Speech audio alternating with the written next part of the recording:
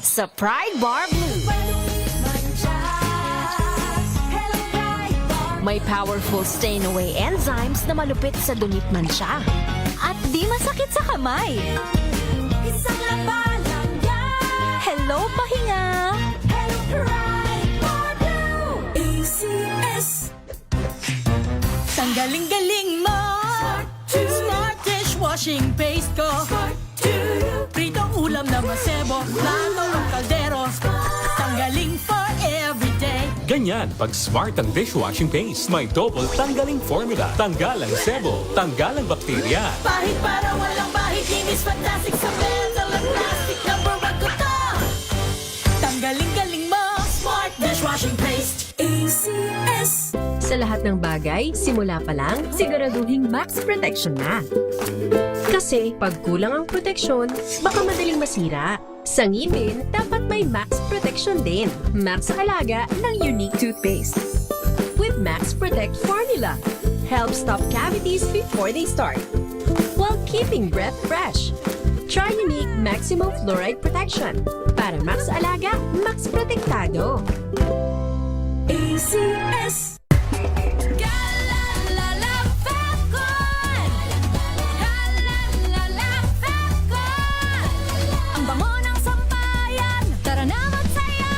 Kalafagcon, amoy nakaka-joyful! Hi, my name is Mayor Francis Israel Macabenta. I'm from San Diego. I'm an advanced clinician in neuro and spine surgery. As an advanced clinician, you have to make sure that you coordinate everything. Our goal is to have an optimal surgery outcome for the patient. Having MX3 in my life, taking it, knowing that this is in my body, it gives me a lot of confidence. MX3, dito ako believe. Mahalagang paalala, ang MX3 capsule ay hindi gamot at hindi dapat gamitin panggamot sa anumang uri ng sakit.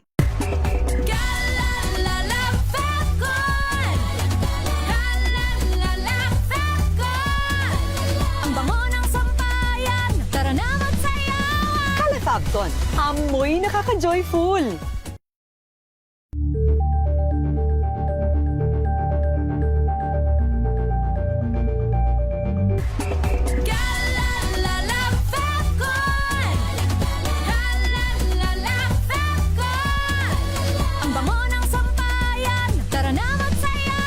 Kalafagcon, amoy nakaka-joyful! DZRH, a proud member of MBC Media Group.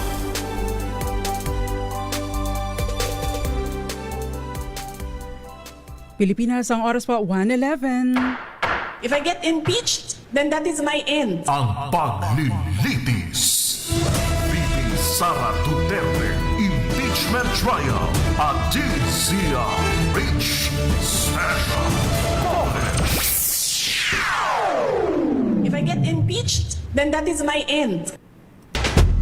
Magandang hapon, Pilipinas. Ito po ang the Vice President Sara Duterte Impeachment Trial Coverage. At ako po ang panyara ng bayan, Attorney Rina Seco, para sa DZRH, una sa Pilipinas, una sa Pilipino. This is the second day of the impeachment trial at sasamahan po ako, dahil hindi ko kaya itong mag-isa, sasamahan po ako ng isa sa mga eksperto at madalas na nai-interview patungkol sa mga isyong politikal, gayon din isyong constitutional. Isa pong eksperto sa usapin, political science professor, isang political analyst, governance expert, at siya ay may MA at PhD sa political science din, sir. Sa ibang bansa ho ito, hindi po dito sa Pilipinas ang kanyang PhD. Makakasama ko po Professor Edmond Tayo. Magandang hapon po sa inyo, Professor. Magandang hapon, attorney, at magandang hapon sa mga tagapakinig ng DZRH. This is the second day, sir. Ngayon ba ine-expect niyo mas magiging exciting? Kasi kahapon ay, just a recap, kahapon ay na-determine kung sino ang uupo na presiding judge doon sa impeachment trial, at pagkatapos nagkaroon ng objection, di ba, from the two Cayetanos, pero nanaig ang mayorya, kaya naman naupo si dating Senate President Chis Escudero bilang siyang presiding judge doon sa impeachment, at nagkaroon ng parang pinagsalita ang magkabilang panig at ngayon ang pagtutuos, paghaharap ng magkabilang panig para sa direct at saka sa cross-examination. Mauuna yata ang Article 4 ng impeachment. Ano po yung pananaw ninyo sa nangyari kahapon? Marami din no? Hindi ko alam saan magsisimula. Unang-una, yung pagkakaluklok, no? Pagkakatalaga kay Senator Cheese Escudero ay siguro marami nang umaasa na mangyayari yon, no? Dahil isa siya sa mga kinilala na maaaring magtimon itong impeachment trial, no? Unang-una siya ay abogado. Pangalawa, natawa na lang ako nung nag-a-argue si Senator Alan Cayetano kahapon at binabasa niya yung saligang batas at tila ang gusto niyang ipaliwanag ay klaro sa saligang batas na ang Senate President ang tawag dito, presiding officer. Pero nung binabasa niya, nabulol siya, no? Kasi wala namang nakalagay doon talaga.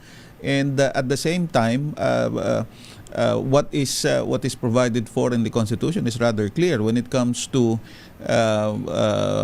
the impeachment trial itself, not only in terms of having to decide on the case, no, but also in terms of coming up with its own rules, no? Talagang Senado ang magdedetermine yan, no? Hindi naman binigay talaga ng saligang batas yan sa kanila, ano?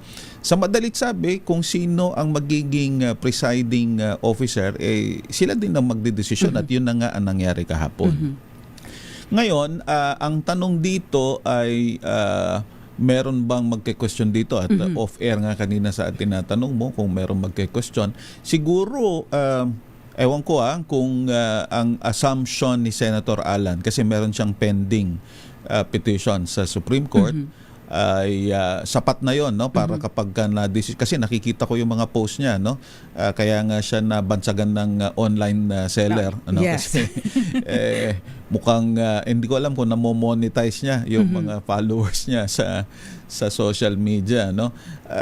Ang tawag dito sa dami ng kanya mga posts, ang tila ang lumalabas inaasahan niya ang mataas na hukuman ng Korte Suprema na sagutin yung kanyang petisyon, at ang sinasabi niya pag nasagot yon ay malaking bagay sa impeachment.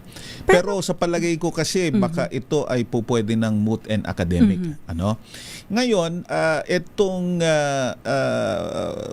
ang tawag dito, paunang salita ng presiding officer na si Senator Cheese Escudero. Alam mo, minsan mas maraming sinasabi, mas mahirap no? Less talk, less mistake, sabi nga nila, no?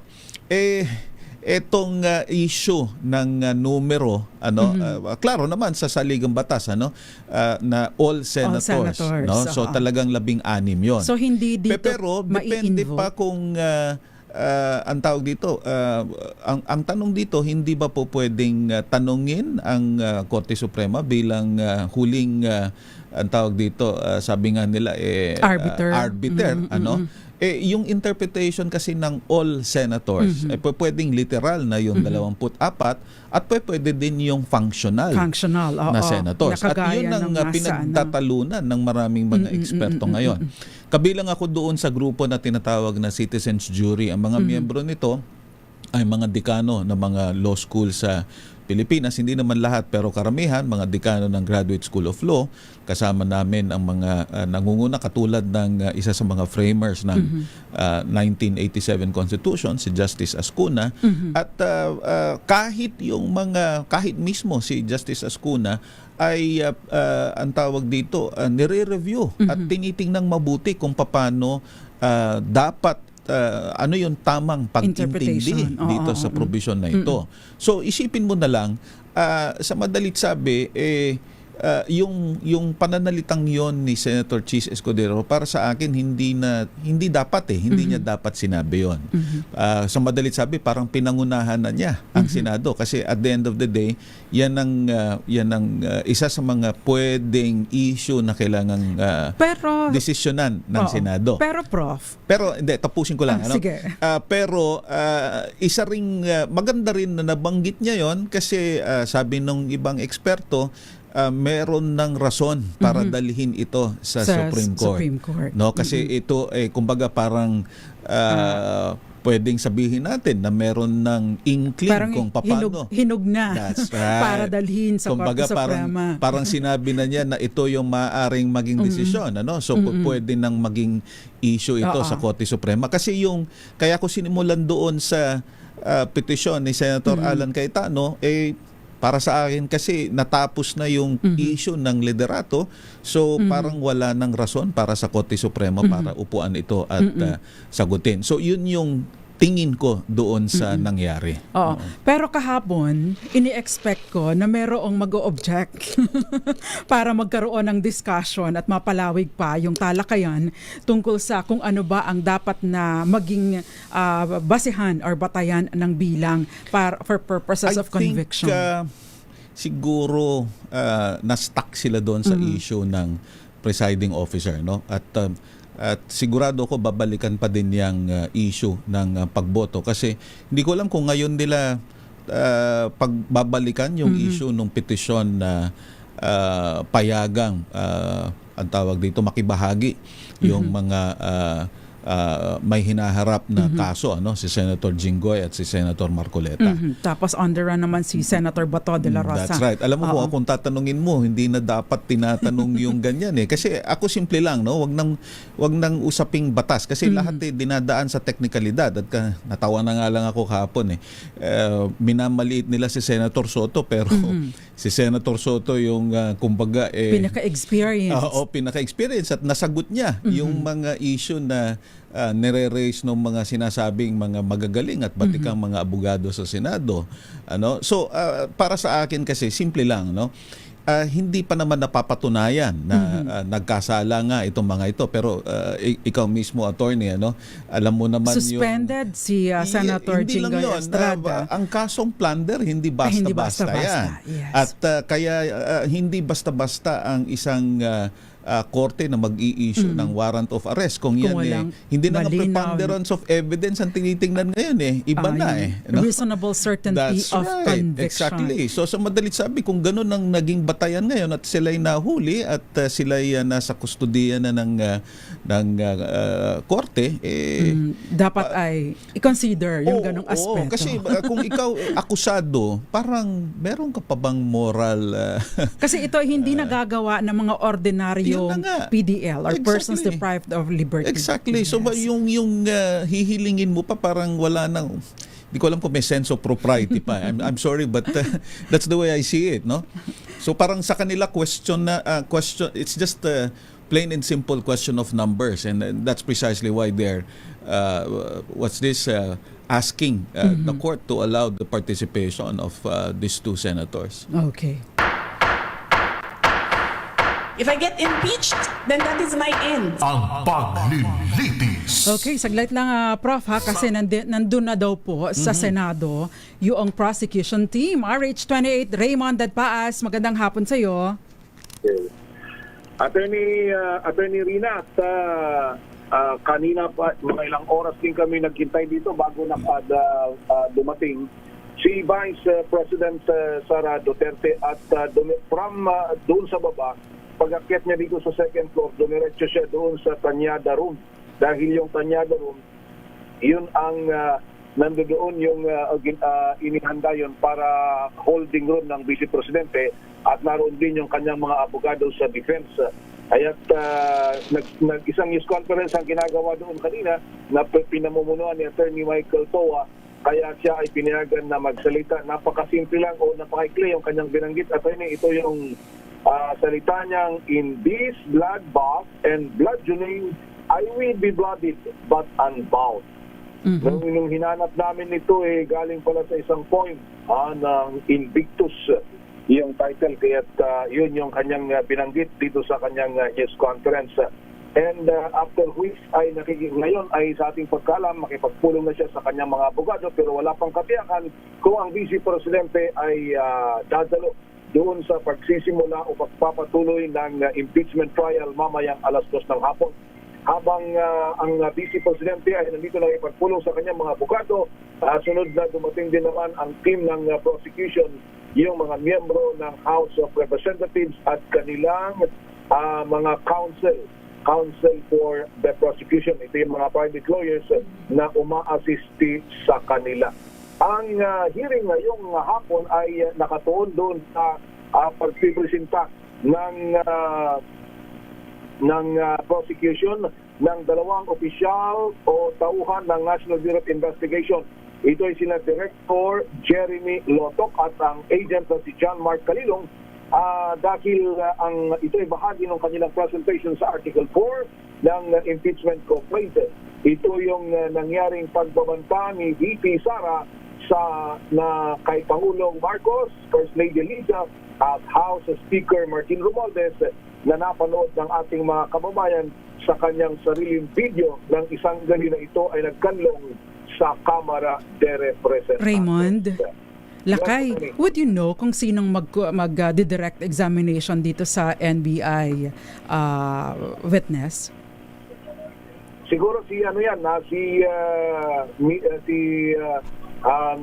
Milky ang magbibigay ng update pag sa prosecution dahil I understand naghati-hati na yan kung sino-sinong mga prosecutor ang magpe-present bawat articles of impeachment. At meron lang napag-usapan kung sino-sino.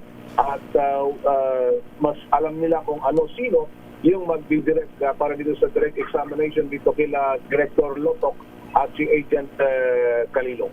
Pero ang sinasabi nila, isang abogado lang ang magtatanong sa bawat witness, hindi papayagan na halimbawa yung head ng team, say for example yung Article 4, pagkatapos yung assistant noon, hindi pa pwedeng ganon, magpapalitan? Ang pagkakaintindi namin kahapon ay isang public prosecutor and dalawang lawyer. Ang papayagan na magtanong. Binanggit kahapon, hindi ko rin alam kung paano ang magiging diskartehan dahil nakita ko doon sa list ay doon sa listahan ng defense kasi ay 16 ang mga lawyers. Doon naman sa meron din may gate I think 10 na private lawyers o yung counsel for the prosecution na kasama ng 11 na House public prosecutors, attorney. Although malapit na naman, mahigit kalahating oras na lang. Maraming salamat sa iyo, Raymond Dadpaz.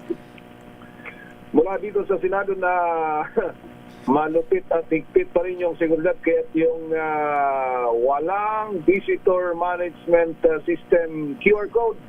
Hindi ay walang pasok. Hindi pinaakyat dito sa kahit na yung ating mga kasamaan sa media. Idadaan sana kami doon ni Prof. Wala talaga. Kaya kailangan ito, kapag lesson learned doon sa ating mga kasamaan sa media dito na kapag meron ng link, mag-apply agad dahil 200 lang, attorney, yung 200 yung limit, yung number para sa media na maaaring pumasok on a daily basis. At saka maliit lang naman kasi yung area na yan. Oo, napakaliit nga lang, kaya siksikan itong 200 na nga kasi siyempre halo-halo na to. Kaya kailangan na medyo mabilis para hindi masarhan yung cut-off nitong bilang na ito. Okay. Kaya kailangan pati sa mga bisita, lalo na yung mga bisita at iniigpitan din. Dahil hindi naman pwedeng may mga nakatayo pa dahil dapat on seating capacity lang yung plenary na hindi rin naman kalakihan itong Senate plenary. Okay. Maraming salamat sa iyo, Raymond Dadpaz. Mula dito sa Senado para sa VP Sara impeachment trial special coverage. Ito si RH28 Raymond Dadpaz para sa DZRH. Una sa Pilipinas, una sa Pilipino. Nagbabalik ang paglilitis. VP Sara Duterte Impeachment Trial at DZRH Special Coverage. Prof, before we pause for commercial, palagay nyo mainit ngayon. Magiging mainit. Kasi parang... Well, it would seem. Lalo na... agresibo. Dumating si Vice President Sara, no? At alam mo, magkomento lang ako doon sa mga pronouncement niya, no? Talagang style nila yan, ano? Magaling strong words. Oo, magaling sila sa mga ganon na mga pati yung mga post sa social media, no? Nung una medyo believe pa ako, ngayon natatawa na lang ako doon sa mga ganong I'm sorry, lalo na doon sa mga nakikinig. Obvious no, so sasabihin po ninyo na bias ako. Hindi mo naman maiwasan kasing magkomento ng hindi maganda kasi may track record na no? In terms of pronouncements and in terms of the way they address the allegations, no? At hinihintay ko pa din, and I'm still praying that they will see the need to directly answer the allegations, no? Again, mabutit ikaw ay abogado at nandito, no?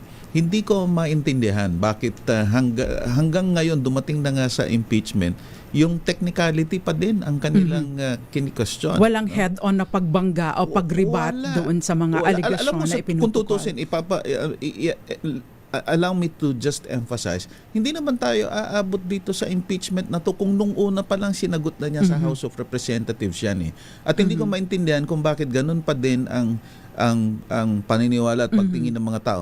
Nung pumunta sa House of Representatives, talagang literal na bastos, no? Meron pang headphone, tapos sasabihin pa niya, puro kayo pagpalagay mo ng puro kriminal yung mga miyembro ng House of Representatives, hindi naman yung tao ang hinaharap mo doon, yung institusyon ang hinaharap mo. At ang taong bayan. Exactly. At higit sa lahat, attorney, kung talagang wala kang itinatago, madali mo namang sagutin yun .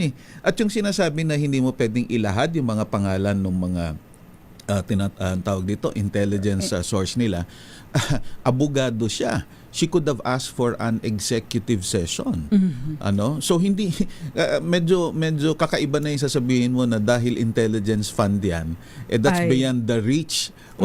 Hindi mo na kailangan sagutin. So anyway, let's see how this is going to play. Mamaya, Prof, sa ating pagbabalik, papasasagutin kita doon sa mga binabanggit ng iba nating mga tagapakinig, no? Kung ano ang kahalagahan nitong impeachment na ito. Kasi ang sinasabi, ano ba yan? Magdrama na lang tayo. Ano ba yan? Pag-usapan natin ng flood control. Ano ba yan? Nakakasawa na.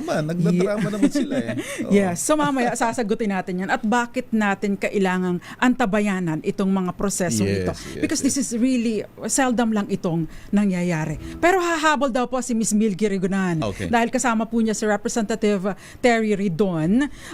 Ms. Milky, magandang tanghali sa'yo. Magandang tanghali sa iyo, Attorney Rina. Katabi ko ngayon ng isa sa 11-man House Prosecution Team. Walang iba kundi si Prosecutor Terry Ridon.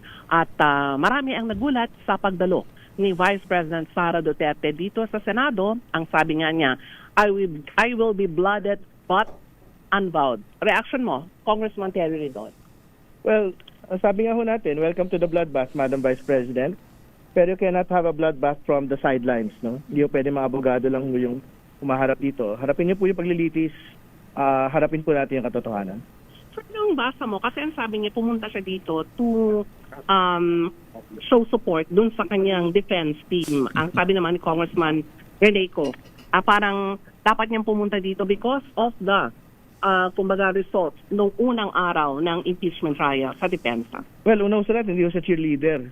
Siya yung nasasakdal ho dito. So, hindi ho obra na nagpapakita lang ho siya rito para suportahan po yung defense panel. Ang mahalaga, humarap sa paglilitis at ipakita ho yung galang sa Senate Impeachment Court. Attorney Rina, baka meron sino yung tanong kay Congressman Terry Ridon. Ninang Milky, sino ang magtatanong sa unang witness pa lang today ngayon, one witness rule, tama? Tama po. Sino po ang magtatanong mamaya? Excited kami ni Professor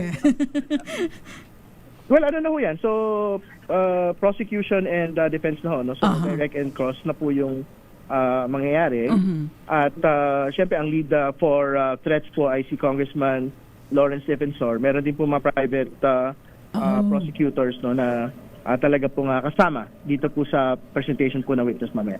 So si Congressman Defensor ang magdidirect.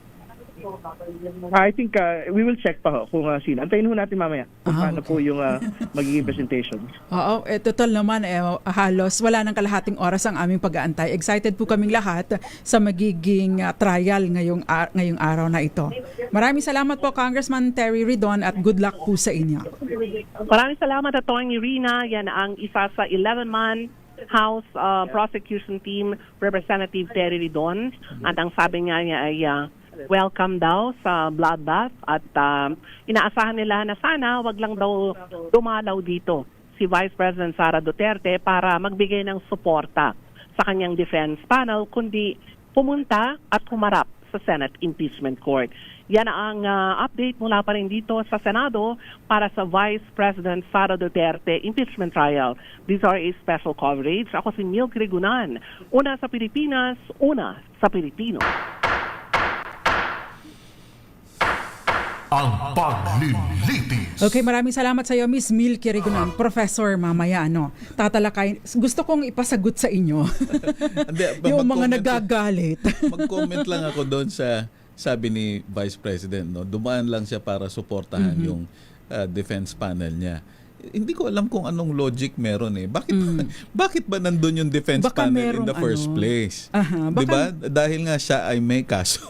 So, baka Prof, meron lang silang itinalagang araw kung kailan talaga pupunta doon sa mismong impeachment court. Yeah, but at the end of the day, I don't know. But, hindi ko alam kung anong klaseng logic ito I was waiting for I am the captain of my...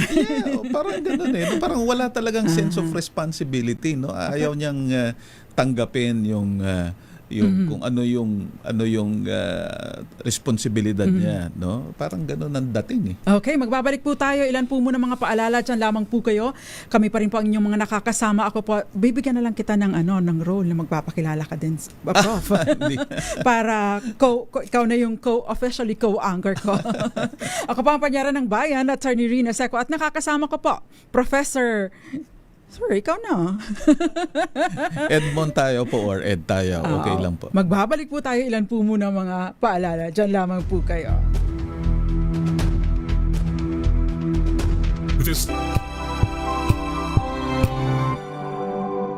Tips para lumaking sporty ang iyong anak, alamin. This portion is brought to you by ACS Manufacturing Corporation, ISO certified, maker of world-class quality Pride detergent. Ayon sa parent.com, hindi mo naman kailangan maging isang atleta para maging sporty ang iyong anak.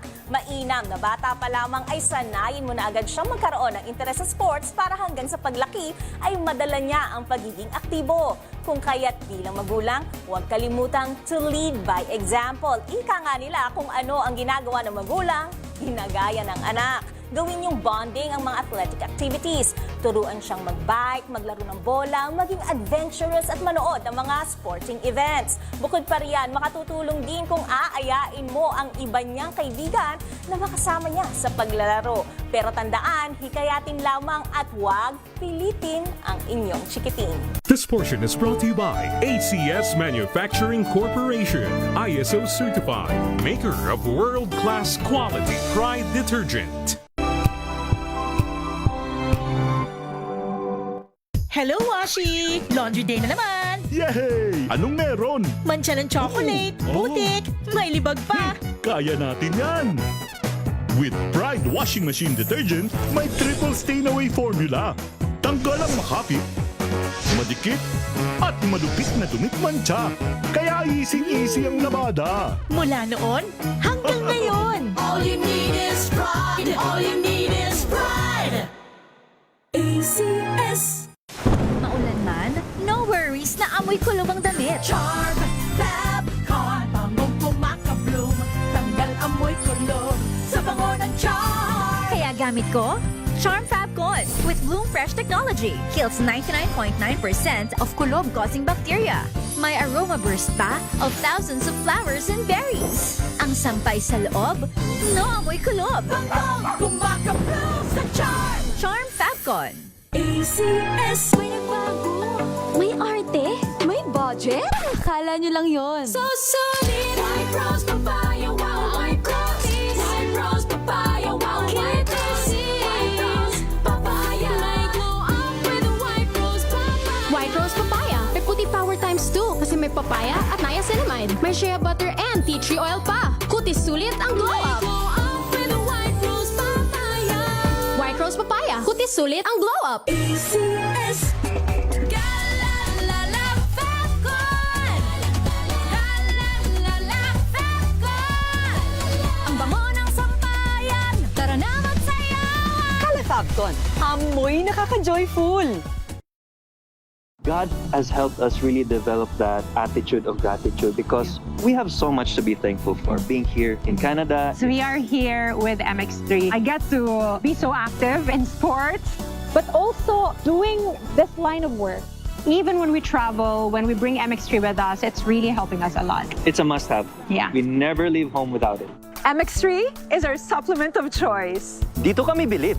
Mahalagang paalala, ang MX3 capsule ay hindi gamot at hindi dapat gamiting panggamot sa anumang uri ng sakit. Galalala Fapcon.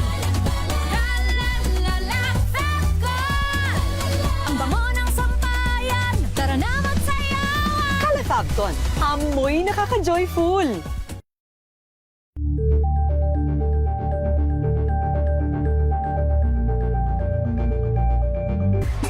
Galalala Fapcon. Galalala Fapcon. Ang bango ng sampayan. Tara na magsayawan. Kalafabcon, amoy nakaka-joyful.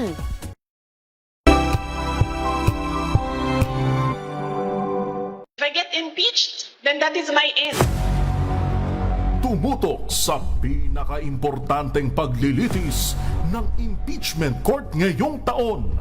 The Impeachment Trial of Vice President Sara Duterte. A DZRH Special Coverage. Wow, ang saya. Isang barangay na labada, puro mancha pa. Goodbye, pahinga. Mommy, isang laba lang yan sa Pride Bar Blue. May powerful stain-away enzymes na malupit sa dumit mansya. At di masakit sa kamay. Isang laba lang yan. Hello, pahinga. Hello, Pride Bar Blue. ACS. Tinesting. Sinuri. Siniyasan. Ang resulta? Super effective ang Shield sa pagpatay ng bakterya at virus. Shield Antibacterial Soap. Believe ang mga eksperto sa Philippine Nurses Association. At si Mami. Tiwala ako sa Shield. Shield Antibacterial Soap. Napatunayang mabisa. Ang mga nurse, tiwala. ACS. Galalala Fapcon. Galalala Fapcon. Ang bango ng sampayan. Tara na magsayawan. Kalafabcon, amoy nakaka-joyful.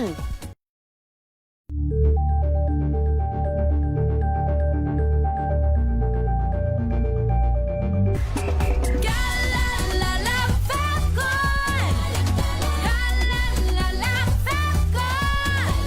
Ang bango ng sampayan. Tara na magsayawan. Kalafabcon, amoy nakaka-joyful.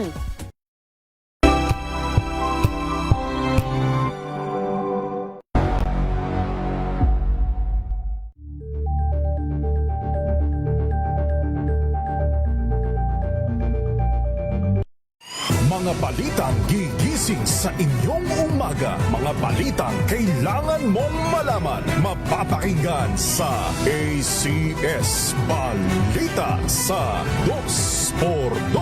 Kasama sina Anthony Taberna at Jerry Baha. Lunes hanggang Biyernes. Samahan niyo po ako hanggang 7:30 ng gabi. DZRH Usapang Liga. Magandang gabi Pilipinas, Metro and Mega Manila, nas extension sa DZRH at RHT. Naray si Bayan. At Kisses Habson. Para sa DZRH, una sa Pilipinas. Una sa Pilipino. Alamin ang mga maiinit na isyung pambayan, mga balitang kailangan mong malaman, usapin sa pamahalaan, politika, ekonomiya at kabuhayan. Ito ang mga dapat mong malaman, pakialaman at pag-uusapan dahil kayo ang tinig ng mamamayan dito sa Damdaming Bayan. Live sa DZRH Radio, DZRH TV at DZRH Digital. Kasama sina Lakay, Deo Macalma at Elaine Apit. Araw-araw, Lunes hanggang Biyernes. Damdaming Bayan.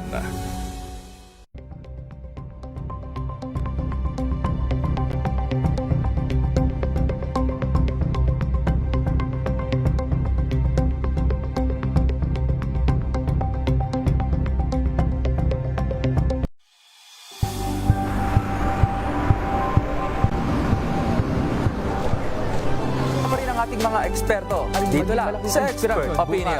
Ito ang The Better News. TNDS, trending and isang kwento, iba't ibang angulo. Dito sa Point. Bawat pananagutan ating tatalakayin dito sa Hoy. Bawal yan. Pilipino, dito lang sa DZRH. Matchable na entertainment and lifestyle. Ito ang MBC TV Network News. Una sa Pilipinas, una sa Pilipino.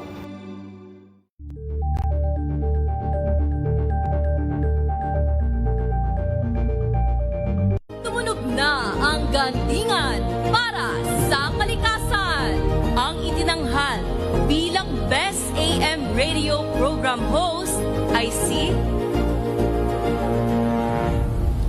Cesar Chavez para sa special on Saturday ng DZRH.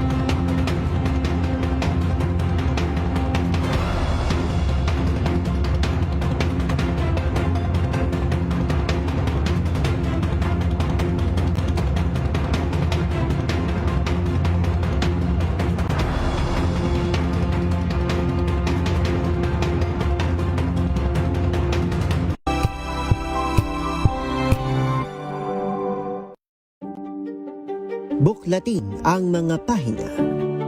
Pakinggan ang boses ng lipunan.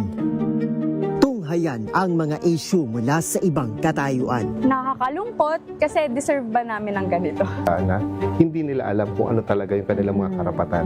Yung gobyerno, tinulungan nila yung kanilang magsasaka. Pinapatahimik tayong lahat using various laws. Through education, kayang-kaya nating baguhin yung ganitong klaseng pag-iisip. Isang kwento, iba't ibang anggulo.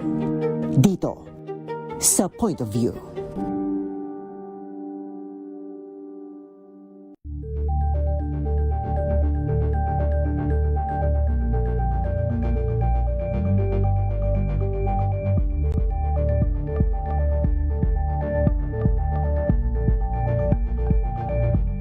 Tambalang Anthony Taberna at Jerry Baha ang gigising sa inyong umaga dahil lalatay ang humahagupit na diskusyon at komentaryo Lunes hanggang Biyernes sa 2x2.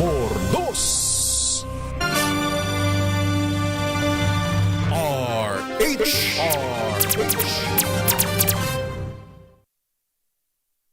Babalik ang paglilitis. VP VP Sara Duterte Impeachment Trial at DZRH Special Coverage. If I get impeached, then that is my end.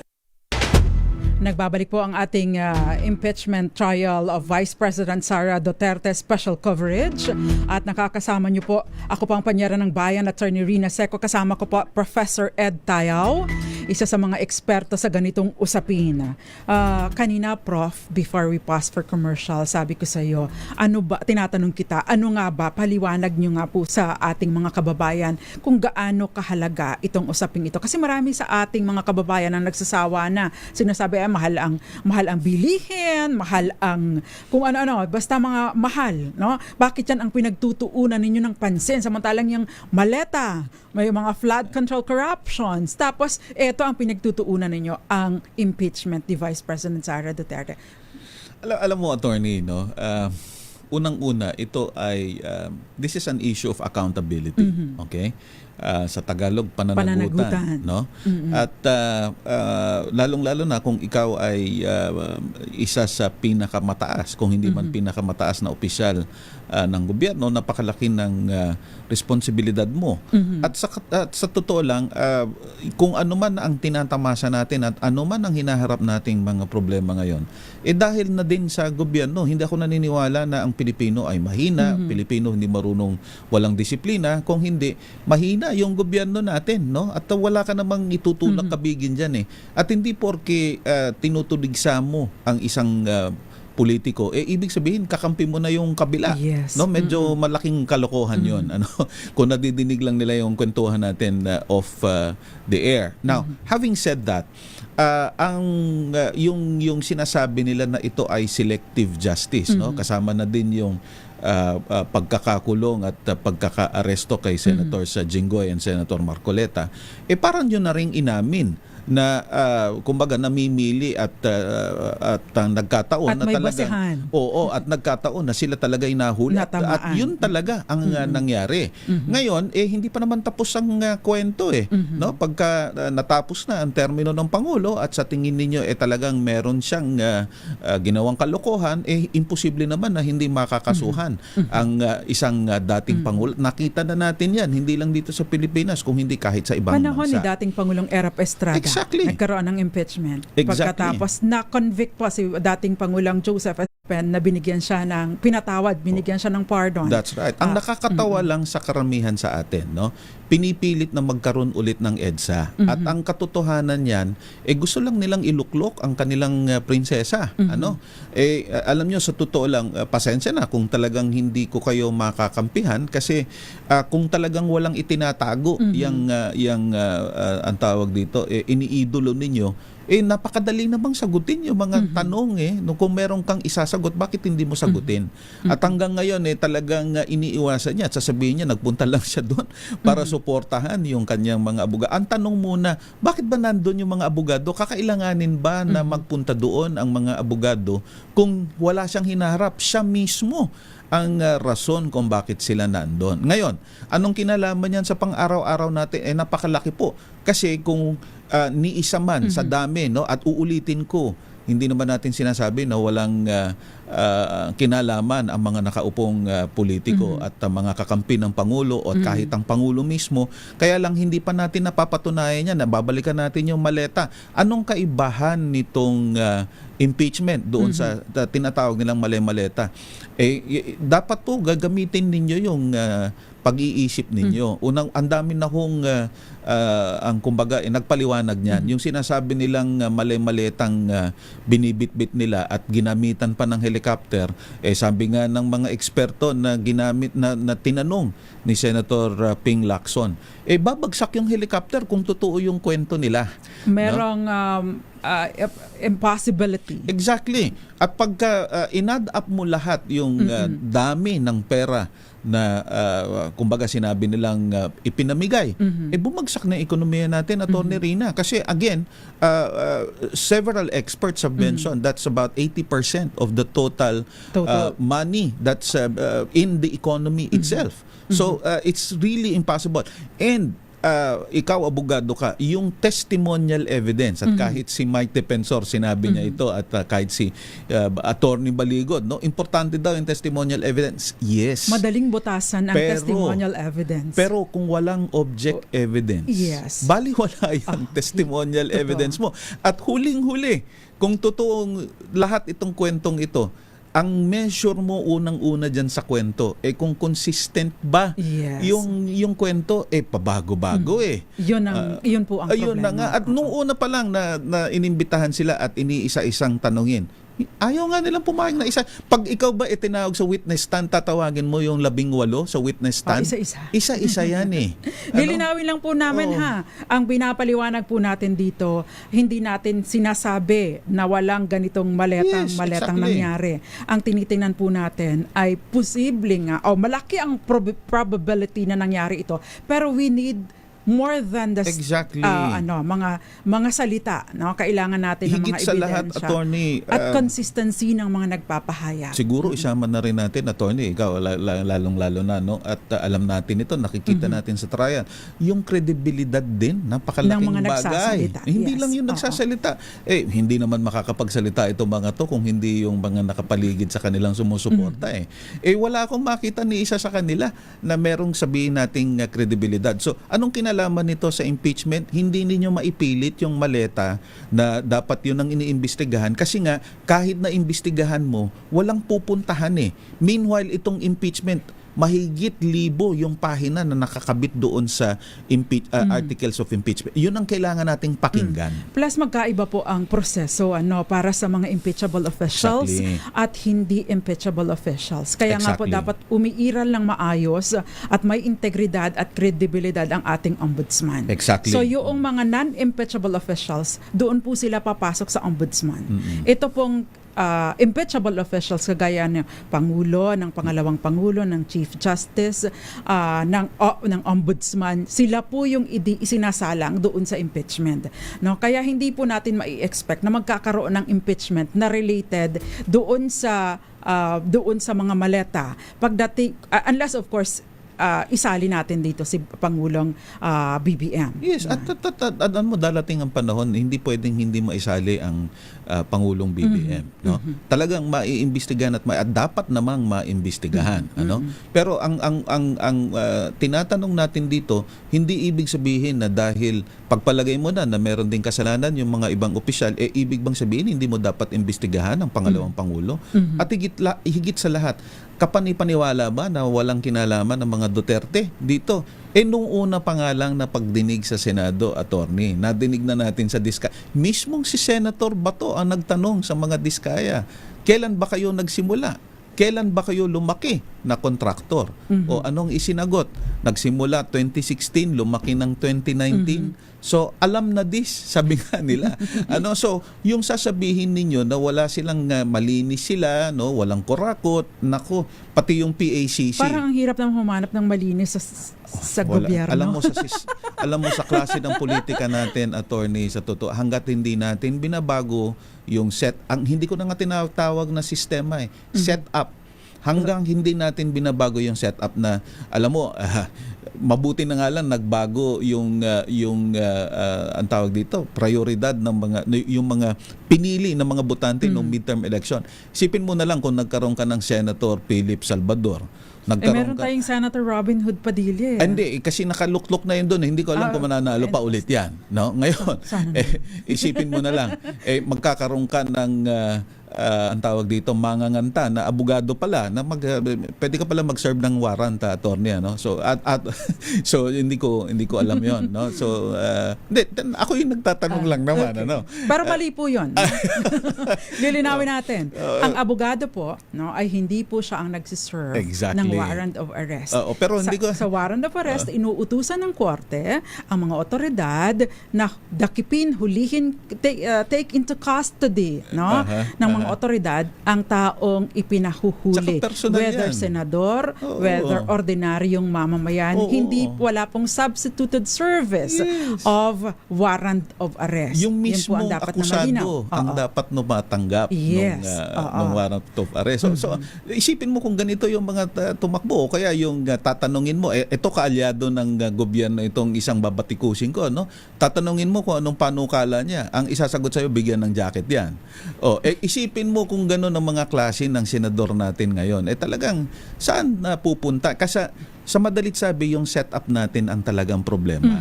Hindi mo pwedeng sabihin na, uy, malinis ito si Pedro, ito si Mario, hanggat hindi natin nakikita talaga kung talagang malinis o hindi. Eto pa lang, simpleng tanong pa lang. At napakahalaga, Professor, na yung pagluklok natin, pagpili natin, ay akma doon sa anong posisyon at anong basic functions ng posisyon na kanyang tinatakbuhan. Exactly. Yes. Alam mo, yun na ngang mga abogado na nasa Senado ngayon. Ine-expect mo na magiging maayos. Kahit sila mismo medyo ano bang mai-expect mo pagka mga abogado, Professor? Dapat mas malalim, dapat marunong, no? Pero ang mga abogado, hindi ka daw makaka-expect ng maayos kapag ka-abogado ang involved. Hindi, siguro dahil kanya-kanyang assertion yan. Hindi siguro kung laging may takip yung ulo mo, medyo iba yung takbo ng pagiging abogado mo. Okay. No? So, Professor, hold that thought na. Kasi yung mga taga-suporta daw po ni Vice President Sara Duterte ay sumugod sa Senado sa ikalawang araw ng impeachment trial. RH 15, Giselle Ricaport. Giselle, magandang hapon sa iyo. Magandang hapon, Atty. Rina.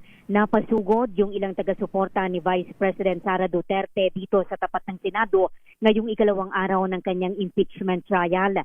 Bitbit yung mga placard at mga tarpaulin isinisigaw ng grupo. Ipaglalaban po nila ang pangalawang Pangulo kung sino pa nila yung nangulimbat sa kaban ng bayan. Sila pa yung naglilitis at nagpapakulong sa mga naglalantad ng katotohanan. Nakalabas na si VP Sara mula dito sa Senado matapos namang kitain yung kanyang defense team doon. Kalmado pa yung sitwasyon dito sa labas ng kapulungan na bantay sarado na mahigit 3,000 kapulisan. Walang malalaking pagtitipon dito sa area sa ngayon, kaya yung parehong linya nitong Jokno Boulevard dito sa Pasay City na supposedly sarado na kaninang alas 7 ng umaga, bukas pa rin sa mga motorista ngayon. Ayon sa Pasay Traffic and Parking Management Office, isasara ito sa daloy ng trapiko tuwing may schedule yung Senate Impeachment Court mula alas 7 ng umaga hanggang alas 7 ng gabi mula Lunes, Martes at Miyerkules. Para sa VP Sara Impeachment Trial, ito si Giselle Ricaport. Para sa DZRH, una sa Pilipinas, una sa Pilipino. Maraming salamat sa iyo, Giselle Ricaport. Elaine, Miss Apit, nag-start na ba? Nag-start na daw po ang trial, Professor. At nasa linya na natin, makakasama na natin RH28 Raymond Dedpas. Raymond! Attorney Rina, na formal na magsimula itong day 2 ng impeachment trial kay Vice President Sara Duterte. At pagpasok ng mga senador, tinawag si Senator Alan Peter Quezon siya nakaschedule na manguna sa pagdarasal bago magsimula itong impeachment trials ngayong araw ng Sabado. Si Vice President Sara Duterte 1:16 umalis dito sa Senado, bumaba doon sa parking area at after na makipagtulong sa kanyang mga abogado. Samantalang ang panig ng prosecution at defense ay quarter to 2. Pumasok sila sa plenary sessions ngayong hapon. Inaasahan dito yung pagpipusingtan sa dalawang taganas ng Europe investigation. Doon sa ating intindi, ang pagkakabanggit ay technical presentation. Parang ito yung patutunayan lang nila yung authenticity ng mga video na lumabas noong araw na pinagbabantaan ni Vice President Sara Duterte, si Pangulong Bongbong Marcos, First Lady Rita Marcos at dating House Speaker Ferdinand Martin Romualdez. At ngayon ay tuloy itong pangunguna ni Senator Alan Peter Quezon sa opening prayer at malaman natin kung ilan sa kanila Dahil kahapon ay kompleto yung 21 na meron ng Senado na dumalo dito sa day 1 ng impeachment hearing. At yung ating analyst kung ngayong araw ito ay kompleto din yung 21 na mga miyembro ng Senado. Pakinggan natin yung sa plenary.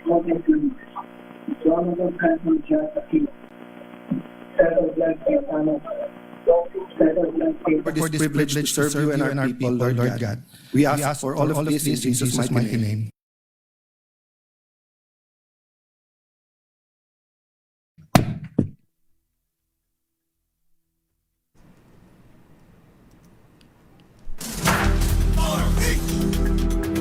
Ayan, so natapos na po ang unang prayers. Hindi natin tinatawanan yung prayer, pero off the air po kasi nag-uusap kami ni Professor patungkol sa mga kaganapan. Pero bago po tayo magpatuloy, since on break pa itong ating mga senator judges, magko-commercial po muna tayo. Hindi ko pa kami nag-iinit ni Professor pero magko-commercial po muna tayo para tuloy-tuloy ang ating pagdinig, pakikinig sa pagdinig na nangyayari diyan sa Senado. Paalala po sa ating mga kababayan, maganda po na pakinggan natin ito. Bagaman at sinasabi malayo yan sa bituka, pero napakahalaga po nito kasi bawat isa po sa atin ay nagbabayad ng buwis. Bumili ka lang ng kung ano ang pagkain dyan sa grocery, meron po yung buwis. At wag niyong sasabihin, wala akong pakialam, hindi ako nagbabayad. Lahat po tayo ay nagbabayad ng buwis at karapatan po natin ng maayos na serbisyo mula sa gobyerno. Actually, itong paghingi ng accountability, hindi lang po natin ito karapatan, tungkulin din natin po ito sa bayan. Kaya may karapatan po tayo kung yung si Kap nga nagdidim, si Kap Baya, si Kap Kurakot, si Kap ganito. Kung yun pa lang na nasa mababang posisyon, mas higit po ang ating pangangailangan na mag-demand ng accountability at tamang serbisyo mula sa mas nakatataas because sila po ang mga nanay at tatay natin. 'Di ba? Karapatan po natin ito. Ayan. So hindi na din po tayo titingin sa personalidad kundi sa kung ano ang kanilang performance, ano ang kanilang ginagawa at tingnan po natin ang mga ebidensya at hindi nakabatay sa ito maganda kasi ang buhok, ito kasi maganda. Ayoko dyan kay attorney, pangat kasi yan. Hindi na po dapat kasi kung yun po ang hinahanap natin sa ating mga government officials, ay doon po tayo pumunta sa pageant. Hindi po sa mga ganitong programa at hindi tayo wala tayong karapatan na mag-expect ng anything kung hindi po tayo makikialam. Magko-commercial po muna kami. Ilang saglit lang po, magbabalik po kami. Diyan lamang po kayo. This time check is brought to you. Wow, ang saya. Isang barangay na labada, puro mancha pa. Goodbye, pahinga. Mommy, isang laba lang yan sa Pride Bar Blue. May powerful stain-away enzymes na malupit sa dumit mancha. At di masakit sa kamay. Isang laba lang yan. Hello, pahinga. Hello, Pride Bar Blue. ACS. Tanggaling-galing mo. Smart dishwashing paste ko.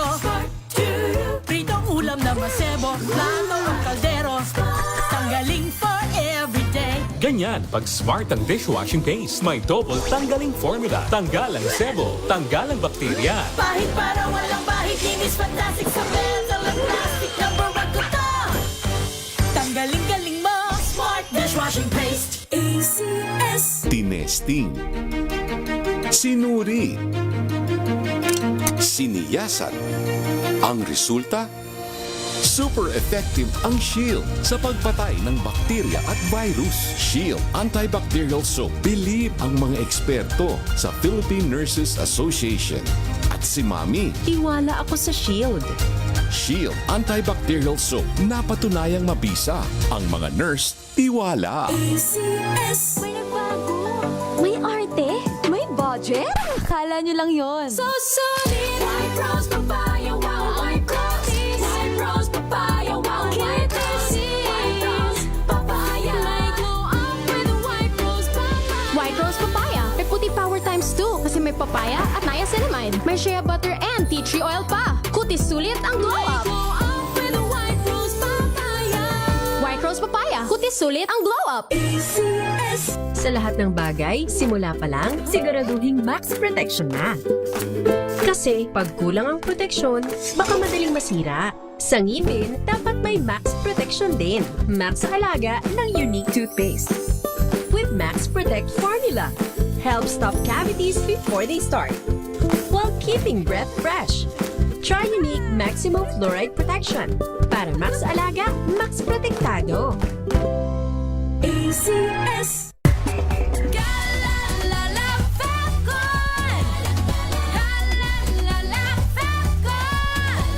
Ang bango ng sampayan, tara na magsayawan! Kalafabcon, amoy nakaka-joyful! Sa puso ng kalikasan, natatangi ang prutas ng mangosteen. Ito ay nagtataglay ng antioxidant compounds na alpha, beta at gamma mangosteen. Ang MX3 capsule ay isang food supplement na gawa sa natural na mangosteen. Ito ay tested and proven to help avoid knee joint pain discomfort para iwas-iwas sa sakit with long-term supplementation 2 capsules daily. MX3 capsule, tunay, natural at original. Mahalagang paalala, ang MX3 capsule ay hindi gamot at hindi dapat gamiting panggamot sa anumang uri ng sakit.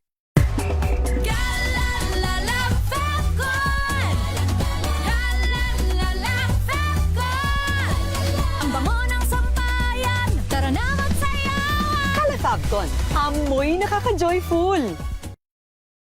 Hola a todos! Saludos de Madrid, España. Ako nga pala si Hilal Barasin, 45 years old, isang negosyante at ito ang aking kwentong MX3. Iba yung trabaho namin as overseas Filipino workers dito sa Europa. Doon pumapasok yung benefits ng paggamit ng MX3. Ang MX3 capsule na to ay gawang Pilipino, nakaka-proud. Mabibili niyo to dito sa Madrid. Arriba MX3! Dito ako bilib! Mahalagang paalala, ang MX3 capsule ay hindi gamot at hindi dapat gamiting panggamot sa anumang uri ng sakit. Tumunog na ang gandingan para sa kalikasan. Ang nagkamit ng parangal bilang Best News Anchor ay walang iba kundi si Angelo Palmones ng Magandang Umaga Pilipinas, DZRH Radio 666 kHz.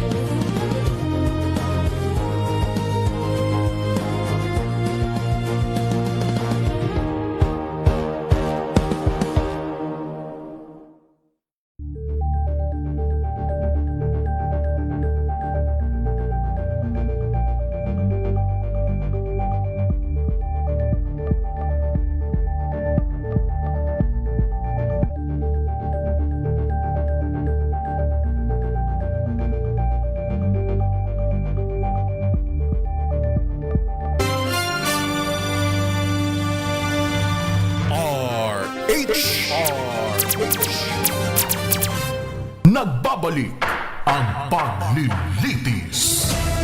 VP Sara Duterte Impeachment Trial at DZRH Special Coverage. If I get impeached, then that is my end. Nagbabalik po ang ating special coverage dito sa the impeachment trial of Vice President Sara Duterte. At I believe nag-umpisa na, Elaine, tama ba ako? Nag-umpisa na, so ibabalik natin. Kukunin na natin ang audio ng impeachment court. Pero yung sa issue ng 2/3 votes na kailangan, ano ba yan, Elaine? Mayroong magre-report sa atin. Kami ni Prof, wala pa. Pero kami ni Prof dito, medyo mainit ang aming talakayan dahil maraming nagagalit. No? Sige lang po. No? Panatilihin niyo po yung galit sa korupsyon dahil karapatan po natin ito. Dapat lang po tayo na magalit, no?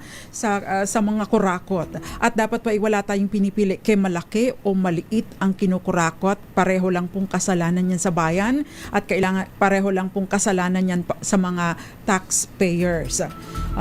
Didiretso na daw tayo dahil tinatalakay na ngayon 2/3 na boto na kailangan.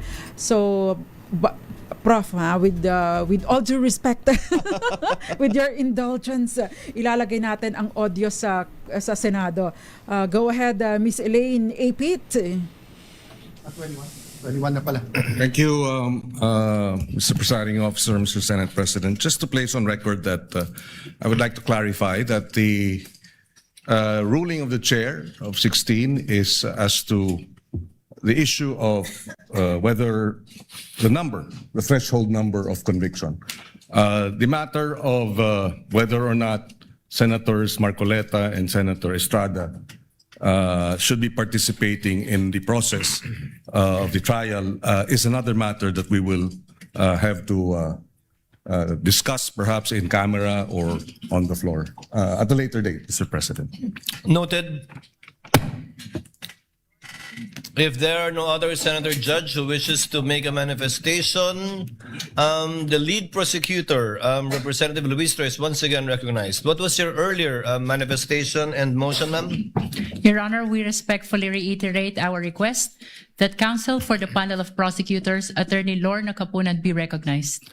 Counsel for the panel of prosecutors, Attorney Lorna Kapunan, is recognized.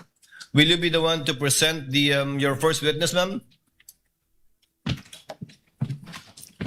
Good afternoon, Your Honors, Senate President, Presiding Justice. I do have manifestation. Well, in direct answer to the query of the presiding Senator Judge, I am not presenting the witness today. But I would like, with your permission, Your Honors, to manifest a query that we request be addressed by this honorable court, presiding judge, to the defense. The lady may proceed. We are informed, and in fact, we have seen an interview conducted in the Senate premises on the Vice President herself. And she had been quoted as saying that she is expecting a bloodbath and a bludgeoning, but she will not, her head may be blooded but unbowed. My respectful query, Your Honors, please, which could be directed to the defense counsels, is if the Vice President is in the premises, does she intend to appear personally before this impeachment court? And that is preliminary to another manifestation that I would like to make. Your Kindly Honors, proceed with your next one, counsel. Because the chair is not yet sure if it will even address this to the counsel for respondents or will simply answer the query of the counsel for respondents. This is relevant to the presentation that we will be making this afternoon, Your Honors. This court will recall your own statements, Mr. Presiding Judge, that on Tuesdays, every Tuesday of every week, that the prosecution must indicate who the witnesses they intend to present before this court will be. This is to enable the impeachment court to issue, when appropriate, and if deemed necessary, a subpoena for such witness. And that is my query this afternoon, because an presentation of witness on the first article that we will be presenting, which is grave threats and acts of sedition, Your Honor. One of the key witnesses, hostile, albeit hostile, would be the Vice President. And therefore, if we can inquire if it is her intention to again appear in the premises of the Senate, because we are already respectfully informing this honorable court that we will manifest, that we will have a written request for her presence in connection with this article on grave threats. Your Honor, that is the relevancy of my manifestation. The chair would like to rule on the manifestation and request of the counsel for prosecutors instead of throwing the question to the counsel for respondents, for the simple reason that I do not want to the parties to engage in a debate before this court. You can very well do that with the presentation of your witness through direct and cross-examination, redirect and recross. To answer, the impeachment rules do not mandate nor require the respondent to attend any hearing or trial of the impeachment court. Whether she was in the building earlier or arrived after, it is totally up to the respondent because from the point of view of the court, she is represented in this court through her counsel already. Should the counsel for the prosecutors desire to call the respondent herself, the court will act on that motion and request once it is made and or filed and need not make a ruling at this point in time. Because of course, when that motion is made, we will ask the counsel for respondent to make a comment and or reply. Thank you, Sir Presiding Judge, Justice, Senator Judge. We yield to the wisdom of your decision. Thank you, ma'am. With that, we will reserve the right. We are not waiving the right to do call her at the appropriate time and to do file the appropriate request for subpoena ducis tecum and subpoena testificandum. On that matter, Your Honor, I have no further questions and would like to turn over the floor to our lead public prosecutor. Thank you, Counsel for Prosecutors, Attorney Lorna Capunan, for your remarks, which are duly noted. Yes, the lead prosecutor is recognized. Your Honor, as manifested yesterday, the articles of impeachment is divided into 4 teams, and I would like to turn over to the head prosecutor of Article 4, that is threat, the Honorable Lawrence Defensor. May I request that he be recognized, Your Honor. The member of the panel of prosecutors, Congressman the Honorable Lawrence Defensor, is recognized for his introduction of Article 4, I presume? Thank you so much, Mr. Presiding Officer. May I be allowed to make a manifestation to introduce Article 4? Before you proceed, Senator Judge Cayetano is recognized. Before that, I ask for your indulgence from the prosecution and the defense. There are certain issues that we are more than willing to listen to the debate here. I'm speaking for myself, but I think for also other senator judges, and of course will give us much leeway. But there are certain issues that we also need time to study. So if we look at our rules of impeachment, suppletory kasi yung rules ng rules of court. And the difference between asking the accused to take the stand and asking someone who's not the accused, but we may say something that is incriminatory. There's a wide difference. So the accused, under the rules of court, hindi mo pwedeng i-force to take the stand.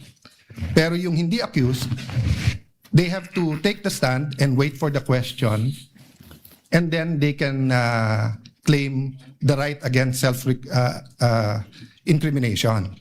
But it could be argued that this isn't exactly a criminal court and a criminal offense. It's an impeachment court. So if it pleases the court, or if the prosecution is sure to ask for the subpoena, may I propose, Sir Presiding Officer, that both sides give us a memoranda in advance so that we can also do our part and study rather than spend much more time during the debates, because I'd really like to study that issue also.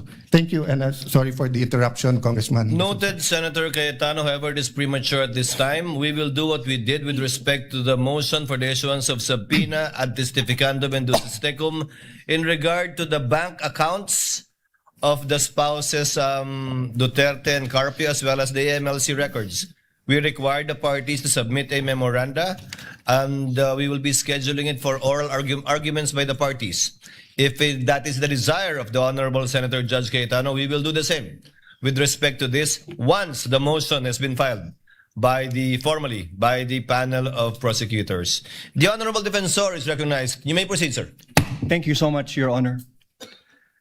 Honorable Senator Judges, noong 22 ng Hunyo 2026, nagulat at nagdalamhati ang buong bansa sa pamamaril sa isang paaralan. Sorry, excuse me. Your Honor, may I be allowed to finish my manifestation? I will not disrespect and interrupt the defense counsel but before once he has started. this is no disrespect, sir. Counsel for respondent is recognized. Thank you, Your Honor. Your Honor, this is improper. The improper for trial. Manifestation, this is not a manifestation proper for court procedure. This is instead them telling a story. This is a narration by the prosecution, which is not allowed. This is not allowed by any rule in any court. So what is proper is that they present their first witness, and we will be presenting our witness, Your Honor. However, please allow us to freely advocate our position. That's why, Your Honor, including the defense when it's their turn. We will not Councilor object to the Respondent, same. kindly let him finish. Thank you, Your Honor. Thank you so respond much, to you. Your Honor. To respond to you. Yes, you were saying. Thank you, Honorable Senator Judges. Noong ikadalawampung-dalawa ng Honorable Defensor, kindly finish your reply to the Thank you, Your Honor. objection of I will counsel proceed. for respondent. Allow us to freely advocate our positions through the proper and respectful discourse. This is not prohibited under the rules. In fact, the court has declared that yesterday the rules will not comply with the strict procedures of a judicial proceeding. Each article is a separate complaint, and it would be the proper guidance for the senator judges, lalo na po sa ating mga kapwa Pilipino na nanonood, para mas lalo nilang maunawaan ang ipipresenta naming ebidensya. The impeachment is a sui generis. Sui generis dahil kakaiba ito, hindi ito judicial, administrative, o civil o criminal proceeding. Hayaan niyo po kaming magbigyan ng 5 minuto para mailatag namin kung paano namin maipresenta at ang basihan namin sa pagpresenta ng aming ebidensya. Your Honor, may I respond? The presiding officer should rule. Although indeed we will interpret the rules liberally, and although indeed this is a sui generis proceeding, neither will we allow any dilatory moves and/or tactics, and I will bind and hold you to your 5 minutes, Honorable Defensor. Absolutely, Your Honor. Honor. Clock it. Your Honor, we will afford the same opportunity to the counsel for respondents when their turn arrives. Thank you, Your Honor. May I proceed, Your Honor? You may proceed. Honorable Senator Judges, noong ika-22 ng Hunyo 2026, nagulat at nagdalamhati ang buong bansa sa pamamaril sa isang paaralan sa Tacloban City na ikinasawi ng 3 batang mag-aaral at ikinasugat ng marami pang iba. Ang mga salarin, mga minor de edad, sa kabila ng kanilang murang edad, agad na kumilos ang mga otoridad upang ipatubad ang mga umiiral na batas. Ang mensahe ay malinaw. Ang pagpigiging bata ay hindi nangangahulugang walang pananagutan. Ang pananagutan ay umiiral, pagamat iba ang paraan ng pagpapatupad nito sa ilalim ng batas. Kamakailan, isang pasahero ang inaresto sa airport at kinasuhan matapos itong magbiro na may bomba sa kanyang bagahe dahil mahigpit na ipinapatupad ng mga otoridad ang patakarang zero tolerance policy sa anumang pagbabanggit ng bomba o anumang pampasabog.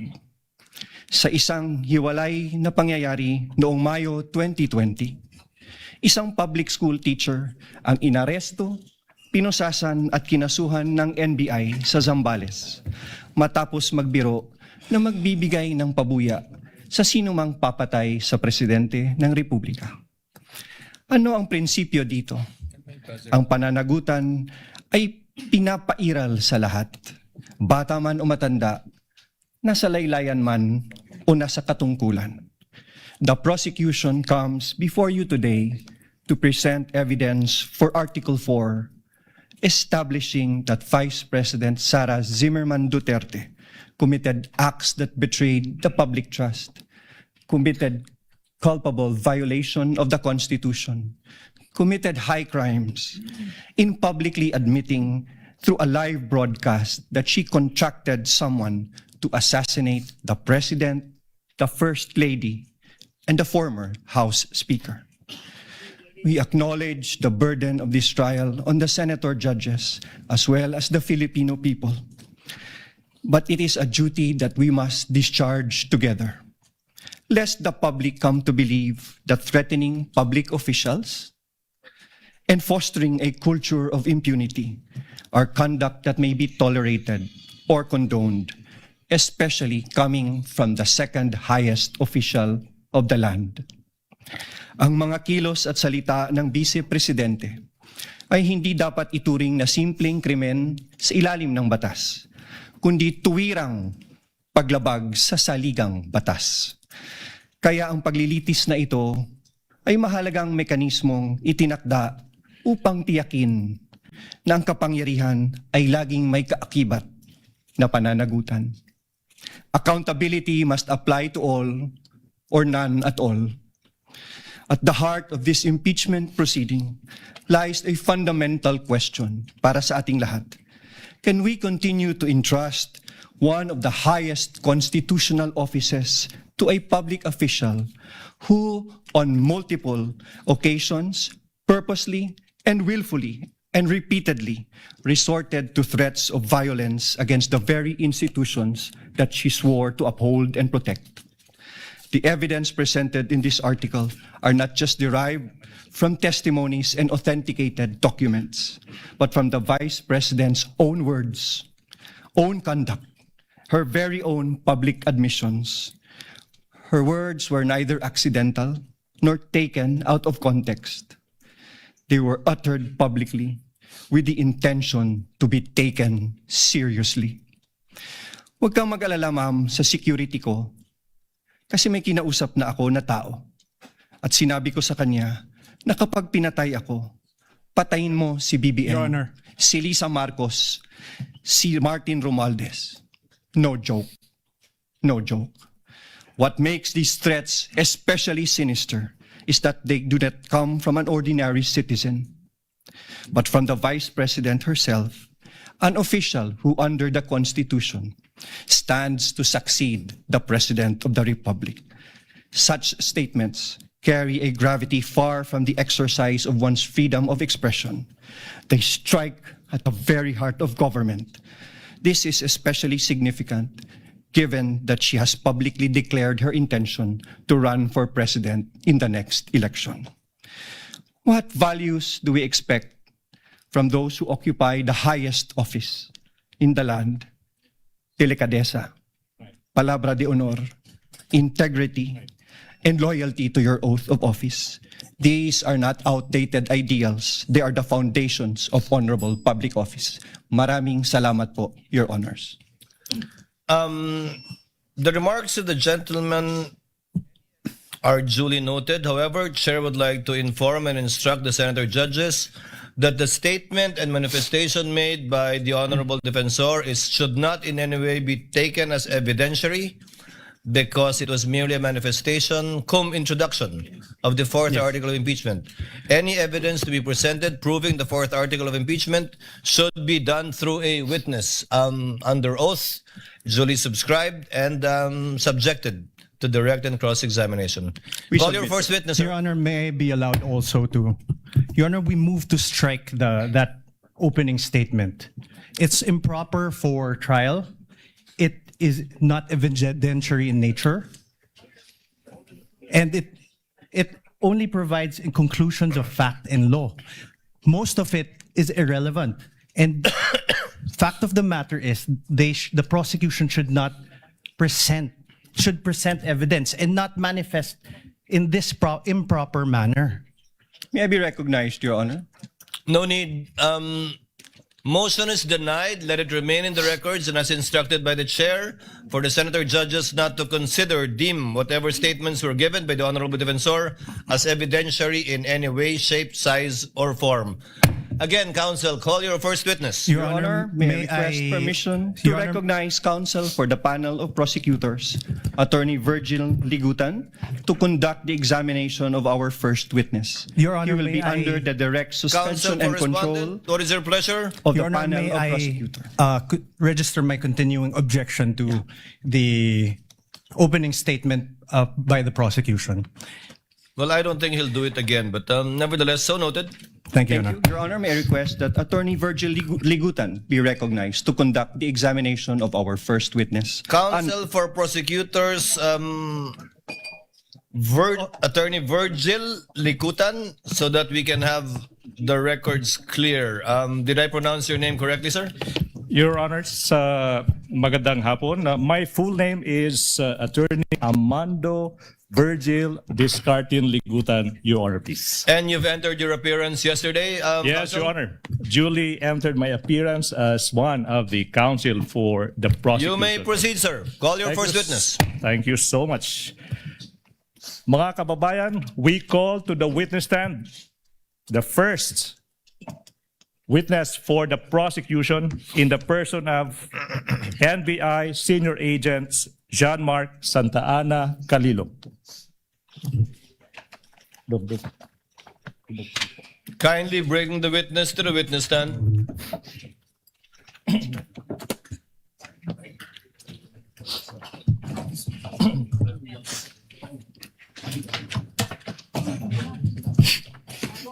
Please remain standing. Clerk of Court is instructed to kindly administer the oath to the witness. Please raise your right hand. You, John Mark Calilong. I, John Mark Calilong. Do swear. Who swear? That the evidence you shall give. That evidence that I'll give. In the case now pending. Is in the case now pending. Between the Philippines. In the Philippines. And Vice President Sara Zimmerman Duterte. And Vice President Sara Zimmerman Duterte. Shall be the truth. Shall be the truth. The whole truth. The whole truth. And nothing but the truth. And nothing but the So truth. help me God. So help me God. Your witness, counsel. Thank you so much, Your Honors.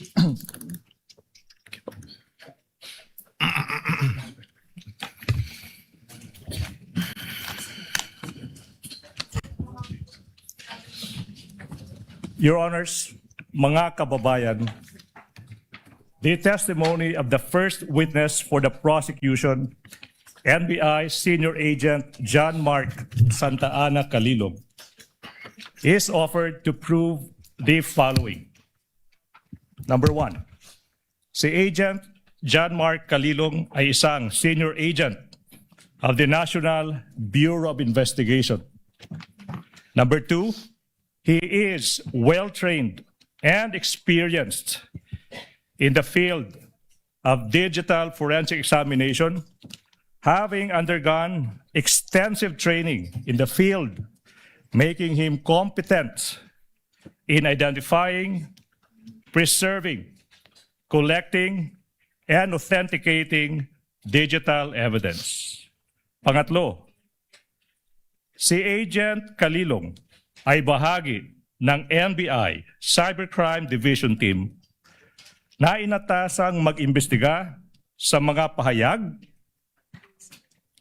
at pagbabanta ng Vice Presidente laban sa Pangulo ng Pilipinas, unang ginang at dating Speaker ng House of Representatives sa isang online media briefing noong Nobyembre 23, taong 2024. Pang-apat, partikular na sinabi sa publiko ng Vice Presidente na may kinontrata na siyang tao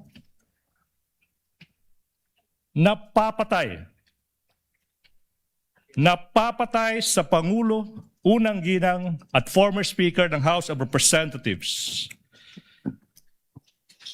At ito ay nakatatak na sa kasaysayan ng ating bansa bilang unang pagkakataon na ang isang Vice Presidente ay nakipagkontrata sa isang mamamatay tao upang patayin no less than the President of the Republic of the Philippines. Panglima. Your Honor, may I object. Is this a speech or an offer? Your Honor, please, with all due respect to counsel, For the prosecutor may proceed. it should not be a May I register my continuing There's objection? no proper ground. This is offer of testimony. Please hold your horses. Number 5, the public statements and threats of the Vice President were publicly live streamed and captured on video. Number 6, Agent Calilong is a designated agent on case for the investigation. Number 7, as agents on case, Agent Calilong personally conducted and participated in the cybercrime and open source investigation relating to the subject video and related digital recordings. Pangwalo, sa takbo ng open source investigation na pag-alaman ng NBI na ang Vice Presidente ay nagpahayag din ng iba pang kahawig na pananakot sa buhay ng Pangulo. Kasama na ang sinabi niya sa publiko na minsan naisip niyang hugutan ng ulo ang Pangulo ng Republika ng Pilipinas. Number 9, in the course of the investigation, Agent Kalilong duly identified, preserved, collected, and authenticated the subject video and other related digital recordings. And number 10, the last offer of testimony, Your Honors, Agent Kalilong will testify on such other matters as may be relevant, material, incidental to the issues involved in this impeachment proceeding, and will identify relevant and material documentary and object pieces of evidence. That is the offer of testimony of our first witness, Your Honor, please. Presiding officer will now hear the objection and or comments, if any, of the counsel for respondent to the offer made by counsel for the prosecution. Your Honor, may we move for the exclusion of Agent Kalilong for being not previously attached to the Saballa and Cabrera complaints, as well as exclusion on the ground that he was not included in the articles of impeachment transmitted to the Senate Impeachment Court.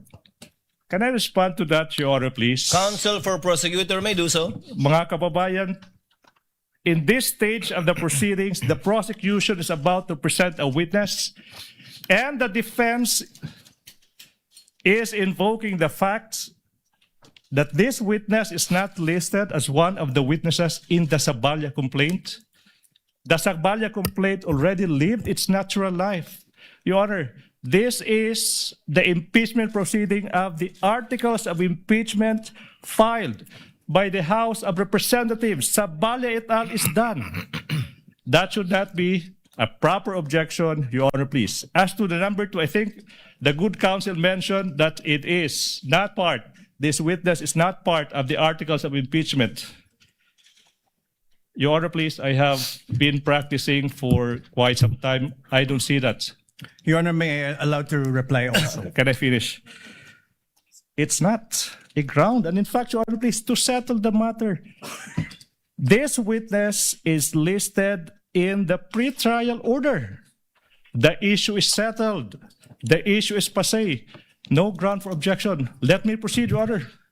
Of course not, Your Honor. There were no rulings. Counsel for respondent is recognized Thank you, for Your a final rebuttal on this issue before the chair will issue a ruling. Your Honor, there were no rulings on the pretrial order on exclusion of witnesses. We have a current petition with the Supreme Court questioning the very actions of the prosecution to allow the presentation of evidence that were not attached to the Saballa or Cabrera impeachment complaints would allow the House of Representatives and the prosecution to circumvent the very procedural abuse condemned in Stonehill versus Jokno and allow the violation of the respondent's constitutional rights as held in Duterte in the House versus the House of Representatives. Your Honor, the prosecution says the Saballa complaints have lived their and they died their natural deaths. However, Your Honor, this precisely does not cure what the prosecution did. This does not cure the violation of the rights of my client. If I may, Your Honor, please. The chair will make its ruling. The motion to exclude by the counsel for respondent is hereby denied. Chair cites Enrile versus Sandigan Bayan, which states that the prosecutors may add or rely on evidence during pre-trial, even if the evidence is not stated in the complaint or articles, because only a summary is required to be stated. in the articles of impeachment in this case and or complaint, and not a complete list of the prosecution's evidence and or witnesses. The court in general will not shackle the prosecution by limiting it to the evidence mentioned in the information and or the articles, especially when it is mentioned in the pre-trial brief, not only order but brief, of the counsel for prosecutors. But in relation to this witness, even if you will do cross, you can register your continuing objection, counsel for respondent. We are registering it, Your Honor, please. So noted. Counsel for the prosecution may proceed. Thank you so much, Your Honor. John Mark Calilong. Your Honor, may I register my objections to the purposes? Your Honor, please, I think the purposes must be specified. What are your objections? On what Your Honor. grounds? May I be You allowed? may comment on the offer of the testimony of this witness for the record. Your Honor, for the purpose number 3, this is a conclusion of fact and law. For the fourth purpose, it is also a conclusion of fact and law. And the 8th purpose, it is a conclusion of fact and law. Mr. President. Counsel for Mr. President. respondent. Before we, yes, No, Senator Judge Cayetano. Yeah. Pia. I would just like the defense, when you say item number 3, can you repeat what it is? Because I'm trying to follow exactly what your objection is. So either you say it or he repeats it so we can follow. I was about to do that actually. Thank you.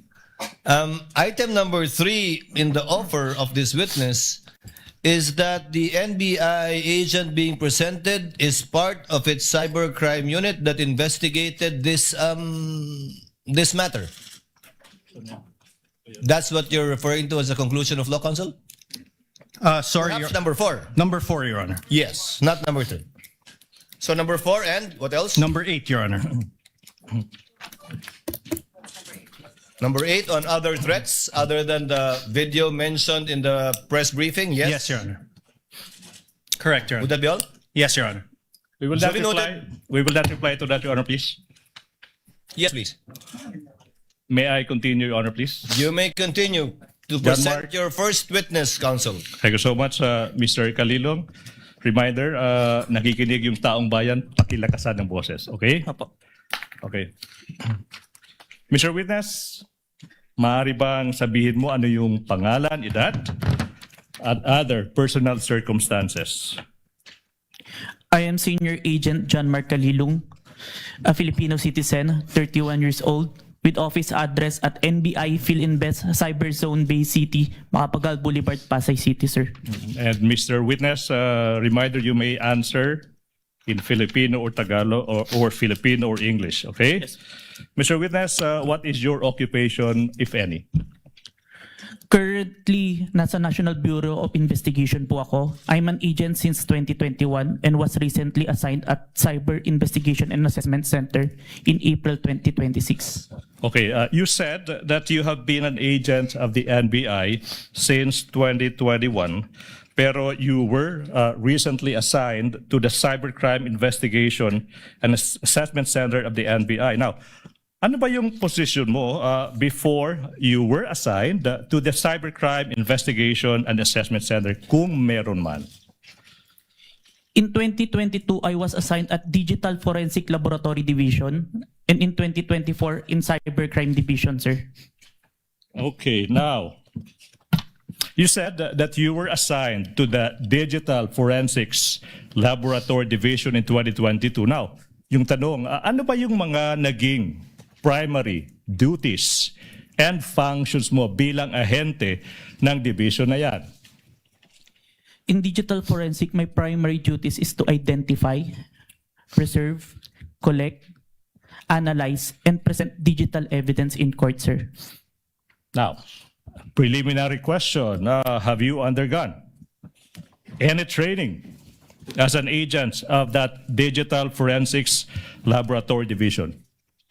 Yes, sir. Now, kung alam mo, ano ba yung naging trainings in that division? I have undergone computer hacking forensic investigation training, mobile forensics, computer forensics, and photo and video authentication training, sir. Okay, so the last part of your answer, Mr. Witness, you mentioned that you were trained, na sinasabi mo, into photo and video authentication. Now, specifically now, ano ba yung naging trainings in that regard? Photo and video authentication, kung meron man. I was trained for 2 weeks intensive training in July 2022 by MaxCore Intervention, sir, in digital forensic.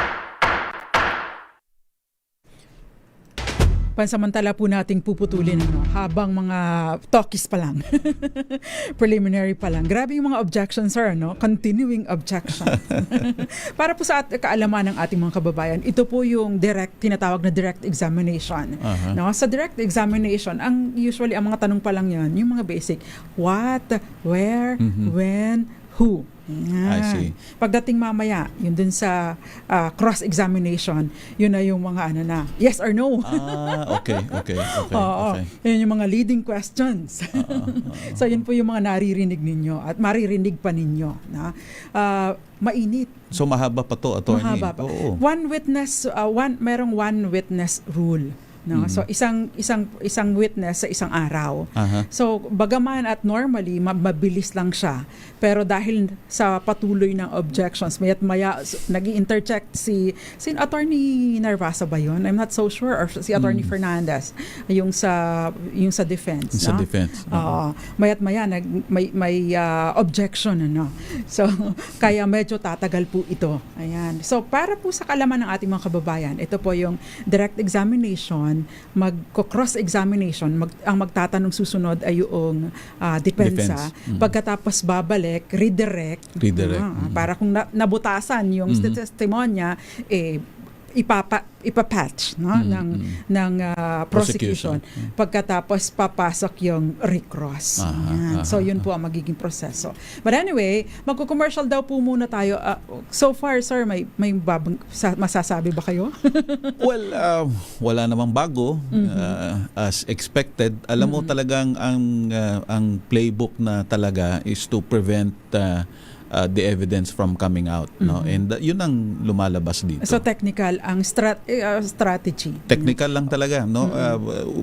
Siguro I'm still hoping na magkaroon ng milagro at sagutin ng diretsa yung mga alegasyon. Lahat po tayo ay nag-aantay kasi kung wala talagang ebidensya, lalabas po ito. Nako, yun ang problema diyan. Pero babalik daw po muna tayo sa live, sir, dahil mukhang exciting na ulit ang mga nangyayari. Okay. Kung meron man. I am the agent on case of the investigation, sir.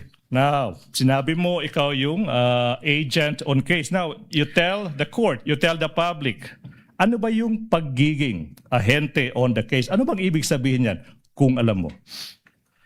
It means that I gathered evidence necessary for the investigation, sir. Okay. You mentioned you gathered evidence. Now, you tell us, what do you mean? Kung meron man, tsaka kung alam mo, ano bang ibig sabihin when you quote, gathered evidence, unquote? It means that I viewed, identified, preserved, collected, and authenticated digital evidence in the course of the investigation, sir. Okay, now, you mentioned na you viewed, identified, preserved, collected, authenticated, sinasabi mo mga pieces of evidence that you found in the course of your investigation. Tama ba? Yes, sir. Now, Mr. Witness, yung tanong is, ano ba yung mga ebidensya na nakalap ng inyong team? One of the pieces of evidence that we gathered during our investigation is the video of the November 23, 2024 online press conference held by the Office of the Vice President, which was posted on the Facebook page of Harry Roque, sir. Facebook page of whom? Harry Roque, sir. Harry Roque. Okay. Yes, sir. Mr. Witness, sinabi mo, you gathered. And then sinabi mo kanina, pag sinabing gathered evidence, sinabi mo, you viewed, identified, preserved, collected, and authenticated. Preserved, collected, and authenticated. You mentioned the term preserved, correct? Mr. Witness, yung tanong now is, ano ba ang ibig sabihin when you quote, preserved, unquote the evidence? It means that I ensure that the evidence will be accessible at any time, sir. Okay, now, let's go to this video you mentioned. The video, sinasabi mo yung isang online media briefing ng Vice President noong November 23, 2024. Ano ba yung mga hakbang, kung meron man, na ginawa nyo to preserve that video? The NBI Cybercrime Division, through me, initiated a preservation request po kay Meta. Okay, you initiated a preservation request to Meta. Now, sinabi mo kanina na live stream yung subject video sa isang Facebook page ng isang Harry Roque, di ba? Now, yung tanong, why is it that your request was made to Meta? Si Meta po kasi yung parent company po ng Facebook. At under po ng Meta si Facebook, si Instagram, tsaka si WhatsApp. All requests on that platform will go to Meta po. Alright, now, Mr. Witness, what proof, if any, do you have that you initiated a preservation request to Meta in order to preserve the subject video? I have a screenshot of the preservation request. A screenshot of the web page wherein I made the preservation request, sir. Who took the screenshot? I did, sir, and I used my laptop. Anong ginawa mo sa screenshot kung meron man pagkatapos dyan? I first saved po yung electronic copy sa laptop ko, then printed it. Where is this print out of the screenshot now? Sinubmit ko po sa Committee on Justice of House of Representatives. Your Honor, with the court's indulgence, may I move that this representation be assisted by a co-counsel for the sole reason of facilitating the presentation of the documents to the witness, Your Honor, please. For that reason alone. Sa Tagalog siya mag-aabot. Yes, Your Honor. Siya po yung mag-aabot ng mga dokumento na amin pong ipapakita for the witness to identify po. Counsel may proceed. Thank you so much. Assisted by Attorney Stephen Magallon. Now, if this printout is shown to you, will you be able to identify the same? Yes, sir. Now, we invite the defense to also peruse the document. Your Honor, may I request that one of our counsels be allowed to peruse the document? Yes, one of the Thank you. counsels for respondent may look at the document being presented to the witness. May I continue, Your Honor, please? Thank you. Now I'm showing you. Defense, can we give the document to the witness, please? Your Honor, the document must be presented to the witness. Your Honor, we Give them we are some time to dispersing. look at it. But is this one of the documents pre-marked? Yes, Your Honor, please. For the record, can you state the pre-marking of this document just so that we can catch up? Much obliged, Your Honor, please. That would be P dash Roman numeral 4 dash 7 for the prosecution, Your Honor, please. Noted. Your Honor, may I manifest for the record that this is not a certified true copy? Oh. Noted. Your Honor, can I respond to that, Your Honor, please? This is an electronic copy. The rules on electronic evidence says a printed version of an electronic copy is an original. Your Honor, please. Counsel for the prosecutor, counsel for respondent did not object. He just simply made an observation regarding the document. So you may proceed as soon as the document is returned to the witness. Thank you so much, Your Honor, please. What relation? Mr. Witness, are we ready? What relation, if any, does this document have with the printout of the screenshot that you mentioned? This is the copy of the printout that was submitted to the Committee on Justice, sir.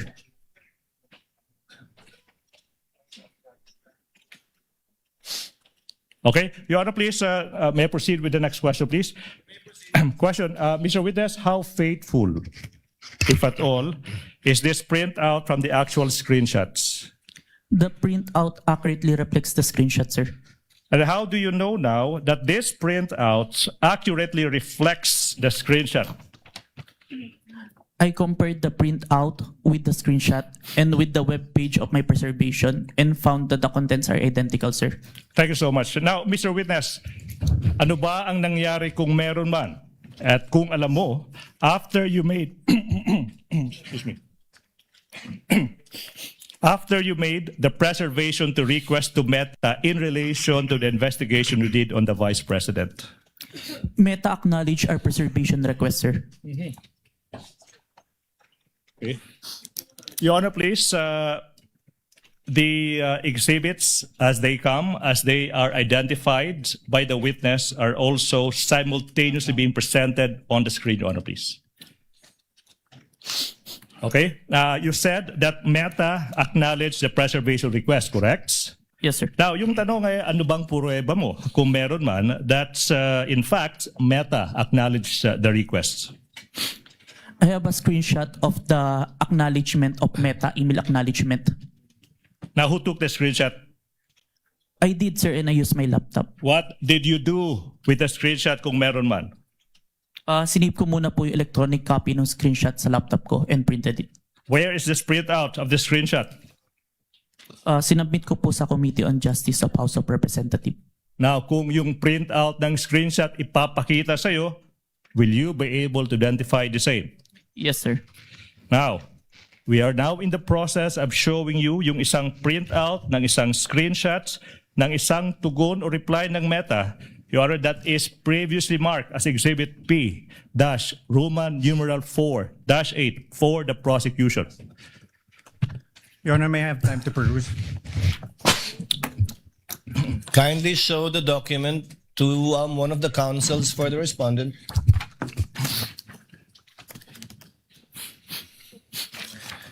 Your Honor, we note that the Exhibit P-I-IU-8 is not an original or certified true copy, and we object to the introduction of this and the identification of this. What does counsel for the prosecution say? Again, I reiterate, if it is a printout of an electronic document, the rules are clear, that is an original, Your Honor. Your Honor, if you look at it, there's on the bottom left-hand portion, there is a mark, certified true copy. This certified true copy would not have appeared in any correspondence with no reply at records.facebook.com. So it is not a printout. It's not an original. Would not reflect what accurately was printed out or appeared on the screen. 2 What points. does counsel for the prosecutor say? 2 points, Your Honor, please. Settled now, 2019, assuming that the counsel is correct. Photocopy now is considered as an original, Your Honor, please. And number 2, Your Honor, please. With all due respect, presentation of evidence, objection to the admissibility of object and documentary evidence happens when the documents are formally offered in evidence. We are just in the process, Your Honor, please, of presenting this evidence. So therefore, the defense may object thereto when we formally offer the exhibits, Your Honor, please, and that's not happening yet. Your Honor, As a last point, counsel for respondent, Thank you, before Your the chair makes a ruling. Your Honor, true that photocopies are now considered originals. However, the photocopy must be an accurate and exact reproduction of that original or that printout. This, Your Honor, may I read it for the record? In the bottom left-hand copy, it says certified true copy, NBI-cybercrime, signed Safira T, date 4/10/26. Is counsel for the prosecution telling us now that this marking came from Meta, the email of Meta, of Facebook? Again, Kindly respond, counsel, before the chair makes a ruling. I'm interested to hear your response as well. I'm so sorry. Could you repeat the question, please? It was rhetorical, Your Honor. He need not answer. He was basically questioning the fact that if it indeed came from Meta and is a computer printout, Why the need for someone to certify it as a true copy? I do recall, Your Honor, please, that was submitted to the Committee on Justice. Along the way, there was a need to certify that, Your Honor, please. But be that as it may, certification of a printout of an electronic document is not even necessary, Your Honor, please. The objection of the counsel for respondent is overruled. With the counsel may proceed. Thank you so much, He Your Honor, may please. raise his objection at the proper time when formal offer is made of documentary evidence, and any correction may be made thereafter, or rather before that, by the counsel for the prosecutors. All right. Please proceed. Thank you so much. Mr. Witness, you mentioned that Meta, you said, acknowledged the preservation requests. Sorry,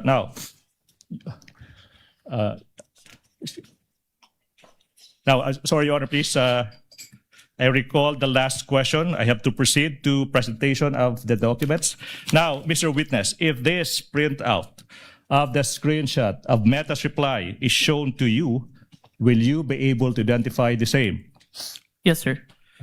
Now, what relation, if any, does that document have with the printout that you mentioned earlier?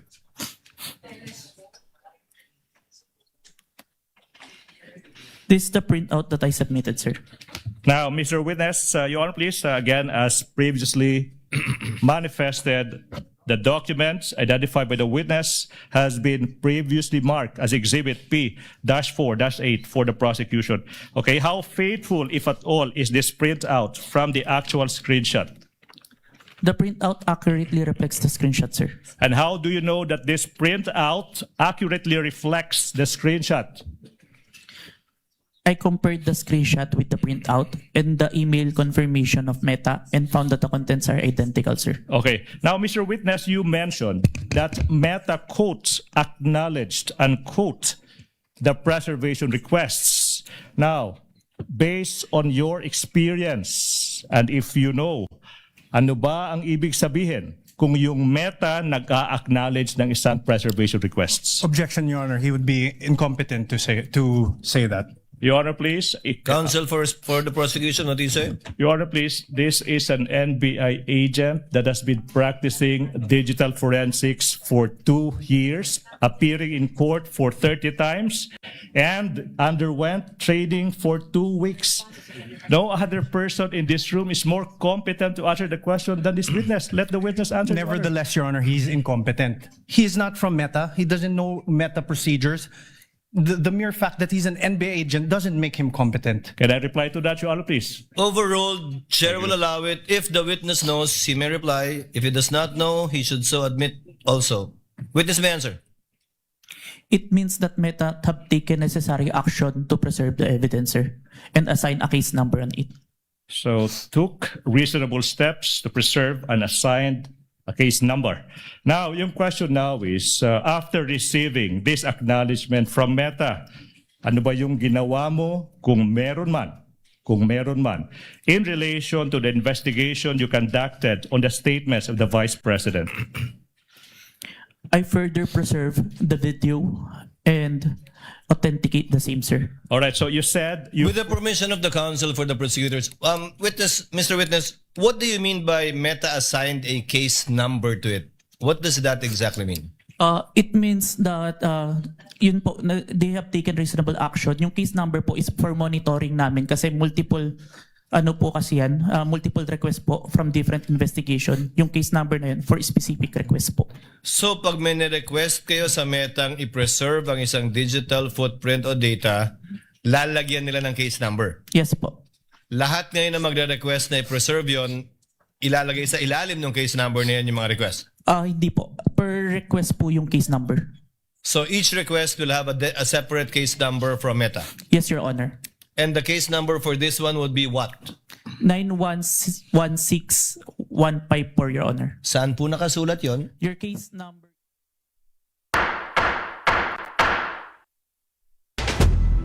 Nagpapatuloy po ang ating impeachment coverage at mag-extra po muna kami kami pumasok para mag-extra ni Professor Ed Tayaw. Professor, it has been a privilege na makasama po namin kayo dito sa ating program. Sana ma-invite ulit namin kayo. Of course, anytime. Kailangan natin ng mga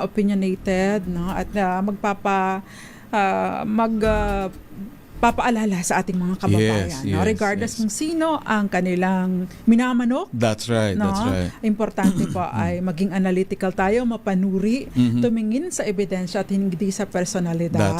That's right. At syempre palaging tatandaan, ito po ay karapatan at obligasyon natin sa bayan. Tama, Professor, thank tama you very po. much. Salamat din po at siguro ipapaalala lang natin lalong-lalo na ito ebidensya na ang inilalahad tingnan po ninyo mabuti kung paanong magiging approach ng depensa dito kasi ulitin ko po ang naging paraan lang palagi nila ay ang tawag dito procedural technicalities ang kanilang palaging nire-raise at yun din ng rason kung bakit object yung defense counsel. Pero ang importante po dito tingnan nating mabuti kung paanong sasagot at ano ang mga itatanong ng depensa dito. Kasi ito po concrete evidence na So, mahirap itong kumbaga baliwalain. Maganda rin na hayaan nating ilabas ng prosekusyon ng ebidensya at kung talagang malinaw na wala talaga, at least si Vice President Sara Duterte ay ma-vindicate at malilinis ang kanyang pangalan. Actually, yun ang pinaka-importante doon. She is running for President in 2028. Kasi kapag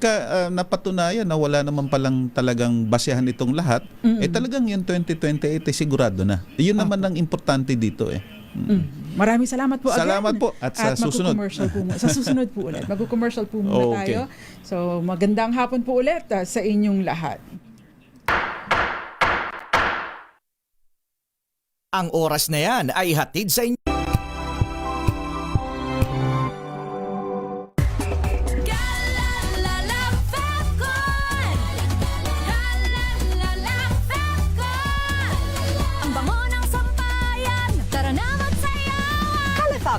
Amoy nakaka-joyful.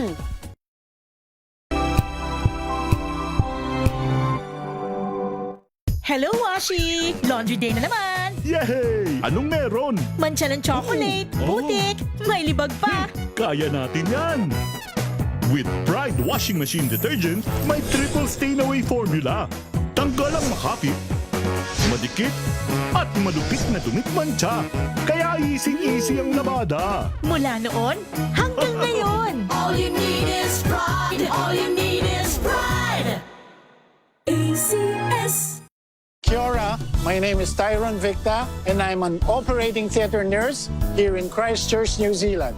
The main thing that really moves me day by day is to be able to impact lives. Of course, it's the hand of the Lord. He uses MX3 to be able to do those things. I attribute it to, of course, the antioxidant factors of MX3. And of course, healthy diet and just keeping fit. MX3, dito ako believe. Mahalagang paalala, ang MX3 capsule ay hindi gamot at hindi dapat gamiting panggamot sa anumang uri ng sakit.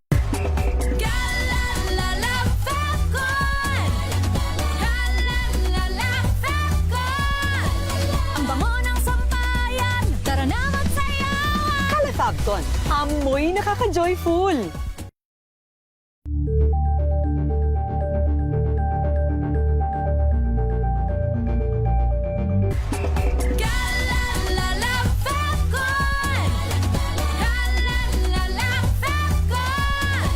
Ang bango ng sampayan, tara na magsayawan. Fabcon, amoy nakaka-joyful.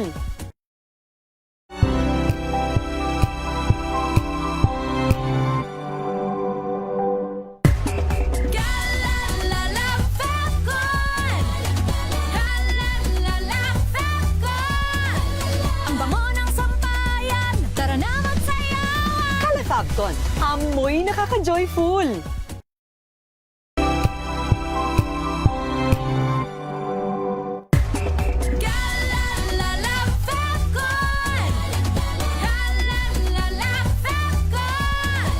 Ang bango ng sampayan, tara na magsayawan. Fabcon, amoy nakaka-joyful.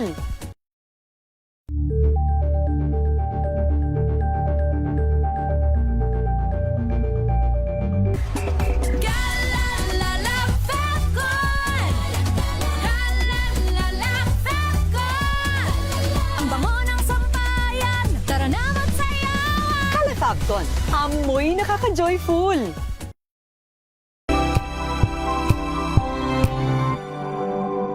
Wow, ang saya. Isang barangay na labada, puro mancha pa. Goodbye, pahinga. Mommy, isang laba lang yan sa Pride Bar Blue. May powerful stain-away enzymes na malupit sa dumit mancha. At di masakit sa kamay. Isang laba lang yan. Hello, pahinga. Hello, Pride Bar Blue. ACS. Maulan man, no worries na amoy kulong ang damit. Charm Fabcon, bangong kumaka-bloom, tanggal amoy kulog sa bango ng charm. Kaya gamit ko, Charm Fabcon with Bloom Fresh Technology. Kills 99.9% of kulob-causing bacteria. May aroma burst pa of thousands of flowers and berries. Ang sampay sa loob, no amoy kulob. Bangong kumaka-bloom sa charm. Charm Fabcon. ACS. Ang galing-galing mo. Smart dishwashing paste ko. Pritong ulam na masebo, plato ng kaldero. Tanggaling for everyday. Ganyan pag smart ang dishwashing paste. May double tanggaling formula. Tanggal ang sebo, tanggal ang bakterya. Bahit para walang bahit, linis fantastic sa metal at plastic. Number 1 ko to. Tanggaling-galing mo. Smart dishwashing paste. ACS. If I get impeached, then that is my end. Magandang hapon po. Tuloy-tuloy po tayo sa ating the impeachment trial of Vice President Sara Duterte. Special coverage hatid po sa inyo ng DZRH. Aking sinundan si Attorney Rina Seco. At kanina ay nakasama natin yung ating pong panauhin na resource person. Ayan, maraming salamat. At si Vice President Sara Duterte ay dumating sa Senado pero hindi po dumalo sa impeachment trial kundi nakipagpulong lamang sa kanyang mga abogado. Sa pagbubukas ng ikalawang araw nga po ng impeachment trial, muling tinalakay ang issue ng 2/3 voting pero sa susunod na mga sesyon na lamang pagdedesisyonan. And then of course, ang House Prosecution, hinana po si Vice President Sara Duterte sa trial. Presiding officer, iginiit na hindi kailangang dumalo ang pangalawang Pangulo. And then si House Prosecutor Representative Lawrence Defensor at Defense Counsel Attorney Carlo Narbasa nagkasagutan bago po ang presentation ng mga witness. Yung motion to exclude witness ng defense team denied ng presiding officer. And then of course, NBI Senior Agent John Mark Kalilong sumalang po bilang witness sa grave threat ni Vice President Sara laban naman kay Pangulong Bongbong Marcos, kay First Lady Araneta Marcos, and of course kay dating Senate President Martin Romualdez. Mga kaibigan, ako po si May Binauhan, pansamantala po ninyong makakasama hanggang alas 4 ng hapon dito sa ating special coverage. At sa bahaging ito ay balikan na po natin ang Senado.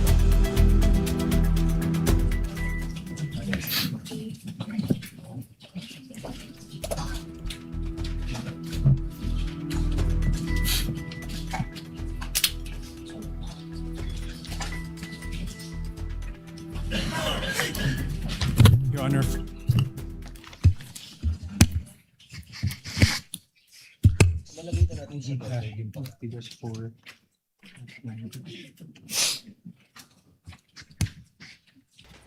Yes, Counsel for Respondent. We'll finish perusing, Your Honor.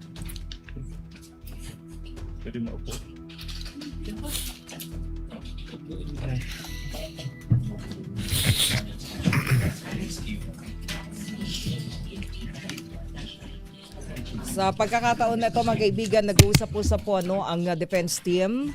Nakasalang nga po sa witness stand ngayon yung una pong witness ng prosecution para po sa prosecution, at yan ay wala iba kundi si NBI Senior Agent John Mark Kalilong. So, balik po tayo sa Senado.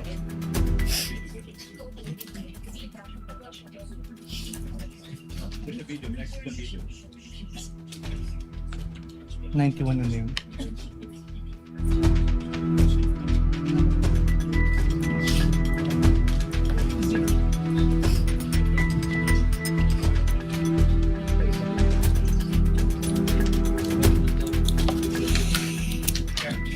let's confront them with the secret. Let's confront the secret. Let's confront them with the Yan po mga kaibigan, patuloy po na nag-uusap po yung mga lawyer po ng defense team at antabayanan po natin.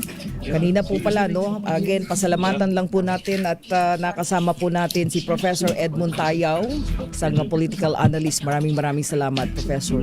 Kala ko makakasama ko pa si Professor Tayaw eh. Diba? Okay.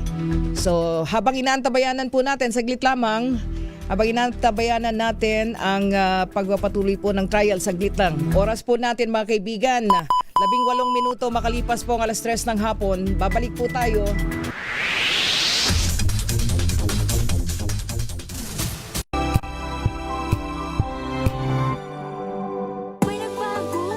May arte? May budget? Akala nyo lang yon. So solid! White Rose Papaya, wow! White Rose! White Rose Papaya, wow! White Rose! White Rose Papaya! May glow up with the White Rose Papaya! White Rose Papaya! May puti power times 2 kasi may papaya at niacinamide. May shea butter and tea tree oil pa. Kutis sulit ang glow up! May glow up with the White Rose Papaya! White Rose Papaya! Kutis sulit ang glow up! ACS! Sa lahat ng bagay, simula pa lang, siguraduhing max protection na. Kasi pag kulang ang proteksyon, baka madaling masira. Sa ngipin, dapat may max protection din. Max sa alaga ng unique toothpaste. With Max Protect Formula, help stop cavities before they start, while keeping breath fresh. Try unique maximum fluoride protection. Para max alaga, max protektado. ACS!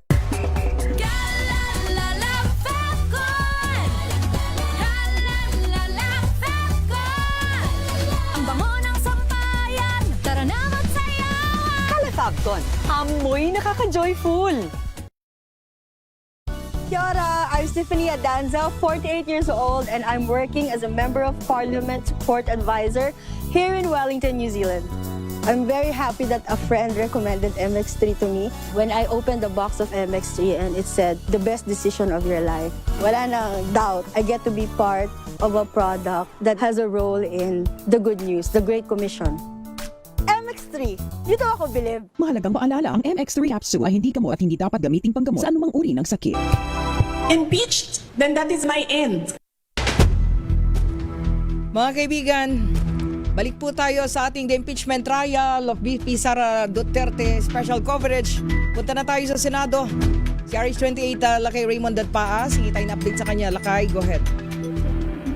Ms. May, patuloy na ipinipresinta ng panig ng prosecution si Senior NBI Agent John Mark Kalilong ng Cybercrime Division na ito yung nag-authenticate doon sa video ni Vice President Sara Duterte ng gabi na nagbantaw mo nitong nang sinabi na meron siyang kinuntratang papatay kay Pangulong Bongbong Marcos, First Lady Sara at kay dating House Speaker Martin Romualdez na siya ay mapatay.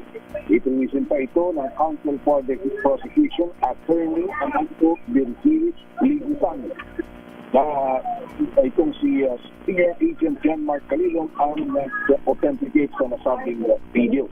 At meron siyang certification mula sa Meta na siya ang parent company ng social media platform na Facebook kung saan nakapost ang nasabing video. Agad lahat naman ng dokumento na ipinipresenta ay ino-object ng panig ng prosecution sa pagitan ni Attorney Joaquin Narbasa. Dahil ang sinasabi nito, yung mga dokumento ito ay hindi ito yung mga original. Pero pagdating sa dulo, ay sinabi nito na si Attorney Ligutan na meron silang hawak ng mga original copies ng nasabing mga dokumento. Ang simple lamang ang kanilang gustong patunayan na sabi nitong Counsel for the Prosecution at Ligutan na ang itong si NBI Senior Agent John Mark Kalilong ay patutunayan niya na totoo yung mga video na lumabas noong November 2024 galing mismo sa bibig ng pangalawang Pangulo, Vice President Sara Duterte. Nakailang beses na nag-object itong si Atty. Marbasa, pero ito ay tinatablak ng presiding officer na si Senador Chis Escudero dahil ang sabi dito ay lahat ng kanyang mga objection ay darating sa punto kapag in-offer na ng panig ng prosecution of evidence yung mga dokumento na kanyang pinututulan. Ito ngayon, patuloy na ipinipresenta pa rin ang panig ng prosecution muli si Senior Agent John Mark Calilon. Pakinggan natin, may pambahagi ng pagpapatuloy ng pagdinig ngayong hapon o day 2 ng impeachment trial laban kay Vice President Sara Duterte. Hearing objection. So noted and so registered. Thank you so much. Can we proceed?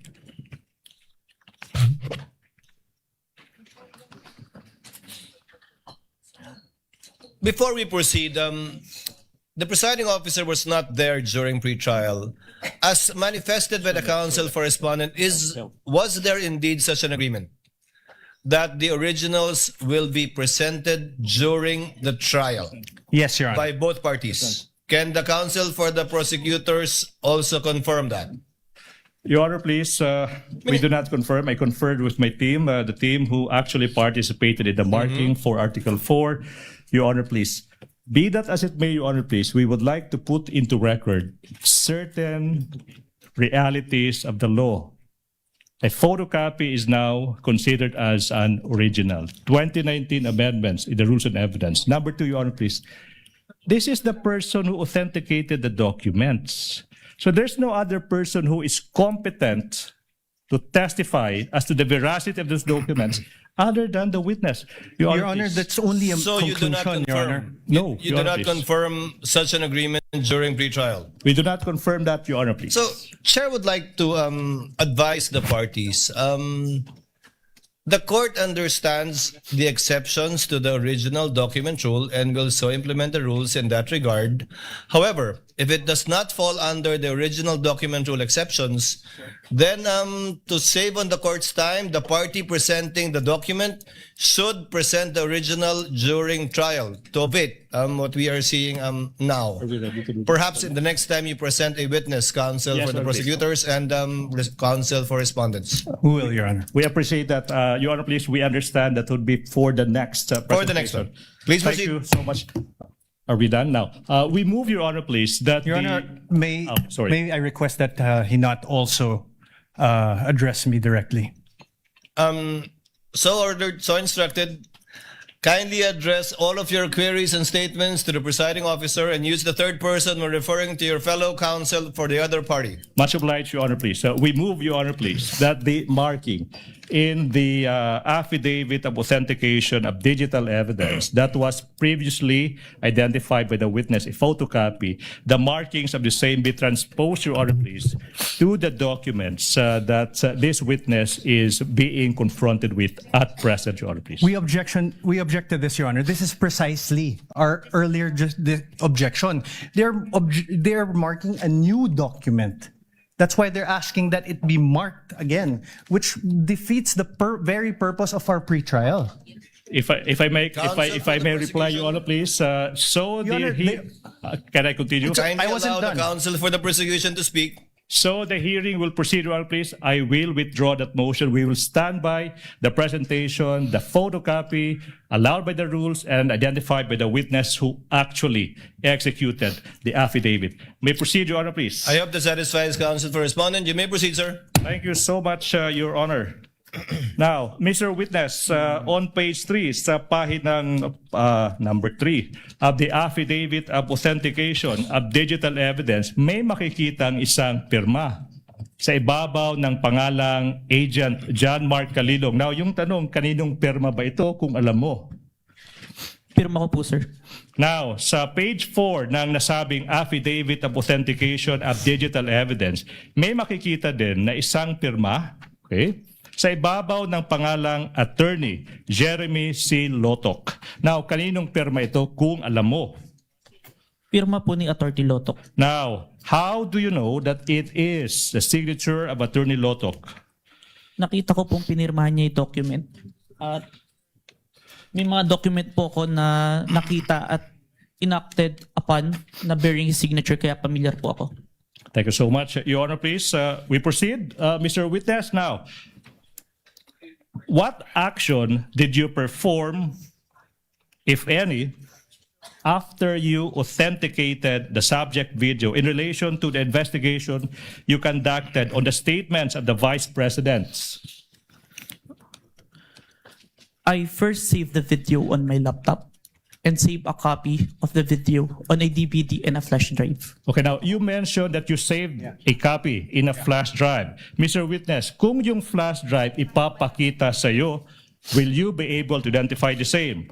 Objection, Yes, Your sir. Honor. We object. What is the objection of the counsel for The respondent? document identified by the by the witness was the photocopy, and the appended there's no flash drive, CD, or anything appended upon that.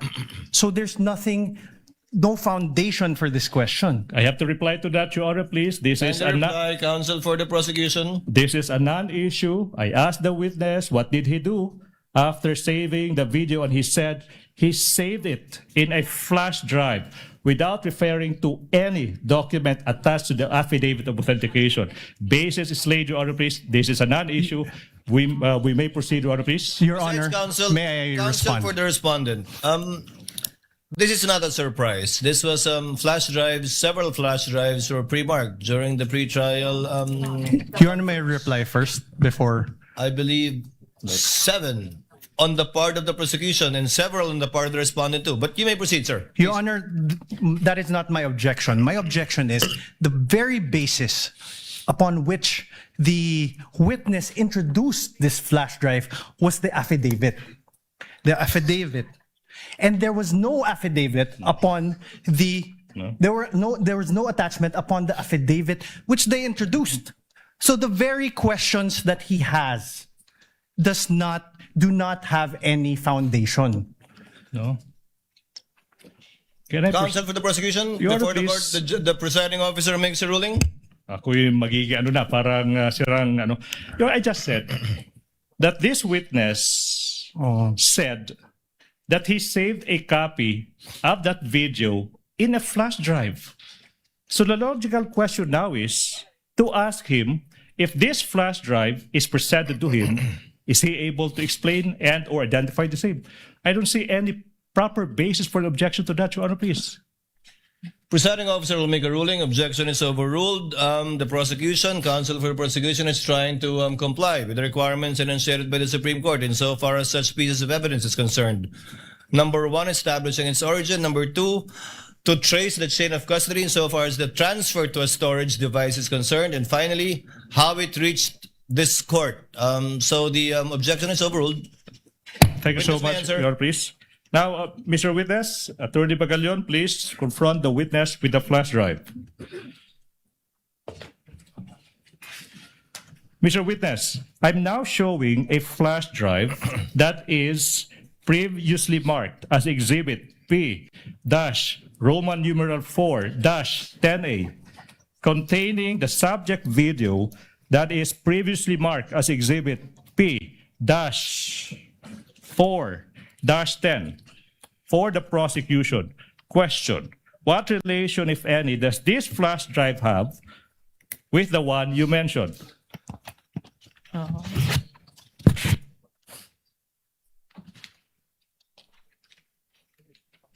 P-1, no?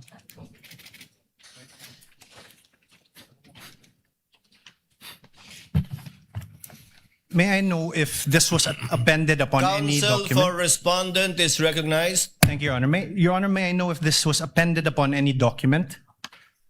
Your Honor, please. Counsel for the prosecution will please reply. Your Honor, please. The answer is no, I presume. No.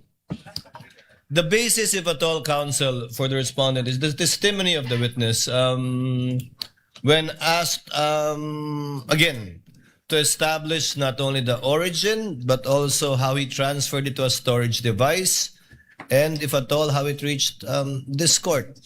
So, chair replies, and if that is an objection, overrules the same. Witness may answer. Permission to unseal the flash drive.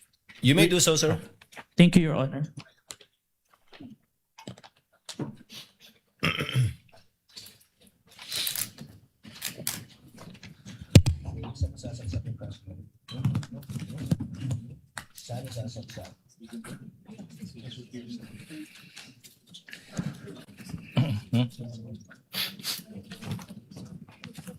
Your Honor, the witness manifestation is now in the process of unsealing the object evidence. Sir, Witness will please answer.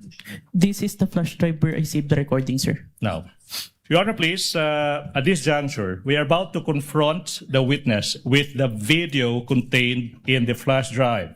Your Honor. And, Kindly let the counsel for the prosecution finish. Yes, Your Honor. thank you so much. And in the interest of time, Your Honor, please, we move that we allow Attorney Magallon to transport himself to the technical booth to facilitate, Your Honor, please, the playing of the video when the time comes. Counsel for respondent. Your Honor, may we know how long the video is? We will arrive to that, Your Honor, please. No, I'm also curious. How long All right, is now. this for us to know? How long is this particular video? Namely, Exhibit P, Roman numeral number 4, 10A. Your How Honor, many please. minutes or seconds would this be? Exactly, the video is 2 hours and 26 minutes and 10 seconds. But wait, Your Honor, please. We will aid the court in this regard. We will not be showing the entire 2-hour video, Your Honor, please. We will be presenting the relevant portions of the video, Your Honor, please, sanctioned by the rules and subject to the defense doing whatever they want with the remainder of the video, Your Honor, please. Your Honor, So, what will you play exactly, counsel? Your How Honor, many please. minutes or seconds? We counted, it's 2 minutes and exactly 18 seconds, Your Honor, please. 2 minutes and 18 seconds of a 2-hour, 26-minute and 10-second video, Your Honor, please. Your What does Honor, counsel for respondent say? we object. Based on Your Honor, based on the rules, part of a video documentary must be presented, Your Honor. Come again? I'm sorry, counsel? Yeah. Hold on, Your Honor. I'm sorry, counsel? I did not get what you Hold said. on, Your Honor. Your Honor, under Rule 132, when part of a transaction, writing, or record given in evidence, the remainder must be shown. When part of an act, declaration, conversation, writing, or record is given in evidence by one party, the whole of the same subject may be inquired into. And when a detached act, declaration, conversation, writing, or record is given in evidence, any other act, declaration, conversation, or record necessary to its understanding must be given into evidence. Your Honor, we request that the entire video be played. Your Honor, can I respond to that, Your Honor, please? Can I respond to that? What does the counsel for the prosecution say before the chair makes a ruling? Your Honor, please, we don't want to put the defense on the spot, but that is a misreading of the rules. Your Honor, please, counsel cited Rule 132, Section 17. With all respect to the defense, that doesn't serve your interest. It serves the interest of the prosecution. May I explain? Reason. If we read Section 17 of Rule 132, it says, when part of transaction, writing, or record given in evidence, the remainder is admissible. When parts of an act, declaration, conversation, writing, or record, when part is given by one party, and in this case, that is the prosecution, the whole of the same may be inquired into by the other side. Meaning, it's simple. This rule, Section 17, Rule 132, allows exactly the prosecution to present a 2-minute portion of a 2-hour video subject to the defense, the presentation of the remainder of the same. Be that as it may, Your Honor, please, the rules are clear. Number 2, we invoke, Your Honor, please, the ruling that it is for the prosecution to decide what to present, when to present, how to present, and whether to present at all.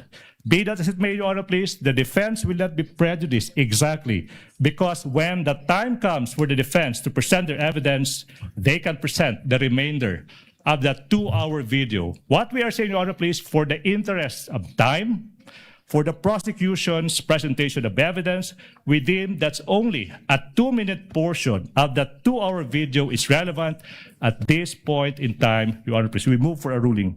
Your Honor, if I may respond. As the last response, Your Honor, counsel for the respondent. the prosecution cannot be allowed to present a truncated part of a whole 2-hour, 26-minute video. That will not provide the context necessary for the understanding of what occurred during that night on November 23, and also not allow the proper identification by this witness. Your Honor, sorry, I will not even reply to that, Your Honor, please. Chair would like to ask, who did the edit? From the how many hours? 2 hours? No. Your Honor, please, if I may, can I From the reply to that? total, who did the edit? Was the witness the one who did the edit, or was it already the prosecution? Your Honor, there is no editing done. There's no editing done. Who got that shorter portion? No, Your Honor, please. What we are presenting are portions of the entire 2-hour video. And this witness, I think, will be able to identify the specific timestamps of that preserved, not edited portion. If I may repeat, Your Honor, please, we are not presenting any edited portions, but only snippets, portions of that 2-hour video. And this witness, I suppose, will be able to identify which specific portions that he would like the court to view at this point. So when it is shown, the witness will testify and attest to the portion of the entire video that it was found insofar as the timestamp is concerned. Yes, Your Honor, please. But as evidence at the proper time, you will be offering this entire 2-hour or so video. Yes, Your Honor, please. And simply highlighting Yes. The 2 or so minutes. Would that be correct? That is a very keen observation. Agree 100%, Your Honor, please. Your Honor, the prosecution cannot be allowed to do this because the entire video will show the context upon which the utterances were made. That is a matter for the counsel for respondent to do and present during their time, because I believe the counsel for respondent also identified and marked, if I'm not mistaken, the same video for over 2.5 hours. It can do so during its time to present its evidence in chief. The objection is overruled. Counsel is instructed to go to the booth accompanied by a counsel from the respondent in order to make sure that indeed the USB identified by the witness is the same USB that will be played in the tech booth of the Senate. Okay. While they're doing that, may I propound the next question, Your Honor, please? Yes, counsel, you may proceed. Mr. Witness, John Mark, listen. Now, you mentioned kanina that you authenticated the subject video by recording the same through sinasabi mong open broadcaster software OBS, and then you compared the contents of the recording and the subject video. That's one. And you also said that you investigated certain statements made by the Vice President on November 23, 2024. Yung tanong, no? What particular statements of the Vice President did the NBI deem proper to investigate? The statement of the Vice President where she uttered that she already talked to someone to kill the President, the First Lady, and the former Speaker of the House if something's happened to her. Okay, now, the next question now, Mr. Witness, is in what particular portion of the subject video,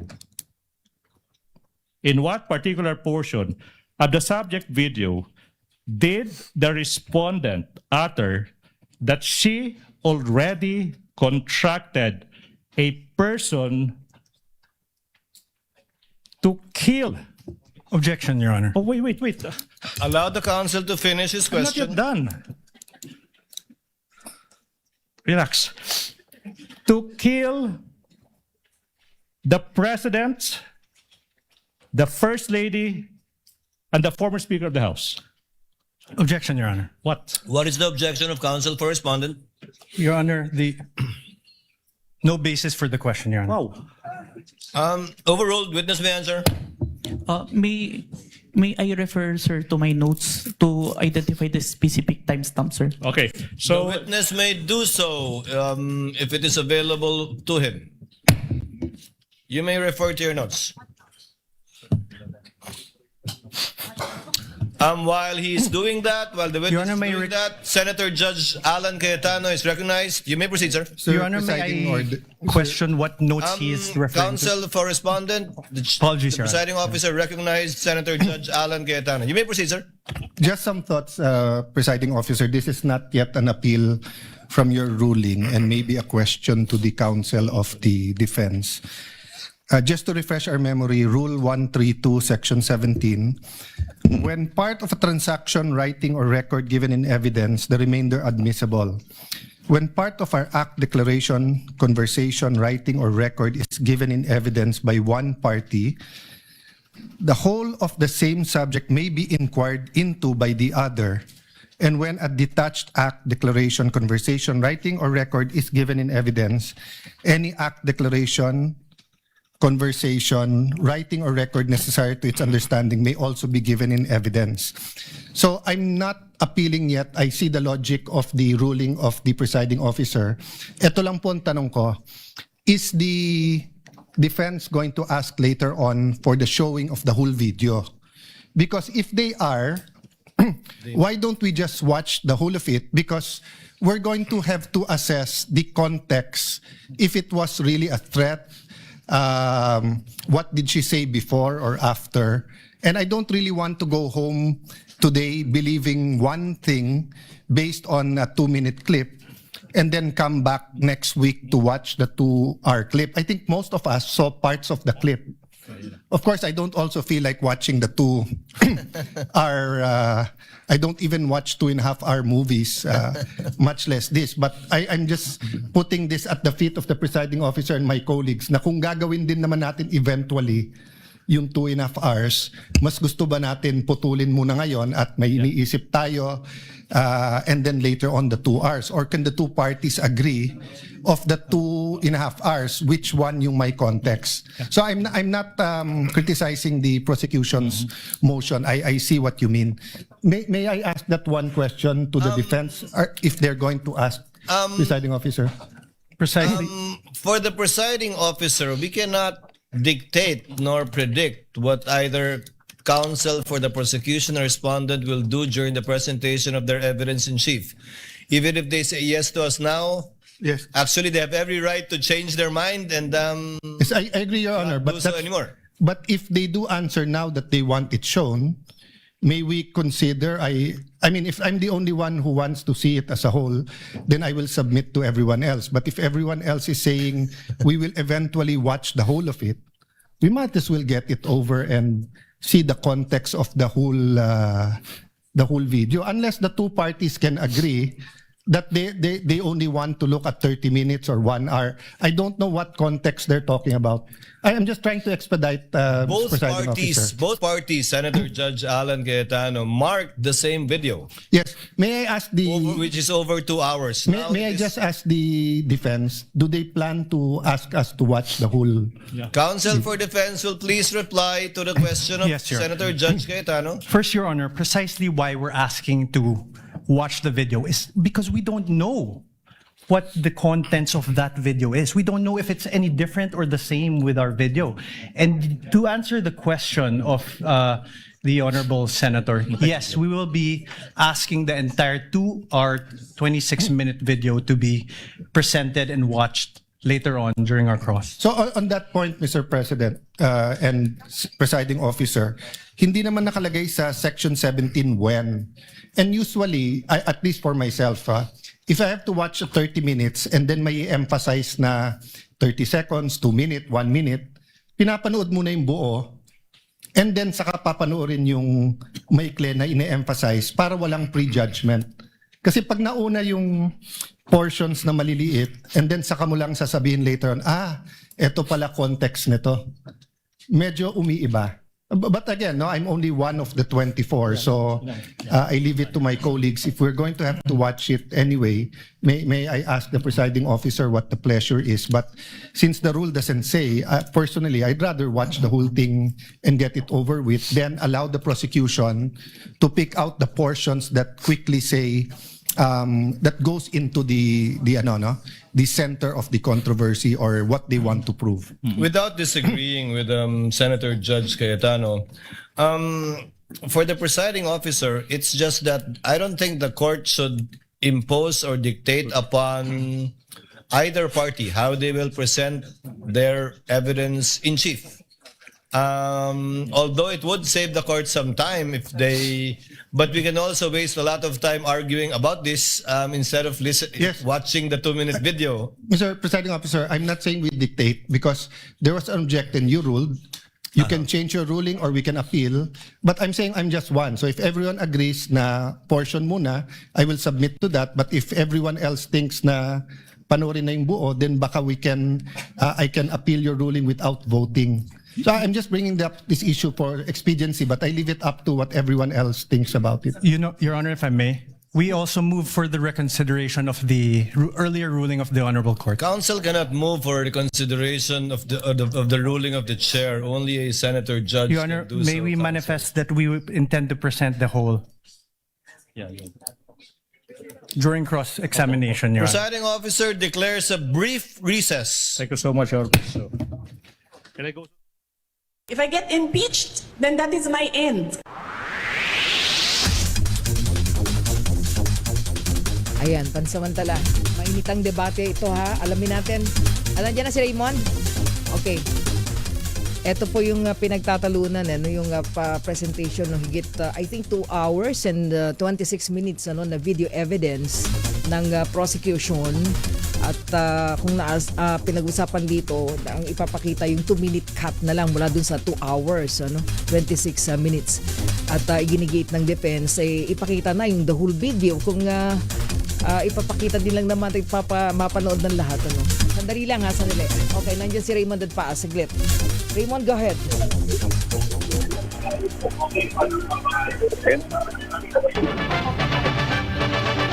Flash Report. Flash Report! Merong. Raymond, go ahead. Yes, naputol itong nagpapatuloy na phase 2 ng impeachment trial dahil nagkaroon ng diskusyon kung yung buong video na mahigit 2 oras, ito yung matatandaan na isang online news conference dati ni Vice President Sara Duterte noong November 23, 2024 ay panonoorin ng buo o hindi.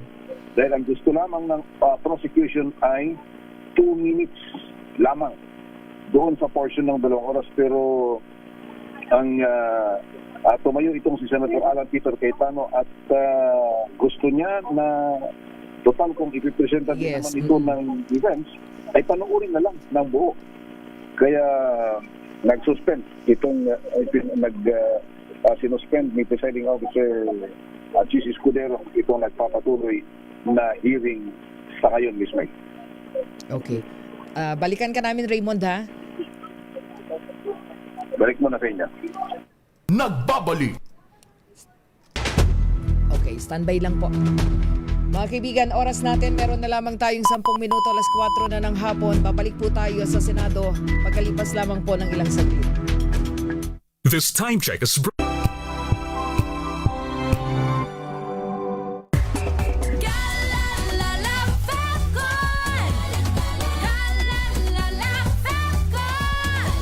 Ang bango ng sampayan, tara na magsayawan. Kalafabton, amoy nakaka-joyful.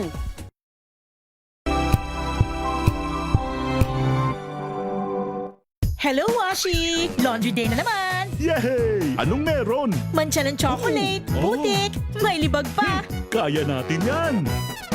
With Pride Washing Machine Detergent, may triple stain-away formula. Tanggal ang makapit, madikit, at malupit na dumit mancha.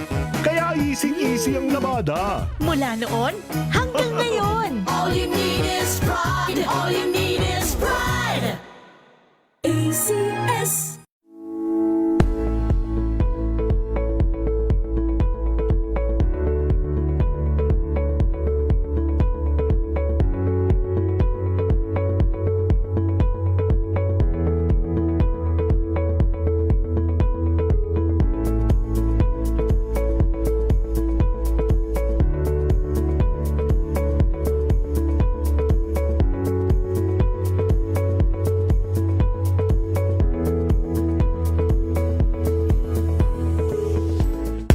puso ng kalikasan, natatangi ang prutas ng mangosteen.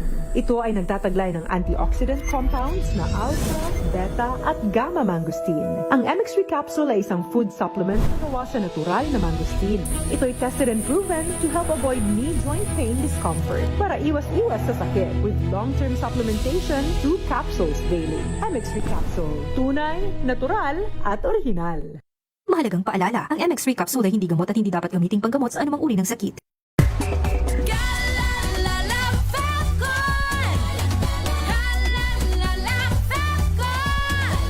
Ang bango ng sampayan, tara na magsayawan! Kalefabcon, amoy nakaka-joyful! Ito nga pala si Kuya Jobert at ako isang komedyanteng Pilipino. Ako ngayon ay nandito na sa Calgary, Alberta, syempre sa Canada, and this is my MX3 story. Let's go! Medyo nagkakaedad na ako. Gusto ko rin syempre puro organic. Nagja-jogging ako, nagba-basketball ako. Saka syempre, alagaan mo yung binigay sa'yo ng Diyos na katawan. Yun, MX3.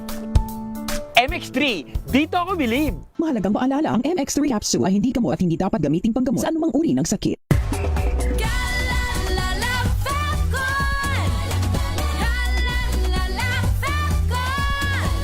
Ang bango ng sampayan, tara na magsayawan! Kalefabcon, amoy nakaka-joyful!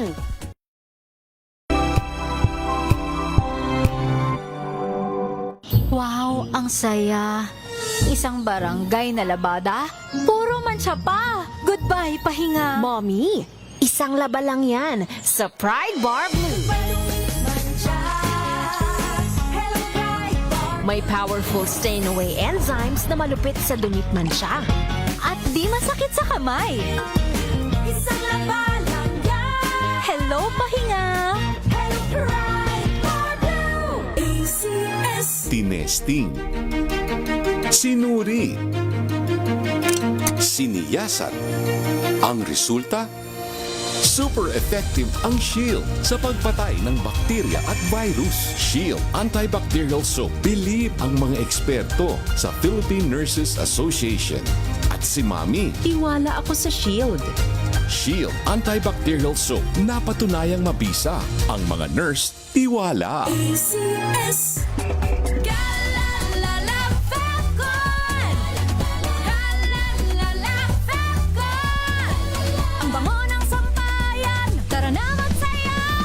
Kalefabcon, amoy nakaka-joyful!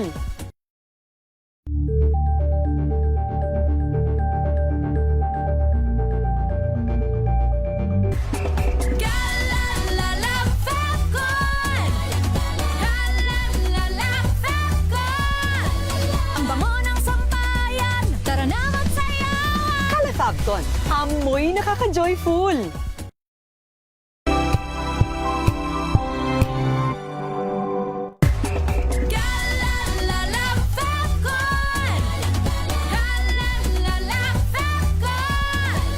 Ang bango ng sampayan, tara na magsayawan! Kalefabcon, amoy nakaka-joyful!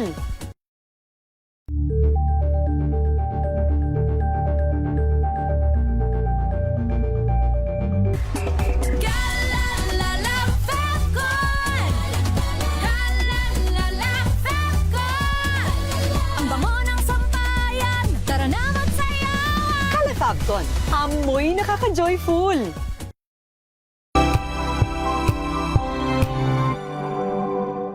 Maagang balitaan, maagang usapan sa mga issue at balita. Kasama si Kuya Angelo Palmones sa Magandang Umaga Pilipinas. Mula Lunes hanggang Biyernes.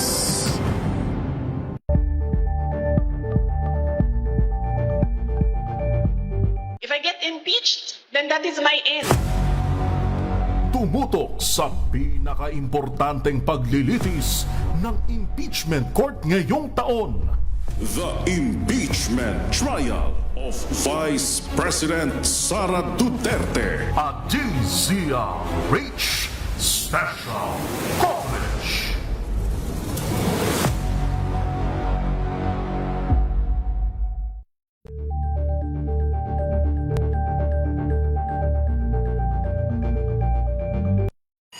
Mga balitang gigising sa inyong umaga. Mga balitang kailangan mong malaman. Mapapakinggan sa ACS Balita sa 2x2. Kasama sina Anthony Taberna at Jerry Baha. Lunes hanggang Biyernes. Angel po si Angelo Palmona sa gigiwan sa inyo ng isang magandang umaga. Maraming salamat. Life goes on. Nine, good morning, Lakay. Good morning, Sister Ann. At good morning. Magandang mainit na umaga. Angel po si Angelo Palmona sa gigiwan sa inyo ng isang magandang umaga. RH. Nagbabalik ang paglilitis. VP Sara Duterte Impeachment Trial at DZRH Special Coverage. If I get impeached, then that is my end. Mga kaibigan, oras po natin, 3 minuto na lang, alas 4 na ng hapon. Bago tayo pumasok muli sa Senado, puntahan muna natin si RH15 Giselle Ricafort. Yun daw pong emergency response teams ng NCRPO. Nandyan po't naka-standby na sa labas po ng Senado. Tayo ng update, Giselle, go ahead. Naka-standby na rin, Miss May, yung emergency response team ng National Capital Region Police Office sakaling kailanganin dito sa labas ng Senado sa kasagsagan ng impeachment trial kay Vice President Sara Duterte. Ang sabi sa DZRH News ni NCRPO spokesperson Major Hazel Asilo, nakahanda yung kanilang mga tauhan mula doon sa Civil Disturbance Management Unit at Reactionary Standby Support Force. Siniguro niya yung mabilis na pagtugon ng puwersa sakali o kung kakailanganin daw ng sitwasyon. Pero sa ngayon, sabi ni Asilo, payapa pa dito sa labas ng Senado at inaasahan yung pagdating ng iba't ibang grupo na magsasagawa ng mga pagtitipon. Mandato raw ng pulisya ayon sa spokesperson na manatiling neutral at nakatuon lamang sa pagpapanatili ng kapayapaan at pagprotekta sa mga demokratikong proseso. Ang kabilin-bilinan anya ni NCRPO Director Major General Anthony Abirin, maximum tolerance at observance ng police operational procedures. 2,257 pulis ang nagbabantay ngayon ng seguridad dito sa labas ng Senado kung saan may iilang Duterte supporter yung nagtitipon-tipon ngayon. Para sa VP Sara Impeachment Trial, the DZRH Special Coverage, ito si Giselle Ricafort para sa DZRH, una sa Pilipinas, una sa Pilipino. If I get impeached, then that is my end. Maraming salamat, Giselle Ricafort. At ngayon mga kaibigan, balik po tayo sa loob ng Senado mula sa labas. Nasa loob si RH28, Lakay Raymond Dadpas. Go ahead, Lakay Raymond. Miss May, hindi nagtagal yung pag-suspend kanina ni Presiding Officer Chief Escudero dito sa pagnigat agad bumalik para doon sa presentation ng isa pa sa yung paunang witness ng prosecution na si Agent John Mark Calilong ng Master Bureau of Investigation. Pero bago siya maibalik, ay may mga manifestation at pagtatanong din yung mga senator judges, si Senador Alan Pito Cayetano at ganoon din si Senador Joel Villanueva at Senador Rafi Tulfo. So ngayon ay sumalik si Senator Kiko Pangilinan naman itong tumayo sa ngayon na pakinggan natin. Noted and entered into the records. What is the pleasure of Senator Judge Pangilinan? Yes, Mr. President, just one or two quick questions to the gentleman may proceed. Witness will please answer the questions of Senator Judge Pangilinan. He has 2 minutes. Yes, Mr. Trilong, ikaw nabanggit mo kanina na nag-training ka, no? Yes, Your Honor. Hindi lang 2 linggong training lamang ang nakuha mo, tama ba 'yon? 2 linggo on the start, pero during the tinatrain po ako ng chief ko. During the process. So continuing training? Yes po, kasi nagpe-present po ako sa At saan yung training? Na sinabi mong 2 linggo, nabanggit mo ba? Sa office namin siya ginawa, pero ang nag-handle is MaxCore po. Ano yung MaxCore? MaxCore Interventures. So, ano nga yun? Provider po namin ng forensic softwares. At kumpanya siya? Yes po. Ng computer... Ng mga pang-forensic po. forensic. Okay, Yes, Your Honor. Thank you. No Counsel for prosecutor will please proceed. Your Honor, may I be allowed to speak in Cebuano a bit? Mahimo ba kita magpadayon? In Tagalog, it means in English, can we proceed? Counsel may proceed. Thank you so much, Mr. Witness.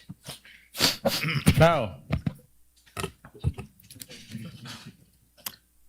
in what particular portion of the subject video did the respondent utter that she already contracted a person to kill the president, the first lady, and the former speaker of the House of Representatives? Are you done? Objection? Objection, Your Honor. Wow. Kindly state objection, counsel for response. Your Honor, the question is misleading. There was no mention anywhere before that the video mentioned that the killing of the president. To kill. Yeah, there's no mention in any testimony earlier. There's no mention that that video. Your Honor, again, with all respect, the records will bear me out. Bases have been more than complied with. This witness mentioned many times over that the subject of the investigation is the statement of the Vice President that she already contracted a person to kill the President, the First Lady, and the former Speaker. There's no basis for the objection, Your Honor, please. Your Honor, may I ask for a readback? He was the only party who said that, Your Honor, not Kindly the... use the third party in referring to opposing counsel. Yes, Your Honor. If I may, Your Honor. May I ask, Your Honor, for a... Let the counsel for defense finish his statement. May I ask, Your Honor, for a reading of the transcript, as the witness, to my recollection, never mentioned that the Vice President did those things. All right. If I may, Your Honor, please. Counsel, kindly lay the basis. Yes, Your Honor, please. Now, Mr. Witness, you said that your office, the NBI, conducted an investigation for a statement made by the Vice President noong Nobyembre 23, taong 2024. Naalala mo yun? Objection, Your Honor. Oh. Your Honor, please. What is the basis of the objection? Your Honor, it's leading. Your Honor, please, if I may, Your Honor, please. Do you remember?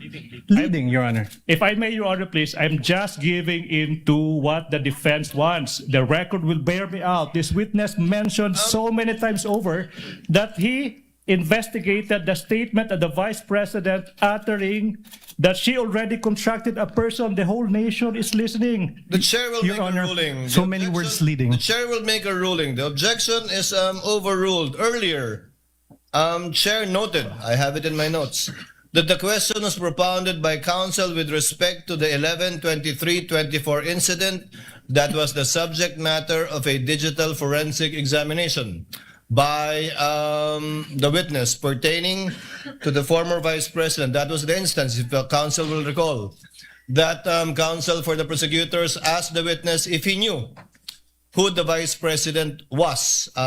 So the objection is overruled. Witness may answer. Your Honor, may I state for the record, my objection is on the part of the question where he said that the Vice President hired someone to kill the President, the First Lady, and the Speaker of the House, not on the identification of the Vice President. Noted. Court already made a ruling. Witness will answer. Mr. Witness, naalala mo ba yung tanong?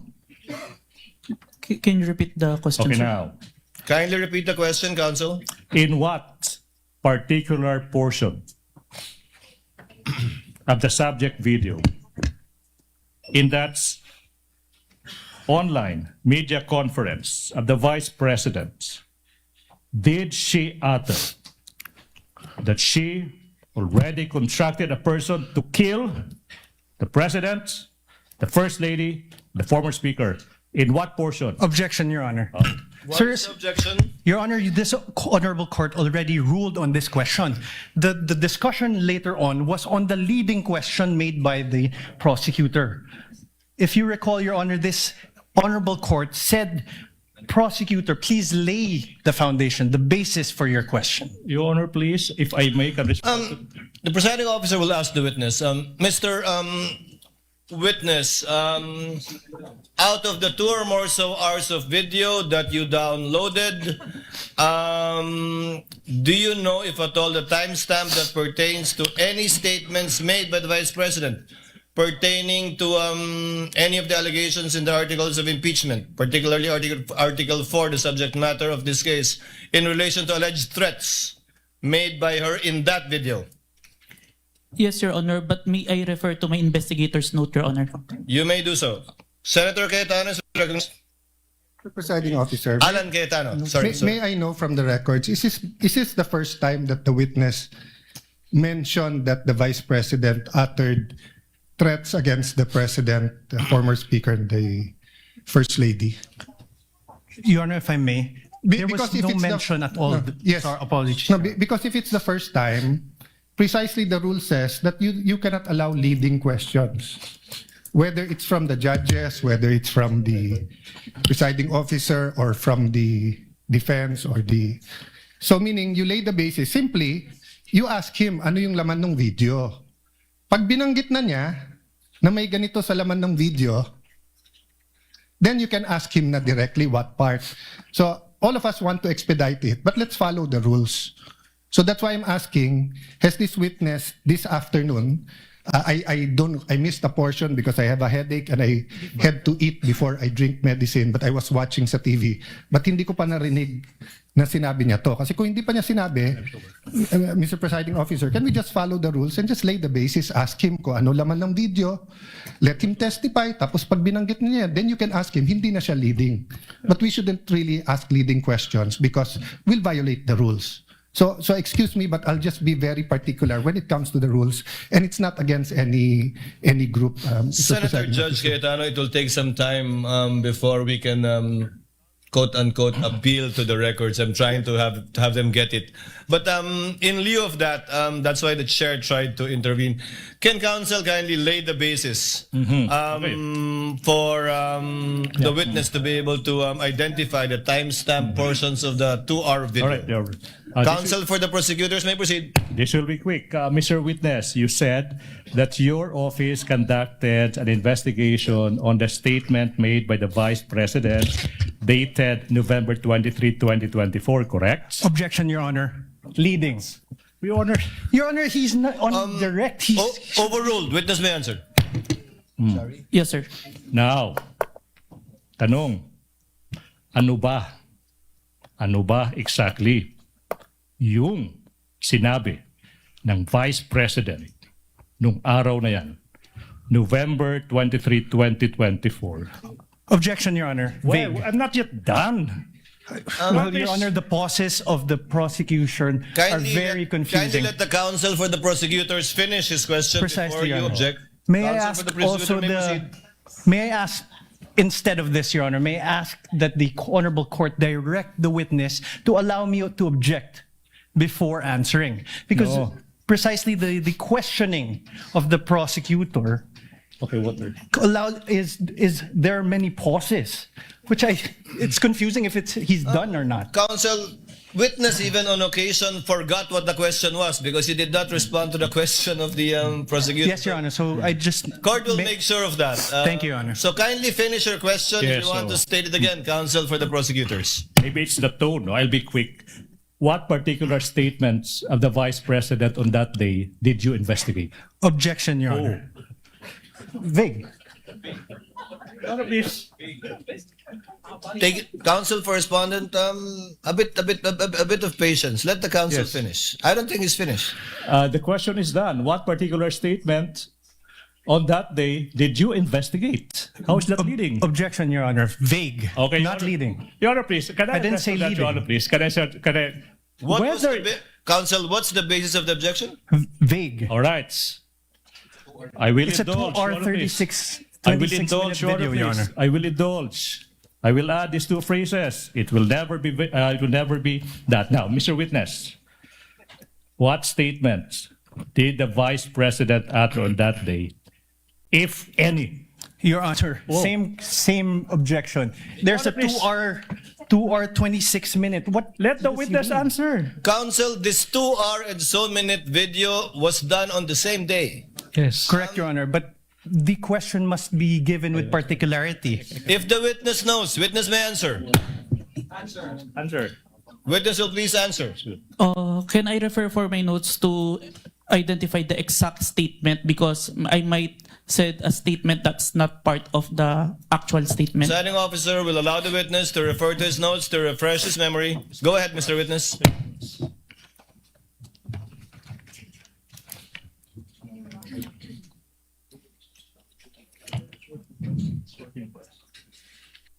The specific statement, quote and quote, yes, huwag kang mag-alala ma'am sa security ko kasi may kinausap na ako na tao. Sinabi ko sa kanya, kapag pinatay ako, patayin mo si BBM, si Lisa Araneta at si Martin Romualdez. No joke, no joke. Nagbilin na ako ma'am. Pag namatay ako, sabi ko, huwag kang tumigil hanggat di mo sila mapatay. Hanggat di mo sila mapatay sila. And then he said yes. Please proceed, counsel. Thank you. Now, in what particular portion of that video recording that you authenticated of that online media briefing on November 23, 2024, did the Vice President utter those words? If I may, sir, I think we should include the question first. It starts at 1 hour and 15 minutes to 1 hour 17 minutes and 18 seconds, sir. Your Honor, so the witness manifested as an answer to the question in what portion he said timestamps 1 hour 15 minutes 0 second to 1 hour 17 minutes 18 seconds, and we computed, Your Honor, please. It's a 2-minute, 18-second portion of that video. At this juncture, Honor, please, bases have been laid. The nation can finally see it. The court will do. We move. That's 2-minute and 18-second portion of that video be presented at this juncture, Your Honor, please. The Secretariat is instructed to play the USB given to the tech behind that was observed and witnessed by both counsels for the parties. Sorted. Kindly play the video. Vice President, thank you so much nga po pala sa dala niyong hopya nung hearing na pumunta kayo for PRRD. Kami yung nasa likod niyo po, yung tinawag nilang bastos kasi po malaki. Congresswoman. Kindly pause it. Kindly pause it. Ganyan ba talaga? Your Honor, please, Your Honor, please, the witness said that he would like to include the question propounded to the Vice President. So, ganyan nga, hindi nalalakihan yan? Ganyan talaga yan? Or it will get bigger? It will get bigger, Your Honor, please. Okay, please proceed. Yeah. Thank you, ma'am. Nakakain kami. Ako po'y natatakot kumain ng pagkain doon baka mamaya. Ma'am, mag-iingat po kayo. Nasa teritoryo kayo ng kalaban. Okay lang po kami, ma'am, kasi sila naman sila talaga yung bastos eh. You reap what you sow. Yeah. Mag-iingat po kayo kasi sa dinami-rami po ng inyong mga pasabog ngayong gabi, it seems like marami po talaga kayong alam about them, no? Dahil sa pagkakasama niyo sa kanila during the campaign and during the 2022 elections. Baka po mamaya kasi totoo yung mga naririnig namin or yung, I don't know if it's true, na meron daw silang Operation Romanovs and baka bala kayong ubusin ang inyong pamilya dahil hadlang kayo sa kanilang mga balakin in the future. So mag-iingat po kayo. Kami po kasi kami ng EDSA Friday crew, kami yung bumababa every Friday dyan sa EDSA because we believe yan yung tamang venue sa dinami-rami na ng problema natin. Ang kaya lang naman po namin gawin ay manawagan na bumaba na yan. Ano po kaya ang remedy naman ninyong mga nasa posisyon or ng mga kayang labanan itong napakarami na pong ginagawang korupsyon at krimen laban sa taong bayan? Ano po ang pwede nyo maging remedy para matapos na ito? Lalo't nagsisigaw na po ang taong bayan na mag-people power na. Yes. Huwag kang mag-alala, ma'am, sa security ko. Kasi may kinausap na ako na tao. Sinabi ko sa kanya, kapag pinatay ako, patayin mo si BBM, si Lisa Araneta, at si Martin Romualdez. No joke. No joke. Nagbilin na ako, ma'am. Pag namatay ako, sabi ko, huwag ka tumigil hanggang hindi mo mapatay sila. And then he said yes.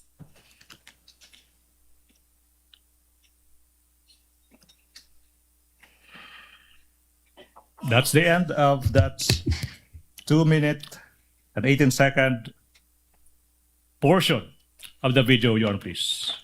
Pwede ba kita magpadayon? Can we continue? Counsel may continue, may proceed. Now, Mr. Witness, what relation, if any, does that video that you viewed with the video you mentioned earlier of the Vice President uttering that statement? It is the portion of the video that I authenticated, sir. Okay. Let's continue. What happened next, Mr. Witness, kung meron man, after mong ma-authenticate yung subject video na yan? Our team conducted an open source investigation to identify previous statement of the Vice President that had similarities to the November 23, 2024 video, sir. Okay. Now, sinabi mo that your team conducted yung tinatawag mong open source investigation for any prior statements made by the Vice President against President Marcos Jr. and his family members. Yung tanong nga, ba't kailangan pa mag-conduct ng open source investigation for any prior statements na ginawa, kung meron man, ng Vice President against laban kay President Marcos Jr. at saka yung pamilya niya? As part of our standard procedure, sir, kailangan namin makita yung full context kung bakit ito nagsimula. Kaya nagtingin kami ng mga prior statement made the Vice President against the President and the family. Alright. Now, ano ba yung naging resulta, kung meron man, sa naging open source investigation nyo, Mr. Witness? We identified a video, October 18, 2024, an online press conference held by the Office of the Vice President, sir. Now, ano ba yung nakita nyo, kung meron man, sa naging press conference ng Vice President on October 18, 2024? There were similar statements uttered by the Vice President against the President, sir. So sinasabi mo na on that October 18, 2024 press conference, may mga nasabi din na mga statements yung Vice Presidente laban sa President. Yung ba sinasabi mo, di ba? Yes, sir. Now, yung tanong is, ano ba yung naging mga parehong statements ng Vice President sa araw na yan, October 18, 2024? To say the exact statement, may I refer to my investigator's notes, sir? Move, Your Honor, that this witness be allowed to peruse his notes to answer the question as to ano ba yung naging exact statement ng Vice President on October 18, 2024, Your Honor, please. Witness may confer with his notes.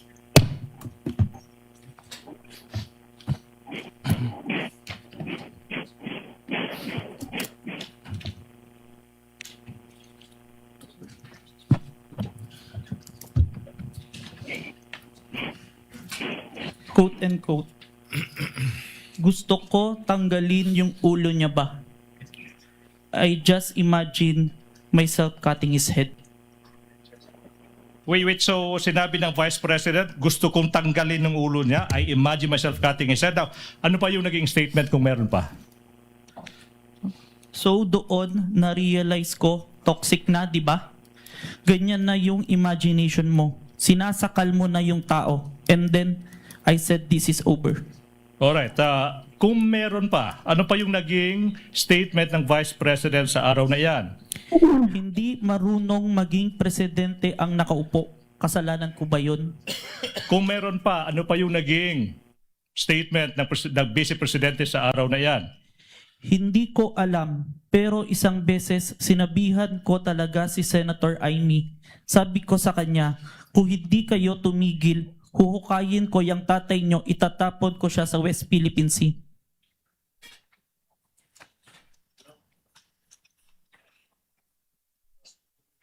Your Honor, please. There's a manifestation of the good Senator Tito Soto. He did not hear the last statement. No such manifestation was heard by the presiding officer. Council may continue. Please proceed. Thank you so much.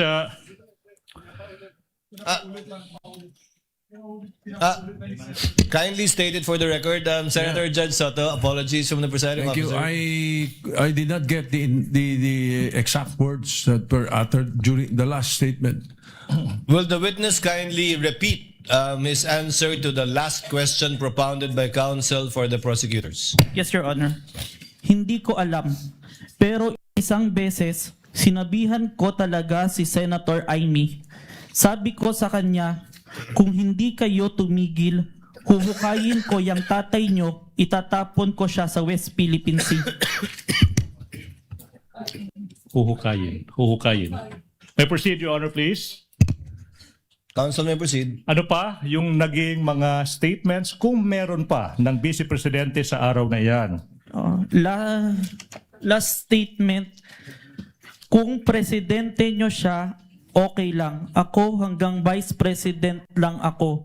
Hanggang number 2 lang itong bansa na ito. Wala itong number 1 para sa akin. Are these all the statements, Mr. Witness? Yes, sir. Now, proceed. Now, ano ba yung nangyari kung meron man pagkatapos madiskubre ng NBI yung mga naging statements ng Vice President nung araw na yan, October 18, 2024? Like what we did to the main video, the November 23, I proceed to preserve and authenticate the October 18, 2024 video, sir. Again, for ano ba yung ibig sabihin when you preserve the video? It means that I make the necessary action to ensure that the evidence will be accessible at any time, sir. All right, now. Ano ba yung ibig sabihin? After mo ma-authenticate yung video, ano bang ginawa mo kung meron pa? I saved the video on my laptop and on a flash drive, sir. Now, sinabi mo yung flash drive kung saan sinave mo yung mga video recording mo sa mga naging statements ng Vice Presidente sa araw na iyan.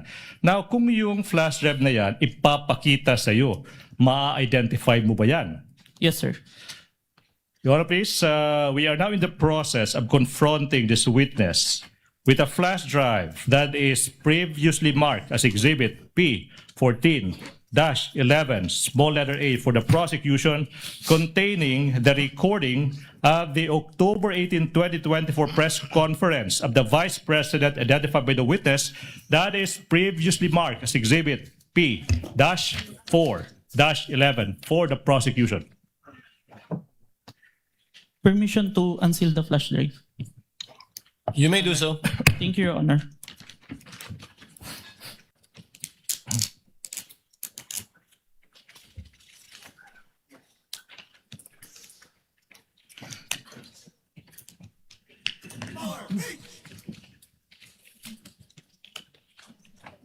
Manifestation, Your Honor, that the witness is in the process of checking the flash drive.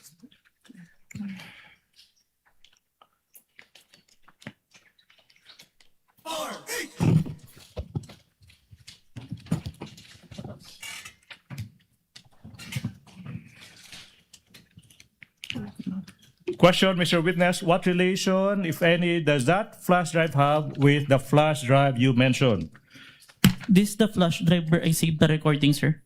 All right. Now, okay. Now, Mr. Witness, you mentioned earlier that you authenticated the subject video by recording the same through open broadcaster software, and then you compared the contents of the recording and subject video. And you also said that you found out that the respondent said, etong sinabi niya, gusto ko tanggalin yung ulo niya. At saka, I imagine myself cutting his head. Do you follow?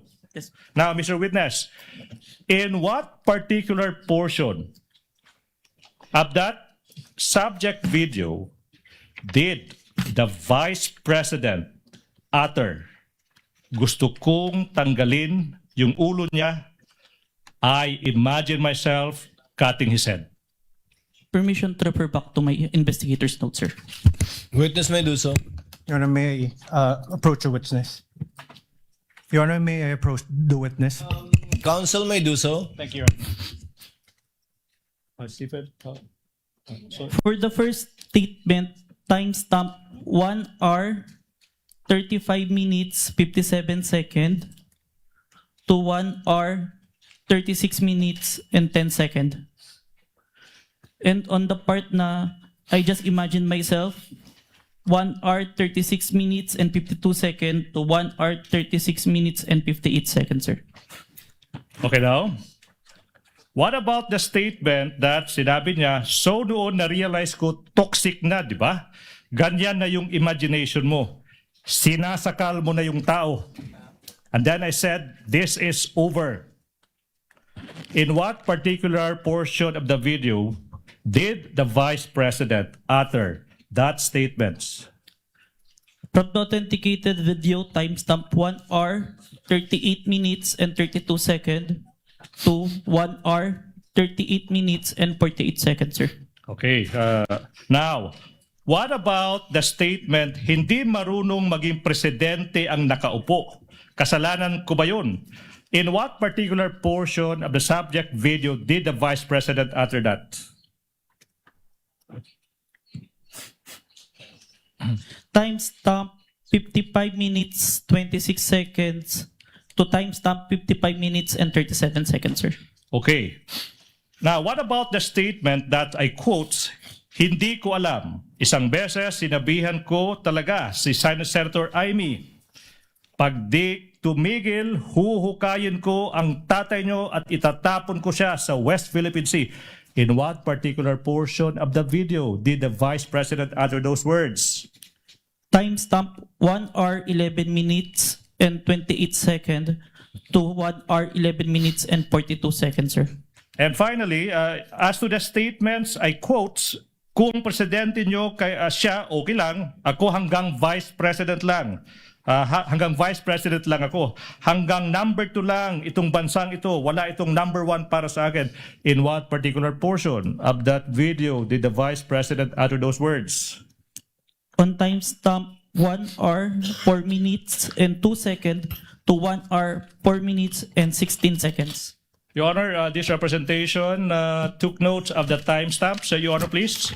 We now move we go to the next question. Now, Mr. Witness, I'm about to show you the specific portions of the recording of the October 18, 2024 press conference. Now, you tell us, after viewing these portions, what relations do they have with the subject video of that October 18, 2024 video that you identified, if any, okay?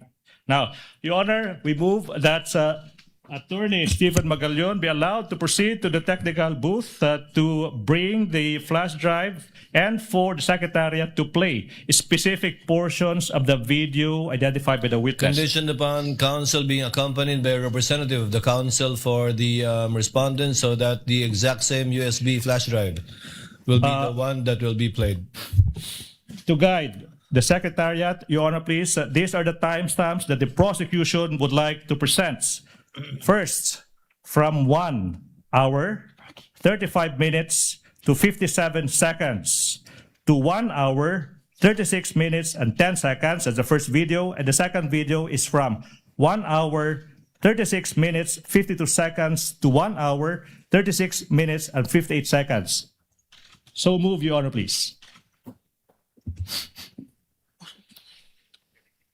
Secretariat is instructed to kindly play the video in the presence of both counsels for the parties.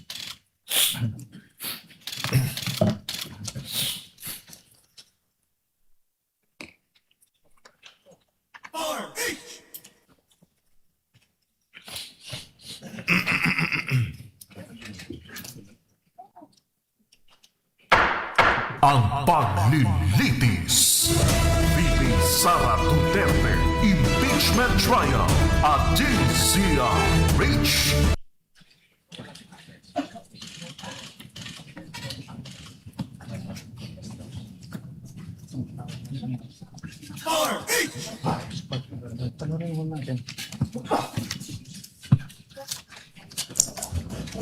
Gusto ko, ang galing yung ulo niya ba?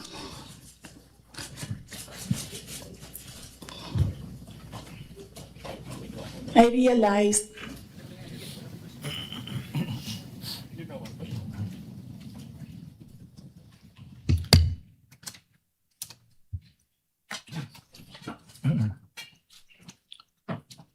And the second video, please. Timestamps 1 hour 36 seconds to 36 minutes to 52 seconds to 1 hour 36 minutes and 58 seconds, please. Oh, it's done. Is that it? cutting his head. Gusto ko, ganun din ang gusto ko.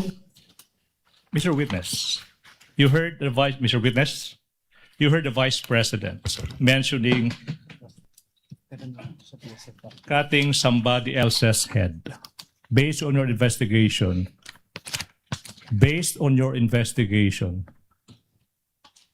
kaninong ulo ba yung nire-refer ng Vice President na gusto niyang tanggalin? The President, sir. Ulo ng Presidente. Yes, sir. Mr. President, you also mentioned timestamps 1 hour 38 minutes to 32 seconds and 1 hour 38 minutes to 48 seconds. May we have that specific portion be played?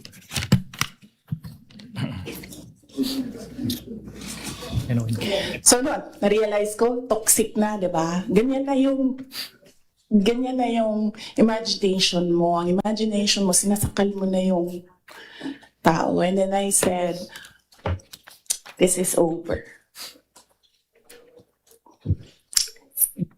Okay. Then what about from timestamps 55 minutes 26 seconds to 55 minutes 37 seconds, please?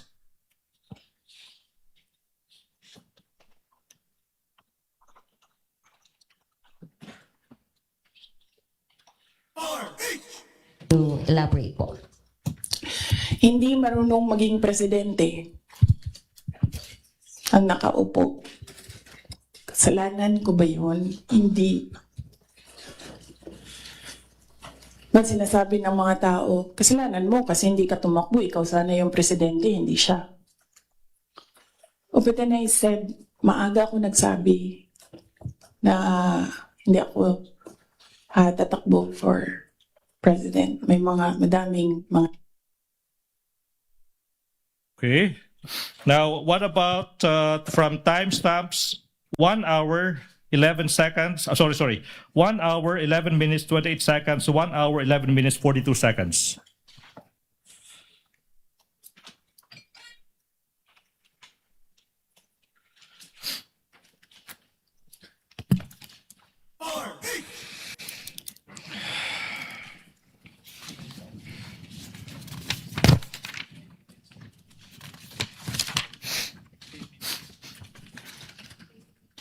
Hindi ko alam.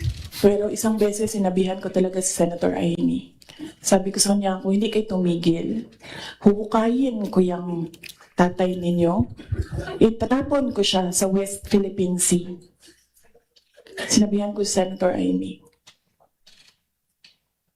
Thank you. What about from timestamps 1 hour 4 minutes to 02 seconds to 1 hour 04 minutes 16 seconds?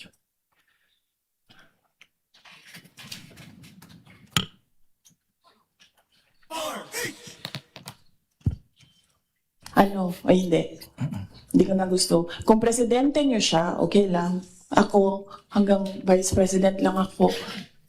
Hanggang number 2 lang itong bansa na ito. Wala itong number 1 para sa akin. Yeah. Okay.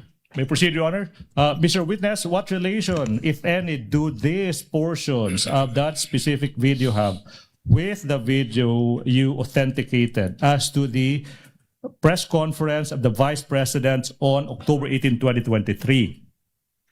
Those video presented were portions of the video that I recorded and authenticated, sir. Thank you so much. Mr. Witness, ano ba yung nangyari kung meron pa? After you authenticated, identified and authenticated the video ng Vice President on October 18, 2024.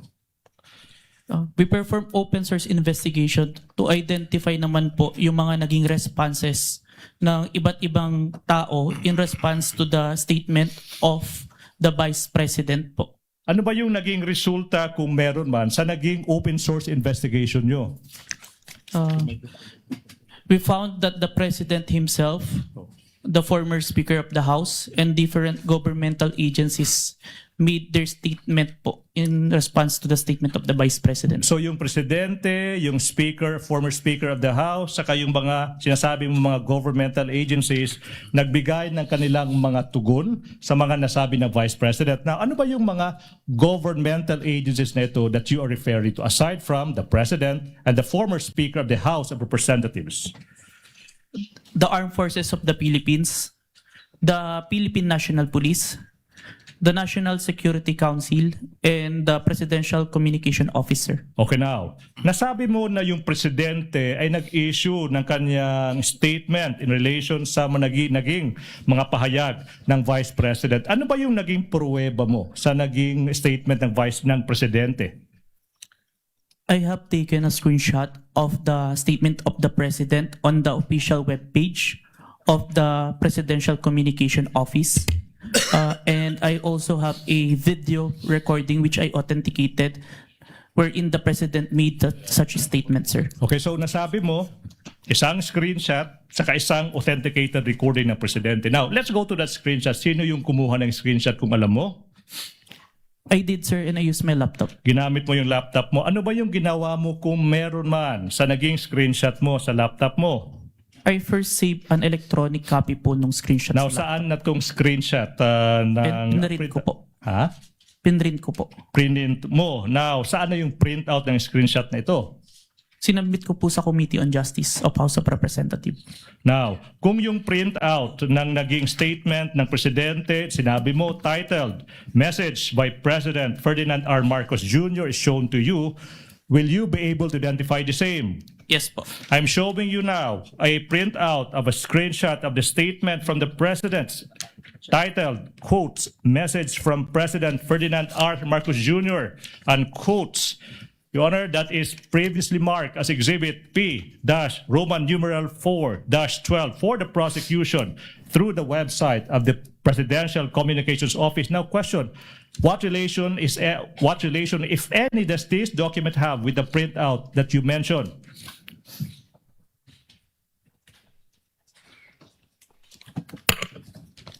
Your Honor, same objections to this printout. Yes. May I know the specific Your Honor, same objection? objections. There is on the right bottom portion of the Annex P-U-12,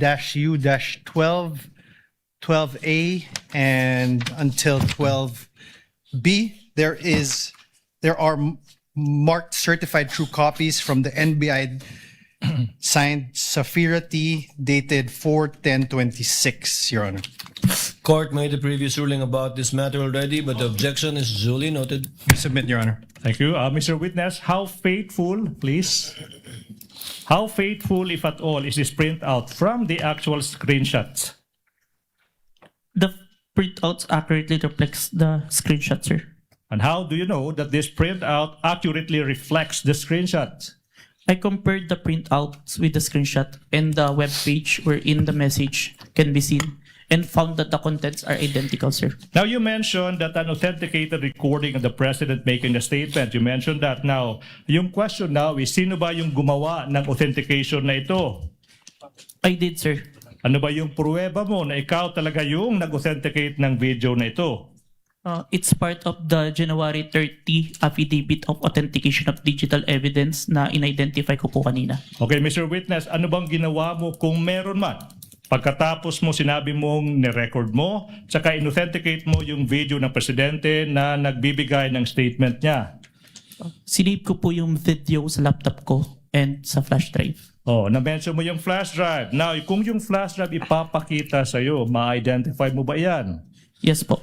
Now, Your Honor, please, we are in the process of confronting this witness ng isang flash drive that is previously marked for the prosecution as Exhibit P-Roman numeral 4-13, small letter A. Permission to unseal the flash drive, sir. Witness may do so. Thank Please you, Your proceed. Honor. Continuing manifestation that the flash drive contains the recording of the President making the statement that is previously marked as Exhibit P-Roman numeral 4-13 for the prosecution.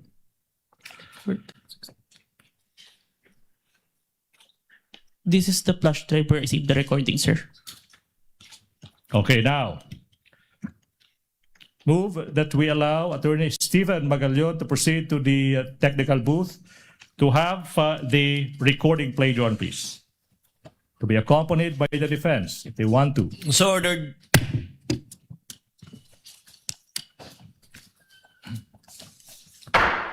Ang paglilitis. VP Sara Duterte Impeachment Trial at DZRH Special Bonus.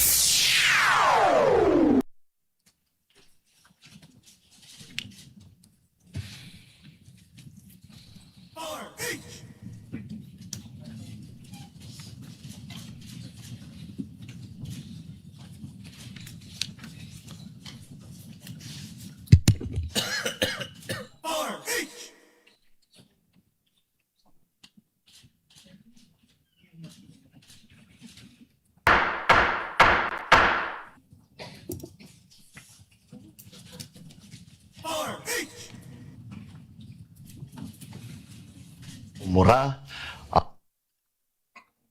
Nakakabahala ang mga pahayag na narinig natin itong mga nakarang araw. Nandyan ang walang pakundangang pagmumura at ang pagbabanta ng planong ipapatay ang ilan sa atin. Kung ganun na lang kadali ang pagplano sa pagpatay ng isang presidente, paano pa kaya ang mga pagkaraniwan ng mamamayan? Yung ganyang kriminal na pagtatangka ay hindi dapat pinapalampas. Yan ay aking papalagan. As a democratic country, we need to uphold the rule of law. Ako, bilang pinuno ng Executive Department at lahat ng mga nanunungkulan sa pamahalaan ay may sinumpaang tungkulin na tutupdin at pangangalagaan ang konstitusyon at ang ating mga batas. Kaya hindi tama ang pagpigil sa mga halal ng bayan sa paghahanap ng katotohanan. Hindi na sana hahantong sa ganitong drama kundo at sa House of Representatives. Ang katotohanan ay hindi dapat itokhang. Tapos na sana ang usapang ito kung tutok yan ay magsabi ng totoo at hindi hahadlangan. Imbis na diretsahang sagot, nililihis pa sa kwentong chicheria. Hangad ko na matuldukan na itong mga pangyayaring ito sa parang matiwasay at magdadala sa atin sa katotohanan. 12 taon din ako nanungkulan sa magkaparehong kamara ng Kongreso. Batid ko ang kapangyarihan iginawad sa kanila ng taong bayan at ng ating konstitusyon. Dahil dito, iginagalang ko ang kanilang gawa at ang buong executive branch. Lahat ng mga ahensya ay hindi nakakaligtas at parating sumasailalim sa kanilang masusing pagsusuri. Bilang isang bansa, marami tayong mga paghamon na dapat harapin at mga suliraning dapat bigyan ng lunas. Sa kabila ng mga pambabatikos, natin ikokompromiso ang rule of law. Kailangan manaig ang batas sa anumang sitwasyon, sino man ang tamaan. Kaya hindi ko hahayaan magtagumpay ang hangarin ng iba na hatakin ang buong bansa sa burak ng politika. Igalang natin ang proseso. Ito pa rin ang katiwala sa atin ng milyon-milyon na Pilipino. Magtrabaho po tayo sa ikauunlad ng Republika ng Pilipinas at para matamo ang bagong Pilipinas. Your Honor, the defense puts on record that the video was skipping and then portions where the president or who seemed to be the president was paused while audio was continuing playing. So it's delayed? Yes, Your Honor. Noted. Thank you.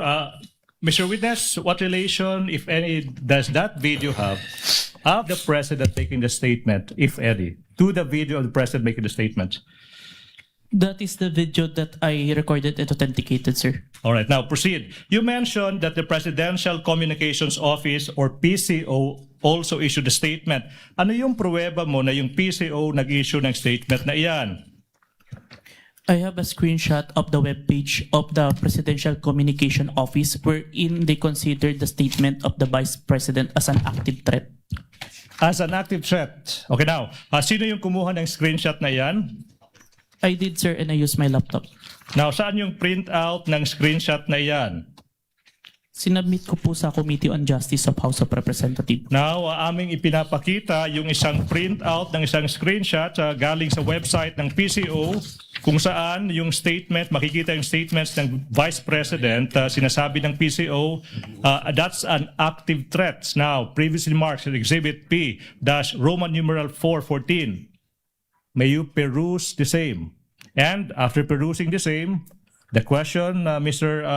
Kalilong, is what relation, if any, does this document have with the printout you mentioned? But you have to peruse the document first. For the record again, Your Honor, the Counsel may proceed. Exhibit P-4-14 is a photocopy, and on the right bottom part, there is a stamp marked certified true copy NBI signed Sapphira T dated 4/10/26. The observations and comments of the respondents' counsel are duly noted. Witness may answer. Please peruse the document and answer the question, please. This is the copy of the printouts that was submitted to the Committee on Justice, sir. Thank you so much. How faithful, if at all, is this printout from the actual screenshot you mentioned? The printout accurately reflects the screenshot, sir. And how do you know that the printout accurately reflects the screenshots? I have compared the screenshot with the printouts and the webpage and found that the contents are identical. Now, let's proceed. Mr. Witness, sinabi mo rin na yung former Speaker ng House of Representatives nagbigay rin ng statement sa mga pagbabanta ni VP Duterte sa isang video. Ano ba yung maging pruweba mo sa naging pahayag ng former Speaker ng House of Representatives? I have a video of the statement of the former Speaker of the House of Representatives during the plenary session on November 25, 2024, which was published by ANC Digital, sir. At sinabi mo na authenticate mo yung video na yun. Ano ba yung naging pruweba mo na ikaw ay nag-authenticate sa video na iyan?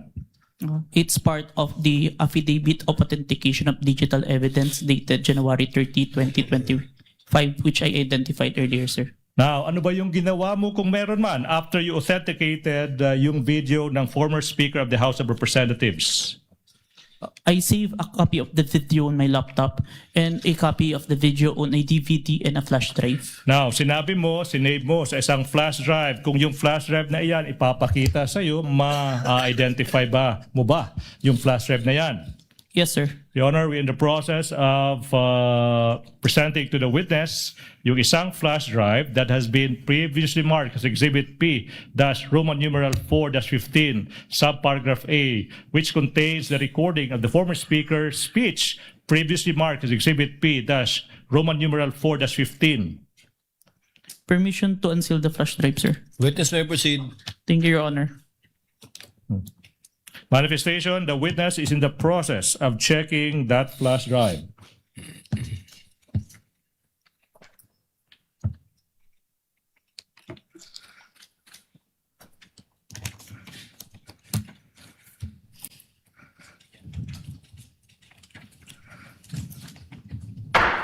Ang paglilitis. VP Sara Duterte Impeachment Trial at DZRH.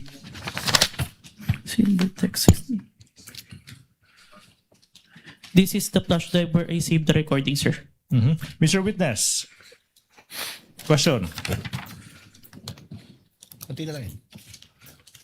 In what particular portion of that video did the former Speaker of the House give his response to the threats of the Vice President?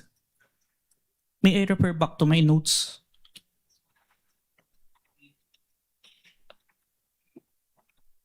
Your Honor? Your Honor, please. There is a request by the witness that he be allowed to refer to his notes. Yes, the witness may refer to his notes to refresh his memory. What is the pleasure of Senator Judge Erwin Tulfo? Mr. Presiding Officer, just a clarificatory question.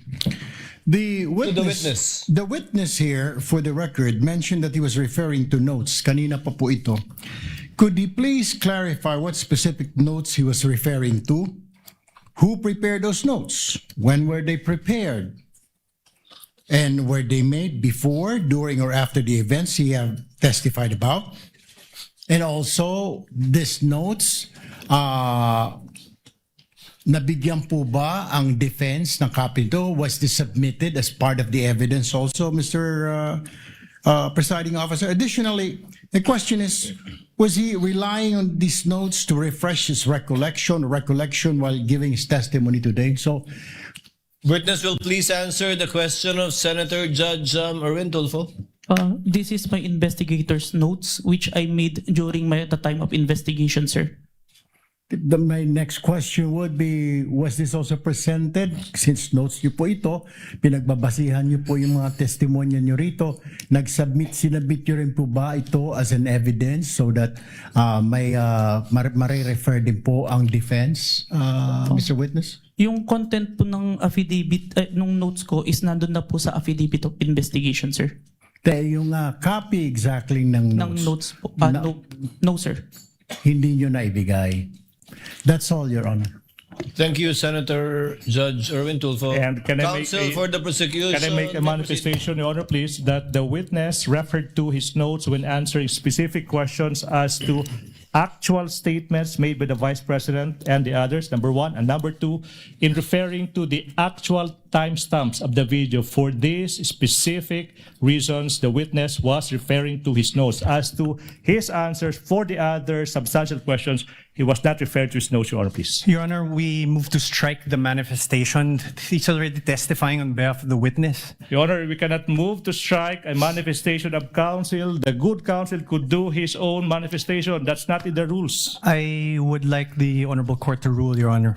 Motion is denied. Let it stay and remain in the records in response to the query of Senator Judge Erwin Tulfo. Senator Judge Risa Ontiveros is recognized. I believe she was raising her hand earlier. What is your pleasure, ma'am? Salamat po, Mr. Presiding Officer.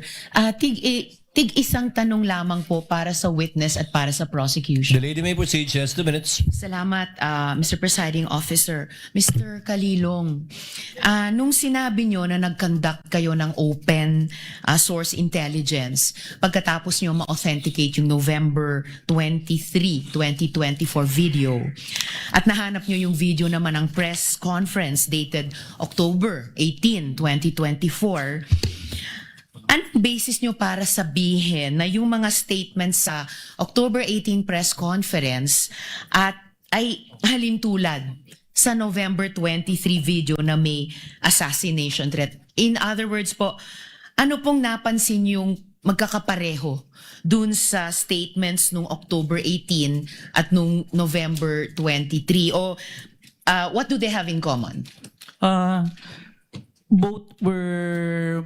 Ang tinutukoy po, ang pinupunto po is yung president, and makikita po doon na hindi na sila in good terms no October 18 pa lang po. Okay, so sa parehong video ng press conference at saka yung November video naman, yung dalawang elementong yon na hindi na sila magkakasundo at hindi na sila magkasundo, and ang ina-address po parang pinapatukuyan po ng Vice President doon sa press conference is yung President si po. Presidente. Okay. And then, Mr. Presiding Officer, salamat kay Mr. Kalilong. Sa prosecution naman po, yung isang tanong ko at this point in time, Mr. Presiding Officer. Well, Counsel, none of these statements are proof that the Vice President actually contracted an assassin or hired one. Why are these acts impeachable?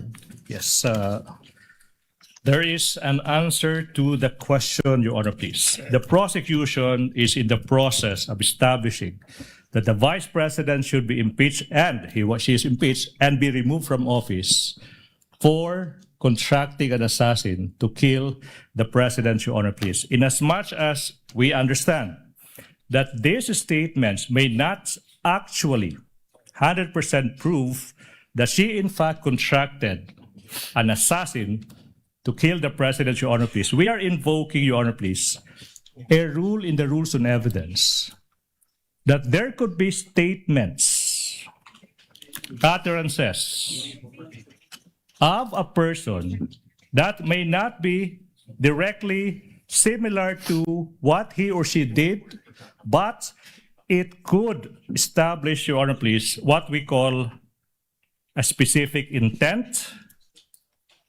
knowledge, identity, plan, system, and the like. Ibig sabihin po, pinapakita ng prosecution na yung mga nasabi ng Vice President sa gabing iyon, November 23, 2024, hindi po yan nag-iisang statement ng Vice President. Kung hindi, yun po yung culmination sa mga series of statements ng Vice President kung saan sinasabi niya talagang gusto niyang patayin yung presidente, yung First Lady, tsaka yung former Speaker of the House. Your Honor, please.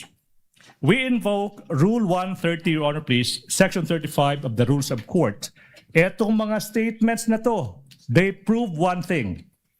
Talagang may plano na, talagang may system na, talagang may knowledge na yung Vice President sa anong gusto niyang gawin sa Pangulo. Gusto niyang pugutan ng ulo, gusto niyang patayin. No less than the President of the Republic of the Philippines. Your Honor, please. At ang tanong po ba dito ay kung may krimen o kung may kung ang asal ay karapat-dapat Yes, sa Your Honor, Vice Presidente? We are able to answer two questions, Your Honor, please. The charges against the Vice President ay yung pagbibetray ng public trust, Your Honor, please. That is also, Your Honor, please, a culpable violation of the Constitution. Now, yung usaping, was that a criminal act? Yes, Your Honor, please. Kaya nga, yung NBI, through this witness, will prove na nag-file na ng kaso yung NBI against the Vice President exactly sa mga naging pagbabanta niya. But you know, Your Honor, I'm a lawyer, but I'm willing to take off yung robe ko as a lawyer and answer the question directly. Mga kababayan, kailan ba naging normal? Your Honor, this is no longer answering the question. I'm answering a question. We object, Your Honor. Mr. Presiding Officer.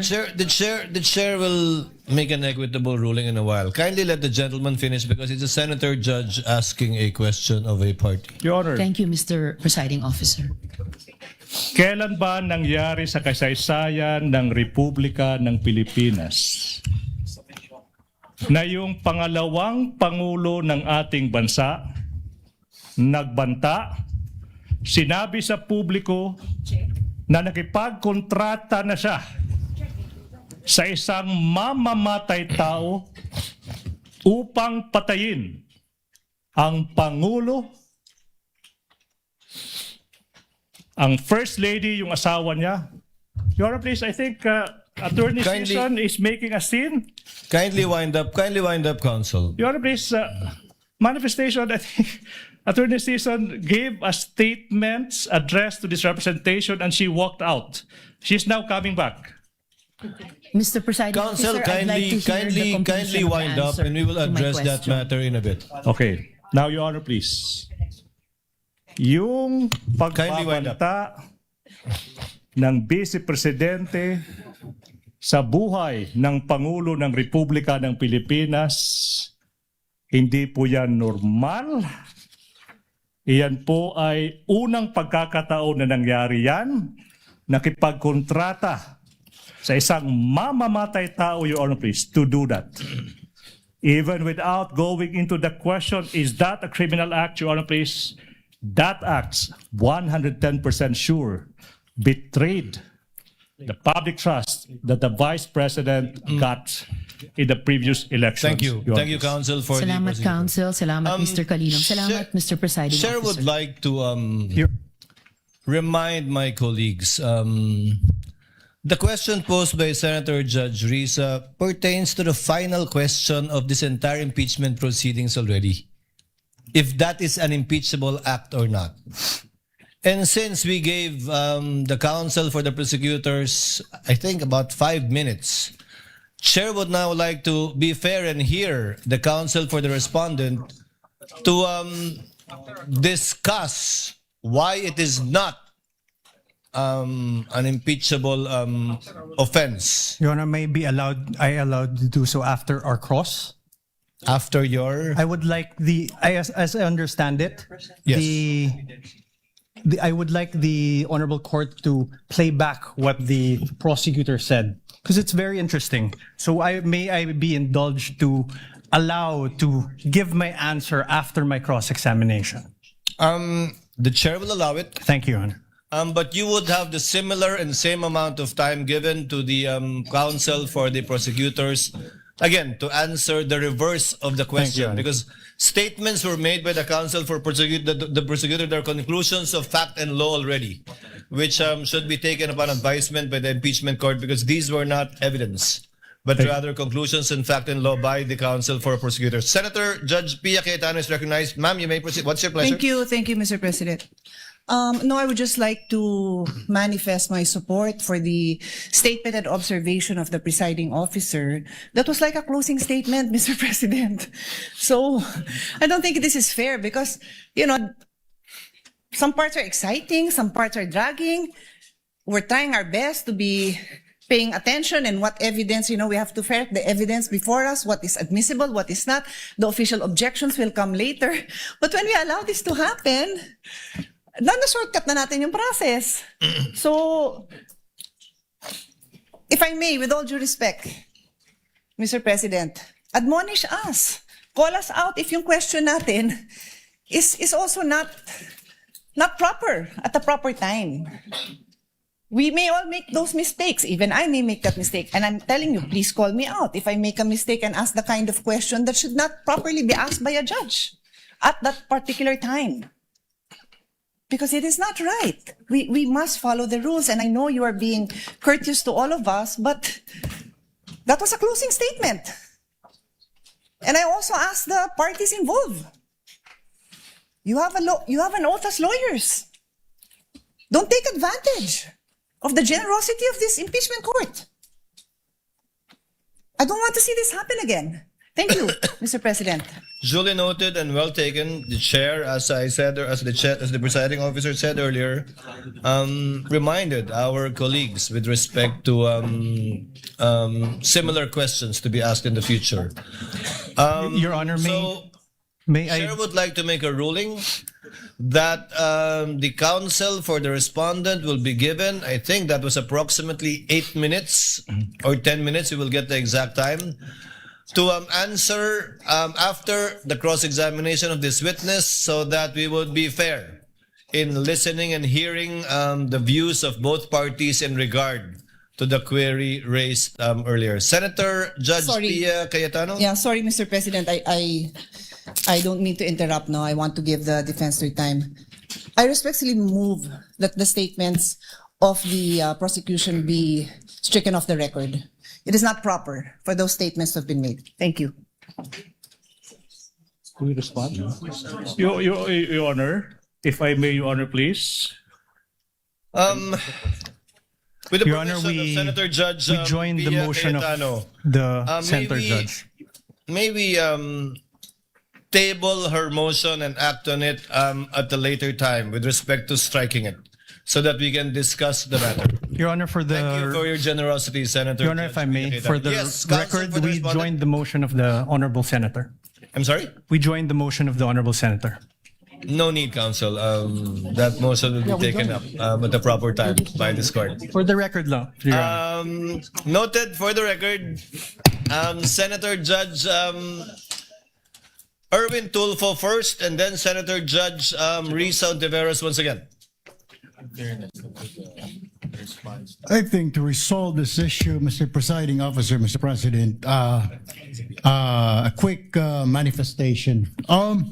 Can we request the council that be directed whenever available to furnish members of this impeachment court with sworn statement, testimony, or affidavit of witnesses or witness they intend to present in the proceedings or succeeding proceedings before such witness is called to testify, and this goes to the defense panel too. While the judicial affidavit rule does not strictly apply to impeachment proceedings, its underlying objectives of promoting orderly and efficient presentation of evidence may be instructive. Advanced access to the witness's sworn statement would assist the senator judges in following the testimony and preparing clarificatory questions. Sa madaling sabi po, hinihiling lang po natin na kung mayroon ng nakahandang sinumpaang salaysay ng susunod na testigo, magbigay na sana ng mga kopya nito sa aming mga senator judges bago pa po ang pagdinig upang magsilbing gabay sa pagtatanong at pagtatalakay. Maiwasan po natin ang mga sitwasyon na ito. Thank you, Mr. Presiding Officer.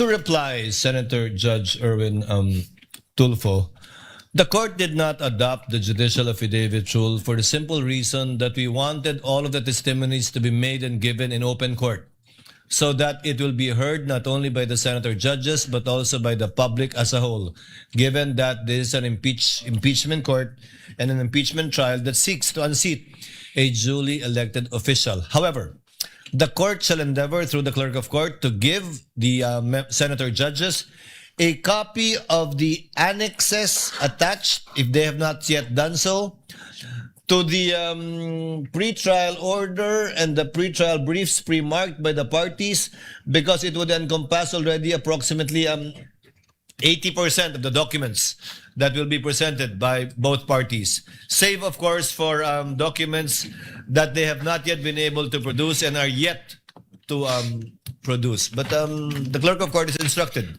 to endeavor to do so with respect to the senator judges so that they can catch up with what is going on in the proceedings. Yes, counsel for the prosecution, you may proceed. Thank you so much. Apologies, Senator Judge Risa Ontiveros is recognized. What is your pleasure, ma'am? Salamat po, Mr. Presiding Officer. Just a point of clarity, briefly, if I may, Mr. Presiding proceed, Officer. ma'am. Salamat po, Mr. Presiding Officer.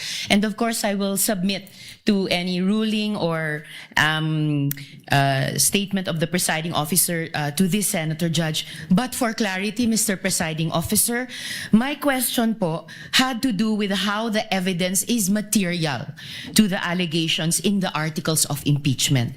Kasi nga po, hindi naman napapatunayan na the Vice President actually sought an assassin. I wanted to appreciate the evidence before me in light of the articles of impeachment. If you wish to strike out the response of the prosecutor, then so be it, Mr. Presiding Officer. But for clarity again. Kauna-unahan sa Pilipinas. Manila Broadcasting Company. DZRH, a proud member of MBC Media Group.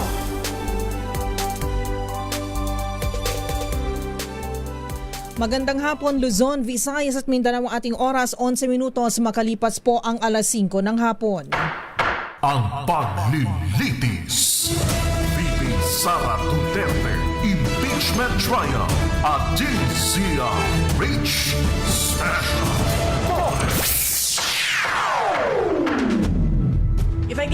impeached, then that is my end. Tuloy-tuloy pa rin po ang ating special coverage dito po sa DZRH at DZRH News at Television. Nakatawang po ang ating mga online platforms sa the impeachment trial of Vice President Sara Duterte. Ako muna pong inyong makakasama, ang inyong lingkod, Miss O, Miss Karen Oyong. At bago po natin balikan ang nangyayaring impeachment trial po live sa Senado, pakilala rin po natin muna ang ating panauhin, ang ating eksperto na magbibigay linaw din po sa atin tungkol po sa nagaganap po na impeachment trial. Nasa linya na po natin, joining us via Zoom, ang National President ng Integrated Bar of the Philippines. Siya po ay former Associate Public Attorney at Public Attorney's Office sa PAO, former Associate Graft Investigation Office of the Ombudsman, and former Head of the Legal Office of PhilHealth Region 10. Joining us, magandang hapon po, and we are very honored, Attorney Alan Panolong. Attorney Alan, magandang hapon po. Magandang hapon po, Ma'am Ono, at sa ating mga taga-subaybay sa ating programang ngayong hapon. Magandang umaga po. Hapon po sa inyo lahat. Yes, oo. Morning pa rin po ang inyong pakiramdam kasi ang napaka-exciting na po at medyo ito na po, we are going into the meat of things sa impeachment trial. So bago po tayo bumalik sa Senado na nagaganap po ngayon at mukhang ito na nga po, nasa first witness pa lang po tayo, ang NBI agent na prinisenta po ng prosecution. Ano po overall ang inyo po munang masasabi, inyo pong assessment sa second day po ng impeachment trial laban po kay Vice President Sara Duterte? Attorney Alan Panolong, sir. Una sa lahat po, maganda at nakapagsimula na ang prosecution na magpresenta ng kanilang witness. No? Nakita po natin ang kanilang performance ngayong araw, lalo na yung prosecution, yung private prosecutor who presented yung NBA agent who conducted the investigation. Ngayon, yung ating pong defense side, no, yung defense attorneys are really aggressive on propounding objections to every question, practically every question being asked by the prosecutor, yung private prosecutor. Yun nga lang po, ang observation ko is, minsan may mga tanong na tingin ko, no, hindi naman po talaga tayo kagalingan as a trial lawyer, but tingin ko hindi na necessary na itanong tingin ko hindi necessary na i-object kasi ito pong unang article na ine-present ng ating ng prosecution is actually based on an evidence which were actually shown to everyone, no, halos lahat nakakita, no. So very essential yung authentication nung pag-extract ng video recording na yun. And of course, we understand the position of the defense na talaga they have to question every angle of the direct examination. Alam niyo po, Ma'am, sa trial lawyering po, no, isa po sa mahirap na parte yung direct examination kasi pwede pong magkaroon ng maraming objections, no? Yung mga sinasabi natin kaninang leading questions, ibig sabihin, yung tanong minsan, yung sagot nakasupply na. So, merong mga tanong kanina, no, na apparently the answer was already in the question. So, kaya ino-object po ng defense for being leading. Because, unang-una,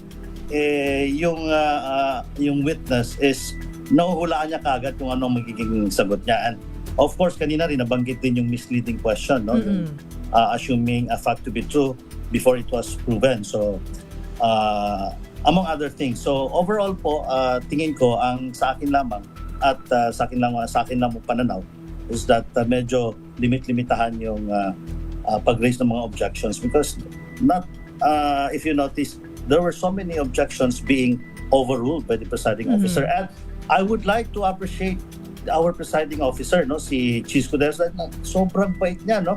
Kasi kahit na talagang makikita mo sa kanya na mukhang medyo hindi na niya nagugustuhan yung kan, but he maintained his composure. And another thing is that yung mga questions from senator judges also, no? May mga questions from senator judges na supposedly it should be asked at the end of the trial. So, with respect to whether the act being presented is actually an impeachable offense, at tingin ko hindi pa siguro tamang itanong yun. It's more on questioning the admissibility of the evidence, for instance, or paano ba yung kinuha yung ebidensya, paano na-authenticate, since it is a digital record. Oh, yun. Yun po, Ms.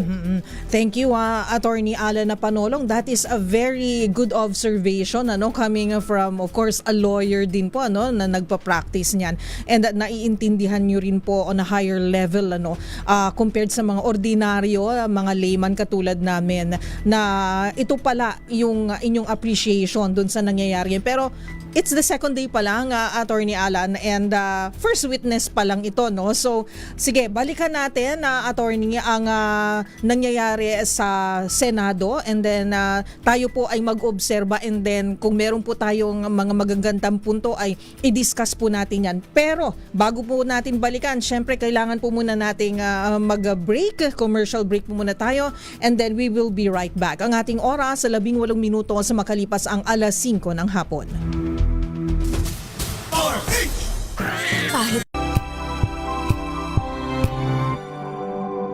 Wow, ang saya.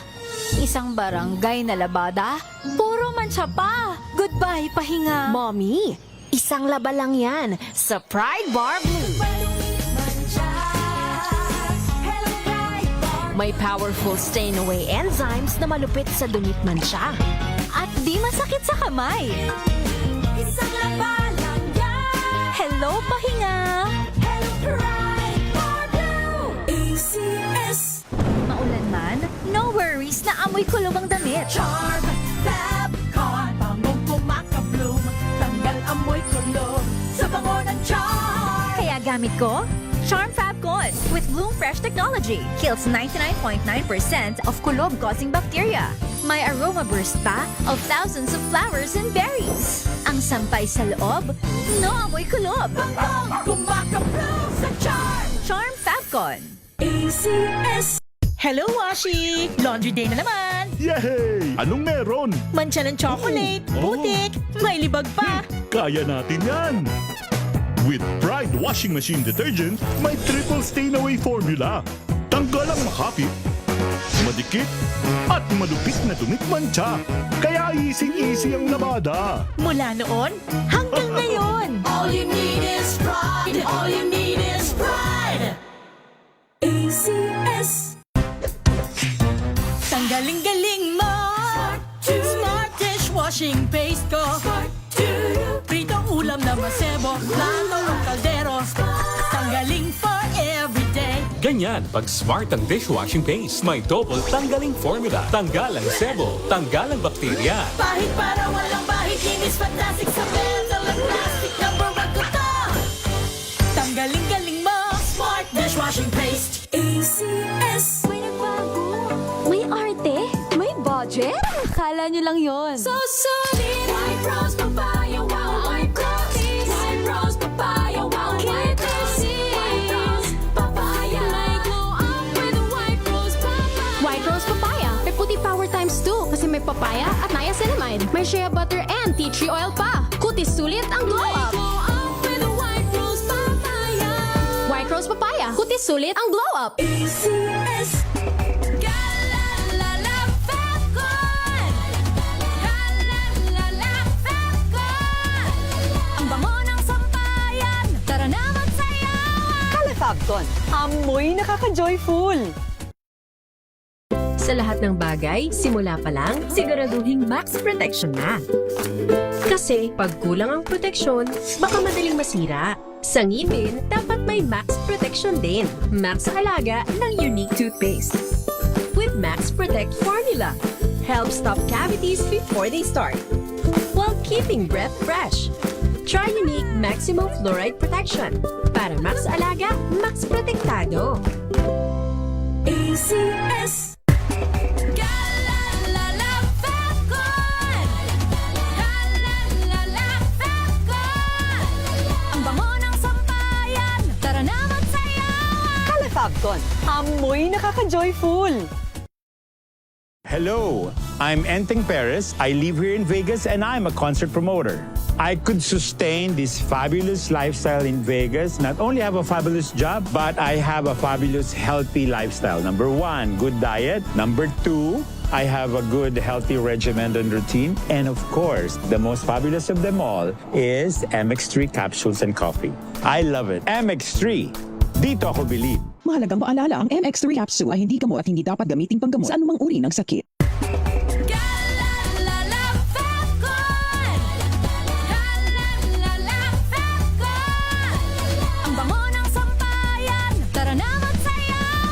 Kalefabcon, amoy nakaka-joyful. DIY photoshoot ideas para sa first birthday ng inyong baby. Alamin. This portion is brought to you by ACS Manufacturing Corporation, ISO certified, maker of world-class quality Pride detergent. Ang first birthday ay maituturing na isa sa pinakamahalaga at espesyal na milestone ng inyong baby.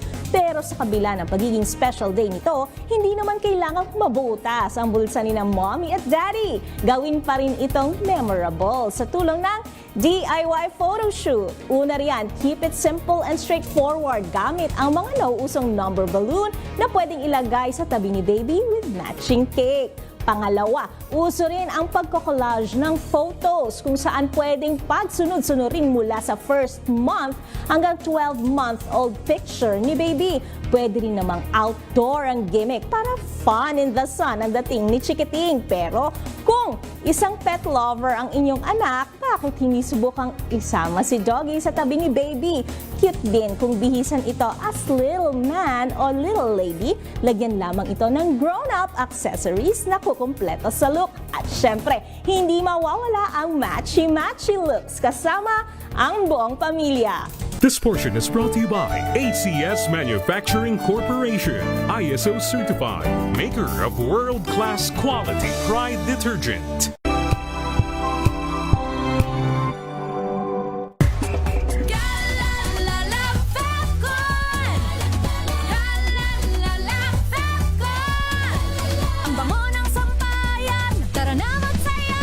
Kalefabcon, amoy nakaka-joyful.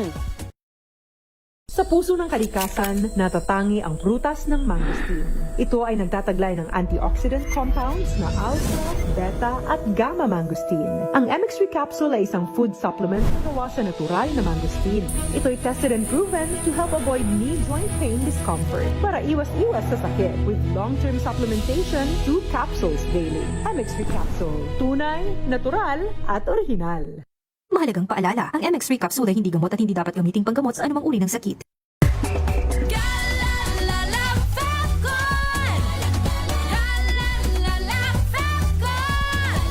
Ang bango ng sampayan, tara na magsayawan! Kalefabcon, amoy nakaka-joyful.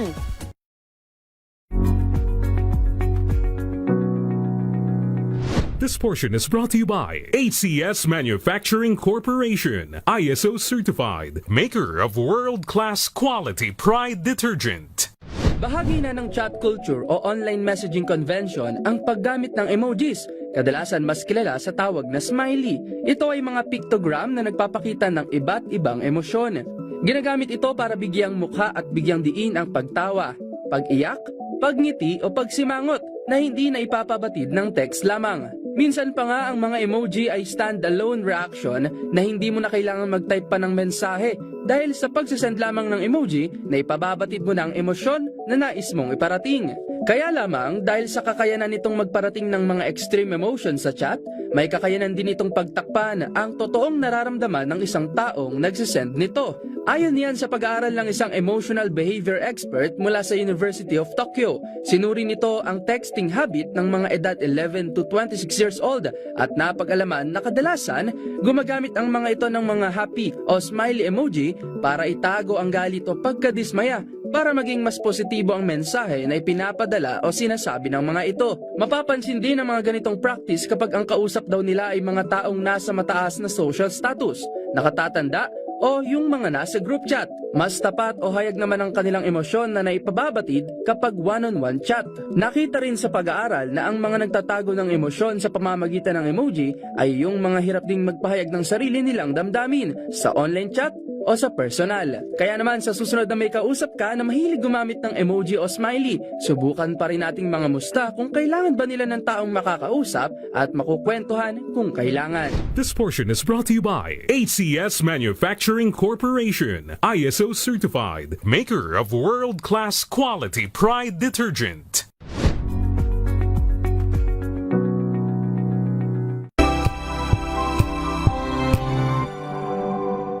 Hello, Washi! Laundry day na naman! Yay! Anong meron? Mancha ng chocolate, putik, may libag pa! Kaya natin yan! With Pride Washing Machine Detergent, may triple stain-away formula. Tanggalang makapit, madikit, at malupit na dumit mancha. Kaya easy-easy ang labada. Mula noon hanggang ngayon! All you need is pride. All you need is pride. ACS. Babalik ang paglilitis.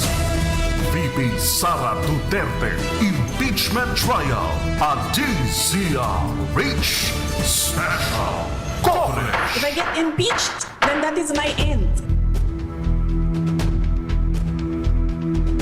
Ito po ang special coverage ng DZRH, the impeachment trial of Vice President Sara Duterte. Kayo po ay nanonood at nakikinig live sa ating DZRH Radio sa 666 kHz, sa DZRH News Television at sa ating mga online platforms, DZRH Facebook page at sa ating YouTube channel. At ngayon balikan po natin ang mga kaganapan live mula naman po sa Senado kung saan nagaganap ang impeachment trial ni Vice President Sara Duterte. 2024 online press conference, and he also confirmed that he heard the Vice President utter the statement, quote and quote. May I refer to the notes for the exact statement? Your Honor, the witness may do so. He confirmed the statement. He heard the statement of the Vice President. He heard the statement, quote, "Yes, huwag kang mag-alala, ma'am, sa security ko kasi may kinausap na ako na tao. Sinabi ko Your sa Honor, kanya." May I object? This is hearsay. Oh. Objection is sustained. Counsel, clearly you're trying to use this witness to present an affidavit of another person who has already passed. If I may, Your Honor, please. Counsel may respond. Your Honor, please. That is not an affidavit of Dempsey Reyes, Your Honor, please. The question was what happened during his interview with that person. And he is just answered the question by saying that Dempsey Reyes confirmed that he was there and that he heard the Vice President uttering the statement, Your Honor, please. Does that hearsay, Your Honor, please? And be that as it may, Your Honor, please, we invoke a doctrine that we call an independently relevant statements. The defense is reacting. I don't know why. Your Honor, please, IRS would allow this witness to testify as to what the other person told him as to that fact, the making of the statements, as to whether or not what the person said is true or not. That is not material at this point, Your Honor, please. Let the court clarify then. As to tenor, the court will allow it. As to the fact, as to the supposed fact that the witness told this what's his name, Dempsey Reyes, made those utterances to the witness, but not as to the truth of what Dempsey Kaiden Reyes said.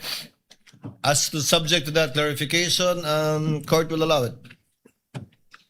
Counsel, proceed. Thank you so much, Your Honor, please. What about this Bonds Magsambol? Ano ba yung nangyari sa interview with him, kung meron man? Bonds Magsambol also confirmed that he was present. Objection, Your Honor. Same objection. And same ruling, I suppose. Let the witness first answer and the court will make a ruling because he might have a different answer. Because counsel, note, the affidavit of the witness appended the affidavit of this Bonds guy, but did not do so with the affidavit of Dempsey. So, court will listen, presiding officer will listen to the witness before ruling on the matter, and may have the same ruling unless he gives a different answer. Please, witness, Mr. Answer. Please, Mr. Witness, kindly answer. Thank you, Your Honor. Bonds Magsambol also confirmed that he was present on the November 23, 2024 online press conference held by the Office of the Vice President. And he also confirmed that he heard the utterance of the Vice President making the statement. Same ruling, only as to tenor. The court will admit it, not as to the truth that indeed what Bonds said is true, but only as to the fact that he told the witness those statements in the Q&A that they had. If I may. What is the pleasure of Senator Judge Rafi Tulfo?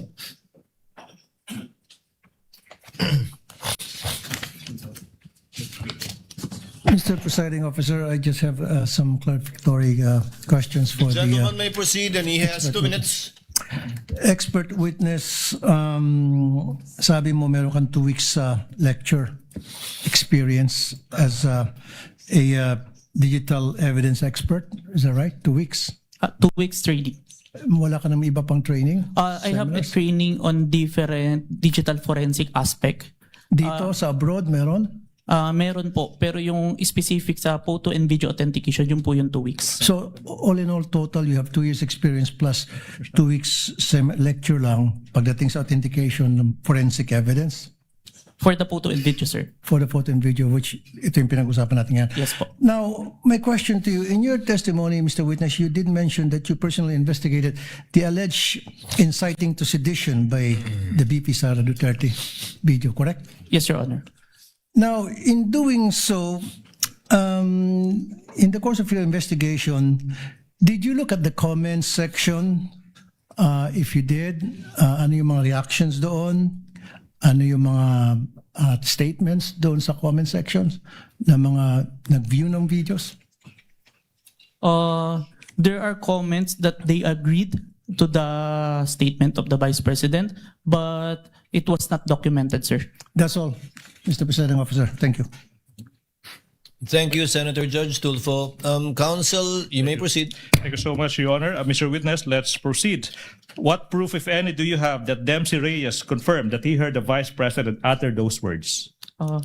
I have the signed minutes of interview with Dempsey Reyes and an affidavit that I executed attesting to the interview, sir. All right. Now, what about this Bonds Magsambol? What proof, if any, do you have that he confirmed that he heard the Vice President utter those words? I have the minutes of interview with Bonds Magsambol, sir, that he was signed. And I also have the affidavit that attesting that I interviewed Bonds Magsambol, sir. So far, Mr. Witness, you mentioned 1 minutes and affidavits. Now, kung yung mga dokumentong ito ipapakita sa'yo, do you think you'll be able to identify the same? Yes, sir. Now, I'm now showing you a document entitled Side Minutes that is previously marked as Exhibit P, Roman numeral 4-20 and series. Please peruse that document. May the defense be allowed also to peruse, Your Honor? The defense may, the counsel for respondent may look at the document.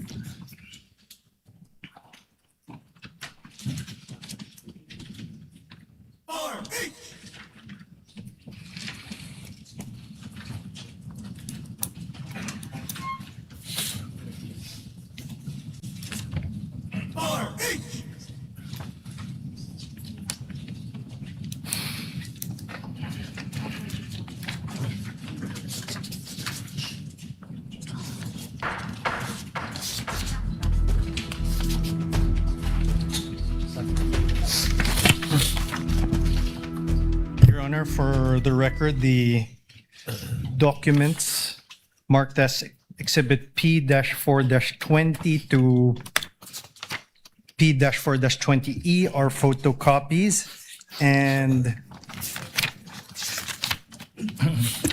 Exhibit P-4-20D is unreadable, as well as P-4-20E,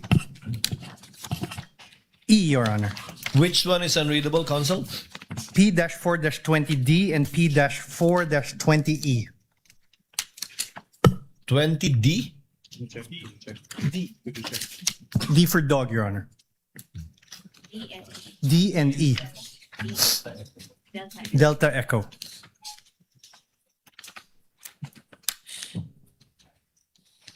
What does P-4-20D seek to show, Counsel for the prosecution? If I may peruse the document, John, please.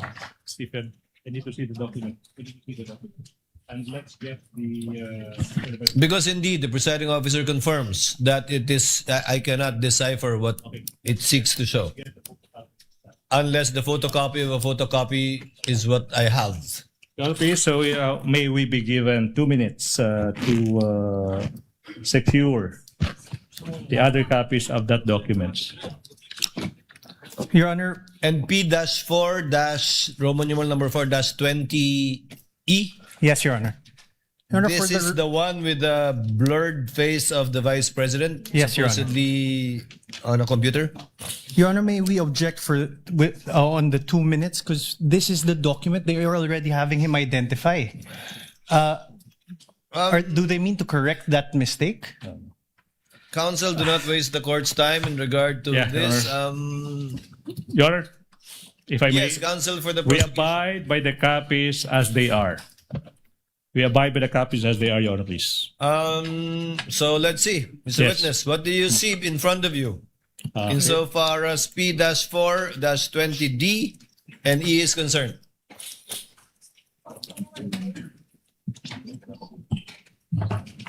Hindi. Same. Same. Hindi yung blurry.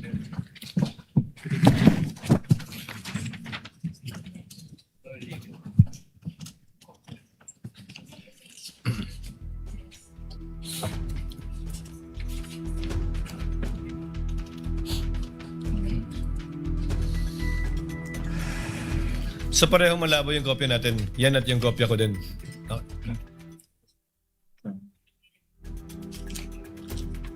Mr. Witness, if you don't see anything, it's okay. I can only confirm the signed minutes, but the annexes, there are some unreadable, Your Honor. Yeah. Yeah. But the signed minutes, I confirm, sir, that this is The what? a copy of the minutes. Your Honor, This is the copy of The minutes, but not the attachment, because clearly the attachment P-4-20D and -E are both Yes, Your Honor. unclear. Would that be correct? Yes, Your Honor. So only as to the supposed affidavit and not to the two attachments. You Yes, Your cannot Honor. identify them. Noted. Thank you so much. Now, on page 4 of the signed minutes, Mr. Witness, there appears a signature above the name Dempsey Saiden Reyes. Whose signature is that, if you know? It is the signature of Dempsey Reyes, sir. And how do you know that that is his signature? I saw him sign the document after our interview, sir. Now, on page 4 of the signed minutes, may pirma din sa ibabaw ng pangalan ng isang Attorney Jetro Lorenza A. Cuon. Kaninong signature ito kung alam mo? Signature of Attorney Cuon po, who is the counsel of Dempsey Reyes and present during the interview, sir. And how do you know that that is signature? I saw him sign the document after the interview, sir. Now, sa page 4 ng side minutes, let's go to page 4, Mr. Witness. Makikita mo dyan yung signature sa ibabaw ng pangalang Agent John Mark Calidong. Whose signature is that, if you know? This is my signature, sir. Okay, now, let's, you also mentioned ng affidavit. No? Kung yung affidavit na ito ay papakita sa'yo, will you be able to identify the same? Yes, sir. Now, ipinapakita ko sa inyo now yung affidavit dated February 10, 2025. Your Honor, may we also be allowed to peruse? Yes. Thank you, Your Honor. Kindly exhibit and show to counsel for the respondent the document you are showing to the witness. That is previously marked as Exhibit P. P-14-19 and series.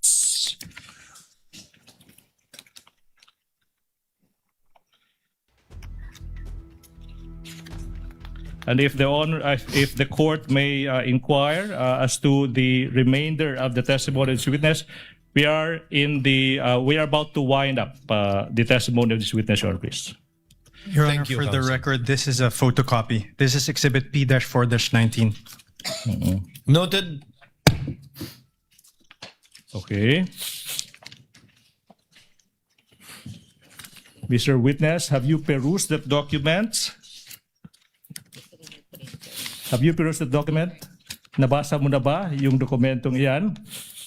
Yes, sir. Now, what relation, if any, does that document have with the affidavit you mentioned? This is the affidavit attesting my interview with Dempsey Reyes, sir. Copy of the affidavit, sir. Now, on page 2 of the affidavit, may makikitang pirma sa ibabaw ng pangalang Agent John Mark Calidong. Kaninong pirma ba iyan? It is my signature, sir. Now, on page 2, may pirma din sa ibabaw ng pangalang Attorney Van Homer ang Luben. Kaninong pirma ba iyan? Signature po ni Attorney ang Luben, sir. Ba't mo nalaman na iyan ay isang pirma ni Attorney ang Luben? I saw him sign the document and I have viewed and acted upon documents bearing his signature. Kaya familiar po ako. Thank you so much. Now, I'm now showing you the other affidavit of even date, February 10, 2025. That is previously marked as Exhibit P-Roman numeral 4-21 and series. Your Can Honor. you peruse the same? Your Honor may be allowed. Thank you, Your Honor. Kindly show counsel for respondent a copy of the document that the witness will testify to.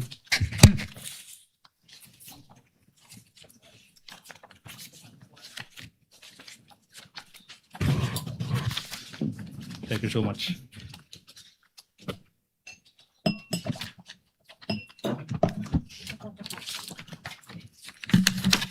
For the record, Your Honor, the Exhibit P-4-21 and Exhibit P-4-21A are photocopies. Duly noted. Kindly return the document to the witness for his perusal. We are returning the document to the witness, Your Honor. Stephen, ano yun, P14, P422 series. What document is that? Counsel, please proceed. Thank you so much, Your Honor, please. On what relation, if any, have you answered the question? Does this document have with the one you mentioned? This is the copy of the affidavit of interview with Bons Magsambol. Your Honor, yes, this is the copy, sir. Now, on page 2 of the affidavit, may pirma sa ibabaw ng pangalang Agent John Mark Calidong. Kaninong pirma ba yan? This is my signature, sir. Sa pahina, page 2, may makikita din isang pirma sa ibabaw ng pangalang Attorney Van Homer ang Luben. Kaninong pirma ba yan? This is the signature of Attorney Van ang Ruben, sir. Ba't mo nalaman na iyan ay isang pirma ni Attorney ang Luben? Nakita ko po niya, pinirmahan po yung document and may mga documents pa po ako nakita na pirmado niya. Now, Mr. Witness, thank you so much. Now, we are showing you yung dokumento entitled Signed Minutes. That is previously marked as Exhibit P-Roman numeral 4-22 and series. May you peruse the same. Defense may also peruse that document. Thank you, Your Honor. Kindly show a copy to the counsel for respondent.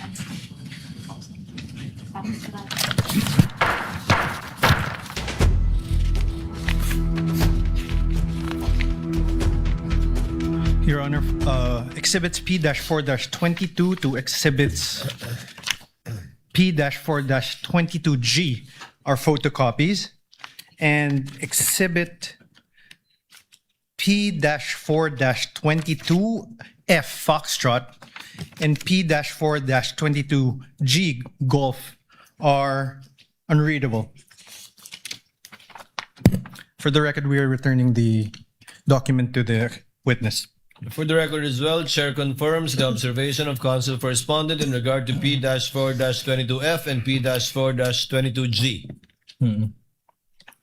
And the presiding officer would like to once again ask the witness, can he decipher what is in the two exhibits mentioned by Council for Respondent? Again, P-4-22F, P-4-22G.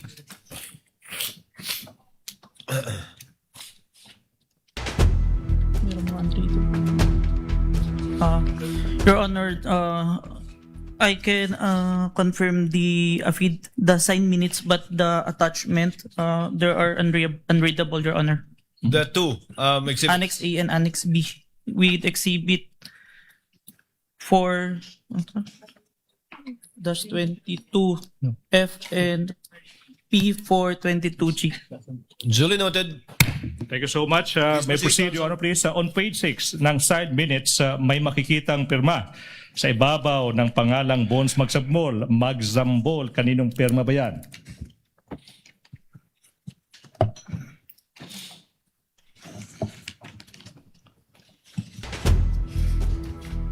This is the signature of Bones Magsambol, sir. Then how do you know that pirma yan ni Bones Magzambol?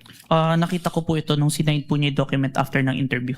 Now, you go to page 6 ng side minutes na yan. May makikitang pirma sa ibabaw ng pangalang Attorney Michael Christopher De Castro. Kaninong pirma ba yan kung alam mo? Pirma po ito ni Attorney De Castro. Counsel po ni Bones Magsambol during the time ng interview na present during that time. Nung tanong is, paano mo nalaman na yan ay pirma ni Attorney De Castro? Nakita ko pong pinirma niya to after the interview, sir. Now, let's go to page 6 of that minutes. May makikitang pirma sa ibabaw ng pangalang Agent John Mark Calilong. Kaninong pirma ba yan? Pirma ko po, sir. Okay. Now, Mr. Witness. Mr. Witness, you mentioned that the NBI conducted an investigation on the threats uttered by the Vice President against the President, the First Lady, at saka former Speaker of the House of Representatives. Now, ano ba yung nangyari? Ano ba yung nangyari kung meron man pagkatapos ng naging investigasyon ng NBI? Objection, Your Honor. Misleading. He assumes as fact not testified to by the witness. Kindly rephrase, counsel. Okay, now, what happened next, if any, and if you know, and in relation to the investigation conducted by the NBI, after the NBI's investigation? Objection, Your Honor. Same objection. Your Honor, please, if I may. Witness may answer. After the investigation, we executed an affidavit of investigation and recommended the filing of inciting to sedition and 3 counts of grave threat, both in relation to Cybercrime Prevention Act of 2012, sir. Now, sinabi mo na yung NBI, you signed, executed yung affidavit of investigation, correct? Our team, sir. Now, ano ba yung nangyari kung meron man at saka kung alam mo, okay, pagkatapos may execute ang affidavit of investigation na yan in relation to the investigation you did on the Vice President? We filed it to the DOJ, the affidavit of investigation, together with its annexes, sir. Okay, you said you filed the affidavit. Now, question, ano yung mga nangyari kung meron man, kung alam mo, after ma-file yung affidavit of investigation with the DOJ in relation to the investigation you conducted on the Vice President? We further conduct an investigation wherein we identified different videos, at least 3, that we find relevant to the November 23, sir. Okay, so you are now mentioning videos. Sinabi mo relevant. Relevant again to what? To the November 23, 2024 video, sir. All right. Now, so for the record, this is now the third set of videos you're referring to. Yes, sir. Now, ano yung mga videos na ito kung alam mo, Mr. Witness? The June 19 video wherein the Vice President resigned as the Secretary of the Department of Education. The July 11 video wherein the Vice President state that she would not attend the SONA but instead declare herself as the designated survivor. And lastly, the November 26 video wherein the Vice President did not deny making statement but instead confirmed that she already talked to someone to kill the President, the First Lady, and former Speaker of the House if she was killed. So for the record, you mentioned of 3 videos. One is dated June 19, 2024, June 11, 2024, tsaka November 26 ba yun? 2024. Now, let's go to this video na sinabi mo ng Vice President resigning as the Secretary ng Department of Education on June 19. Ay yung pruweba mo that you have, sinabi mo rin na authenticate mo yung video, correct? Yes po. Ano yung pruweba mo that you authenticated this video? I have executed an affidavit of authentication of digital evidence dated April 30, 2026, sir. Kung yung kopya ng affidavit of authentication now dated, sinabi mo, April 30, 2026, may papakita sa'yo. Okay? Ma-identify mo ba yan? Yes, sir. Now, we are in the process of showing you yung isang affidavit of authentication of digital evidence dated April 30, 2026 that is previously marked as Exhibit P-Roman numeral 4-25 and series. Defense is in the process or other manifestation of perusing that document.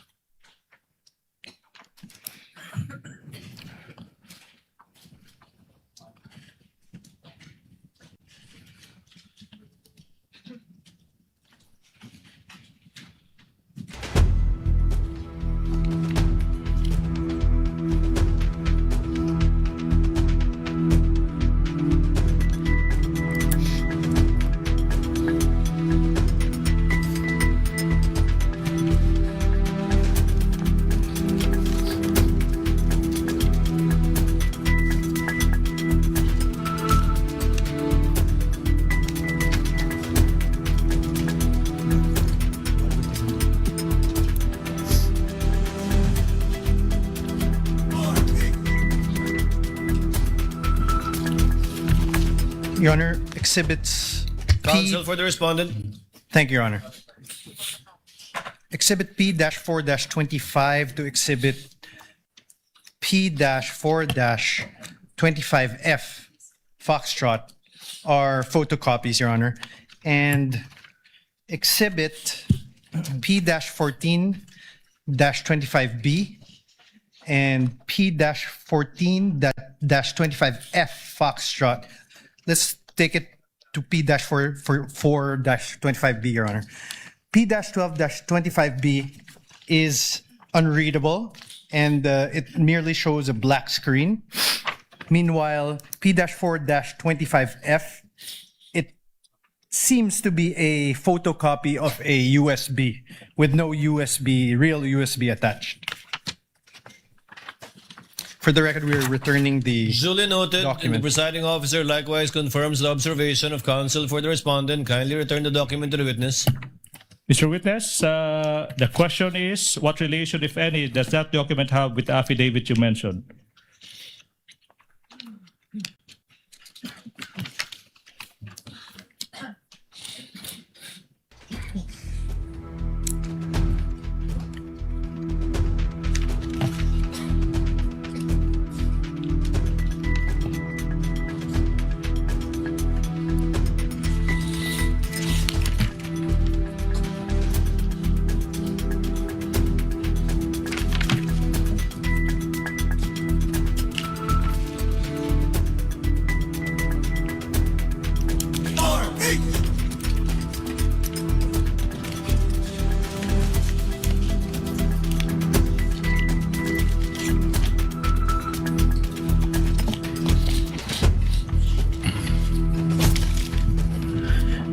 copy of the affidavit of authentication of digital evidence dated April 30, 2026, which I executed. And on the annexes, on Annex B, there is a missing part.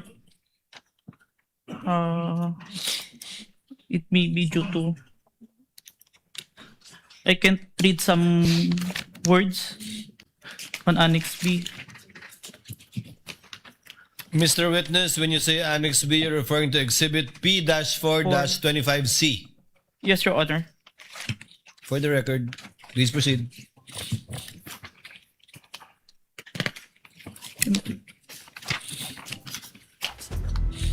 And also on Annex D, Exhibit P-4-25E, there is some missing. But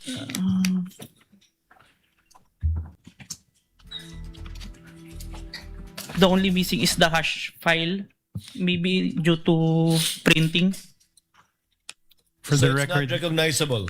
For the record, Mr. Your Honor, Witness. the hash file is missing. The witness said the hash file is missing. The command. The hash file is missing as stated by the witness. Yes. Please proceed, Mr. Witness. How about P-425F? Yes, I confirm, Your Honor, that's a photocopy What of do you the flash confirm? drive. The picture ng USB to? Yes, Your Honor, a picture of the flash drive. Your Honor. Please proceed, counsel, for the prosecution. But this is the affidavit of authentication of digital evidence. Again, could you repeat your answer? This is the affidavit of authentication of digital evidence that I executed, but there are, on the annexes that I mentioned, there are some that unreadable. Thank you. May I make a manifestation, Your Honor, please? As to this affidavit, it pertains to a Counsel, may video. proceed. As to the video of the Vice President resigning, Your Honor, please. And we're supposed to present the flash drive that the defense pointed that they only have the photocopy. Be that as it may, Your Honor, please, we are waiving the presentation of the video of the Vice President resigning because, Your Honor, in the pre-trial order, specifically on page 3 thereof, the defense already admitted that the Vice President resigned on June 19, 2024. The presiding Your Honor, please. officer was exactly about to state that there is no need for the counsel, for the prosecution to present evidence on an admitted fact. Thank you so much, Your Honor, please. May I proceed, Your Honor, please? Counsel may proceed. Now, Mr. Witness, you also mentioned that you authenticated a video where the Vice President said that she would not attend the SONA and instead publicly declared herself as the, quote, designated survivor, unquote. What proof, if any, do you have that you authenticated the video? It's part of the affidavit of authentication of digital evidence dated April 30, 2026, which I previously identified, sir. What happened next, if any, after you authenticated the video of the Vice President announcing that she is keeping the SONA and declaring herself as a designated survivor? I saved the video on my laptop and saved a copy on a flash drive, sir.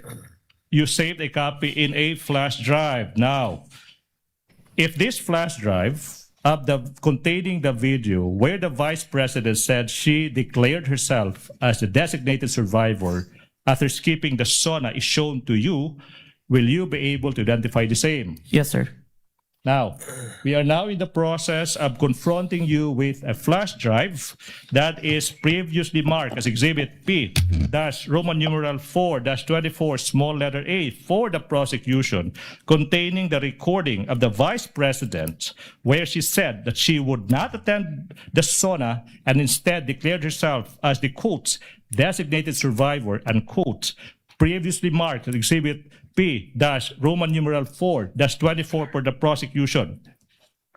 Permission to unseal the flash drive, sir. You may do so, Mr. Witness. Thank you, Your Honor.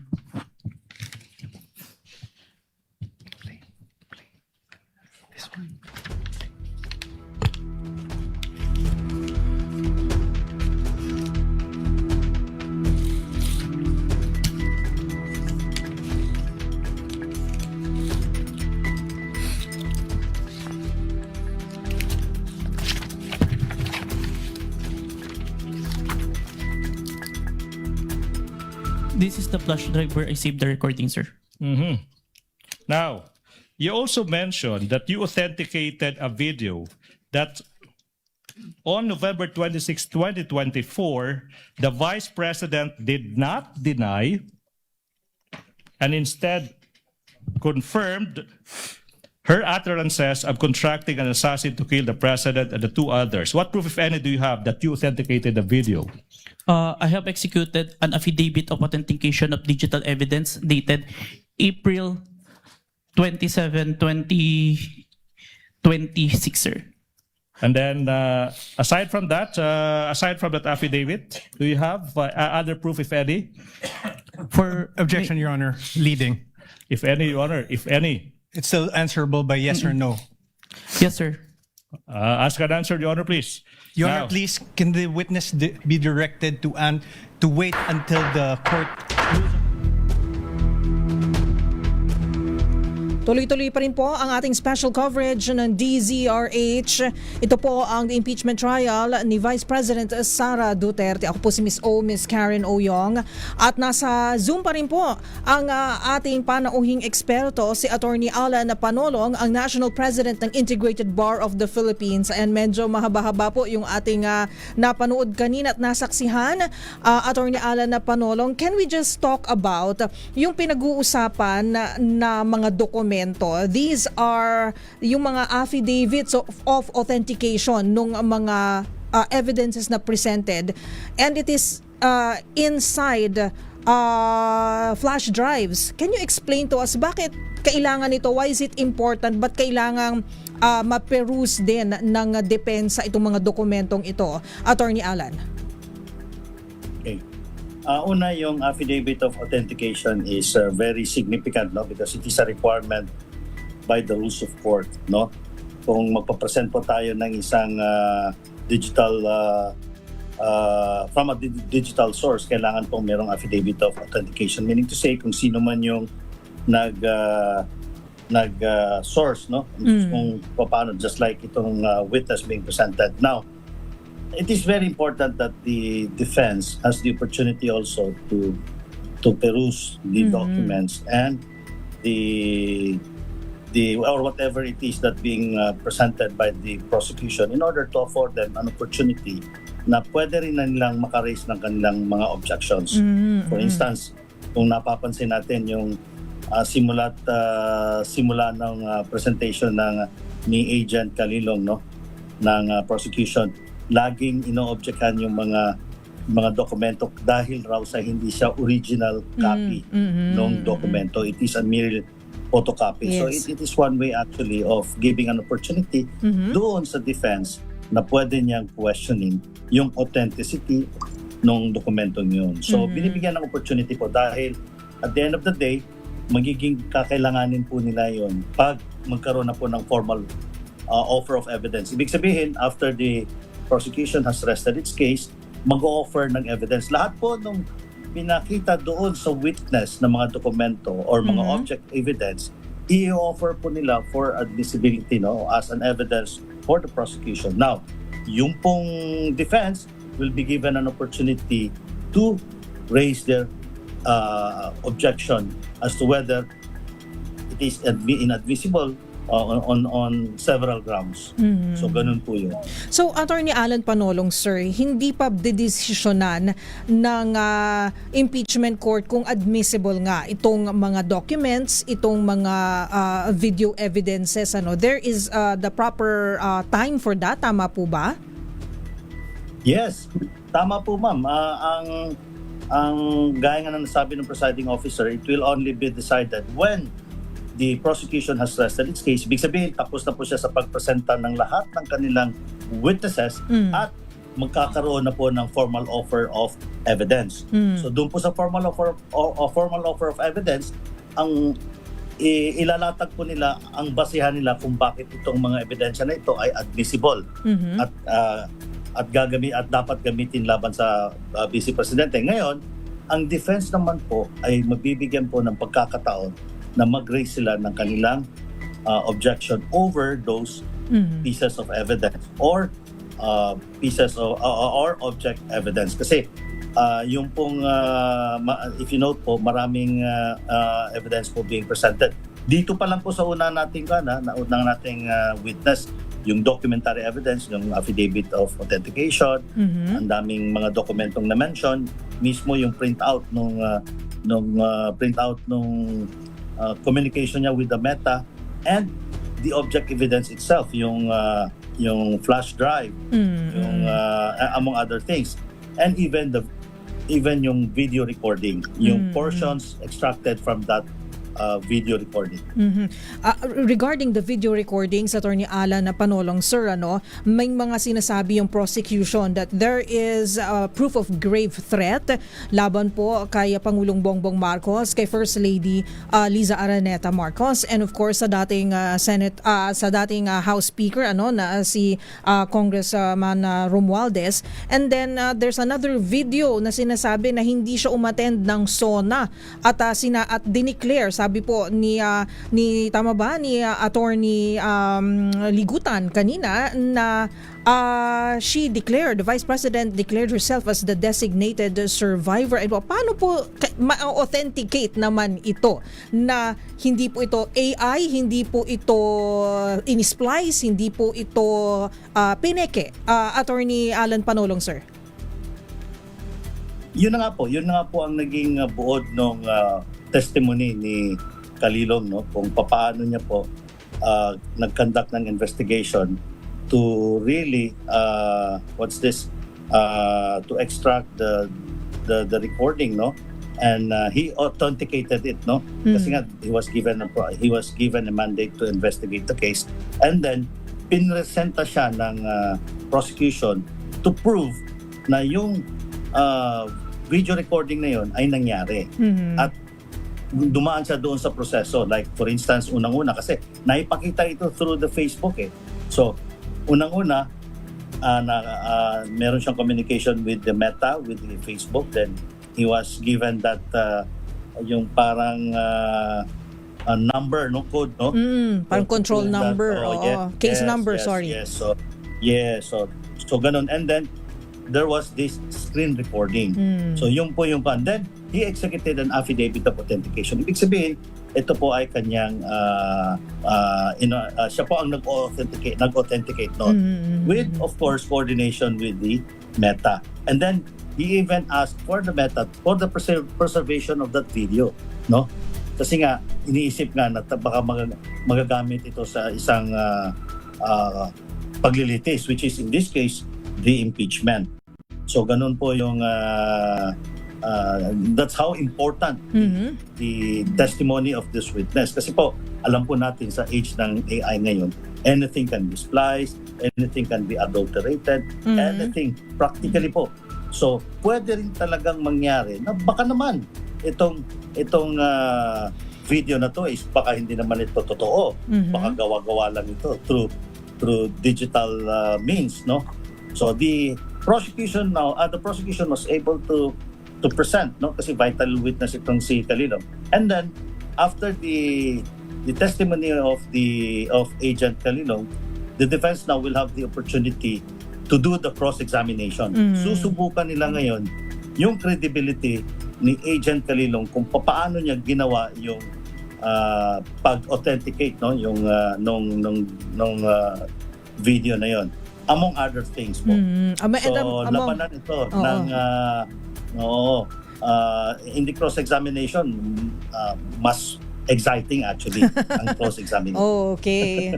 So among others, nabanggit nyo parang may konting na po tayo, may konting teaser na po tayo when the Senate judges would ask about the training ni Agent Calilong.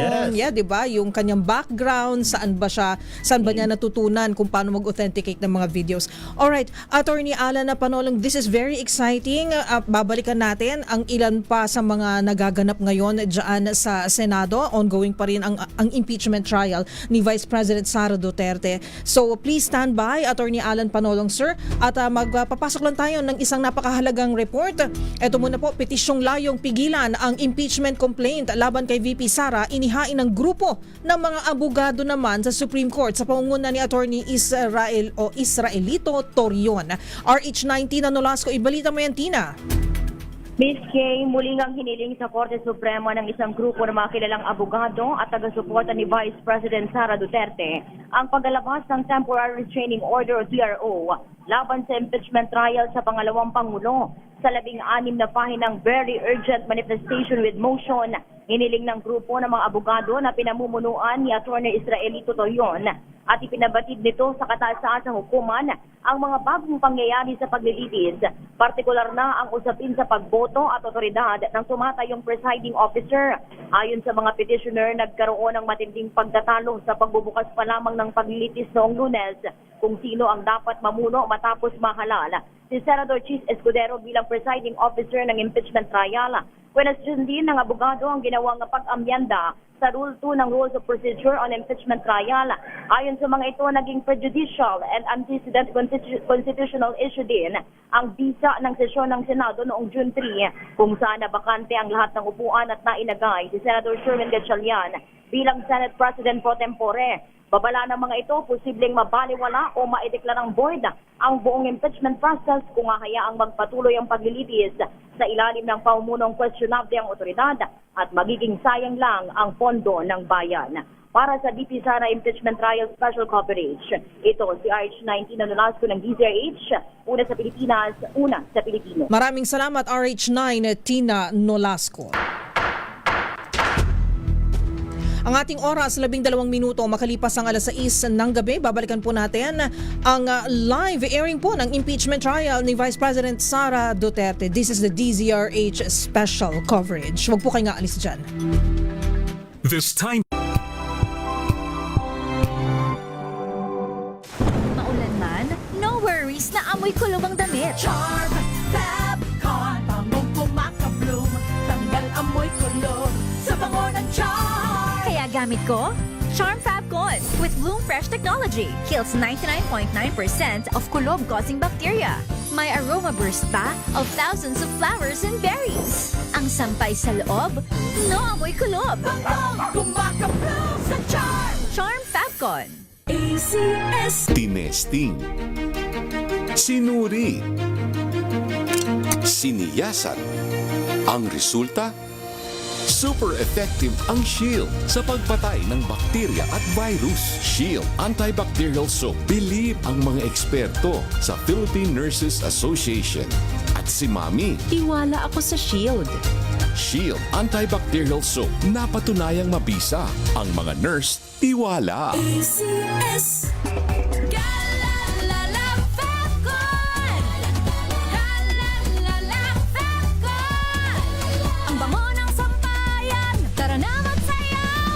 Fabcon, amoy nakaka-joyful.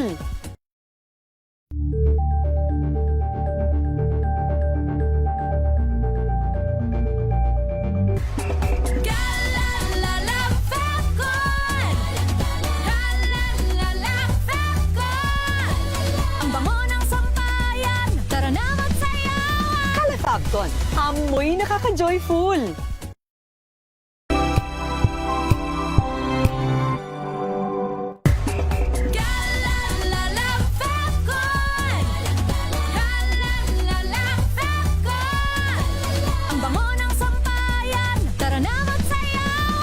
Fabcon, amoy nakaka-joyful.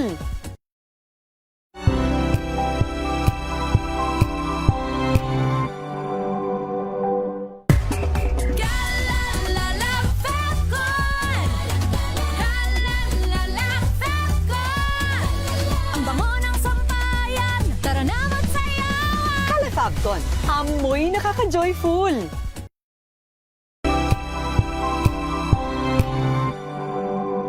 Wow, ang saya.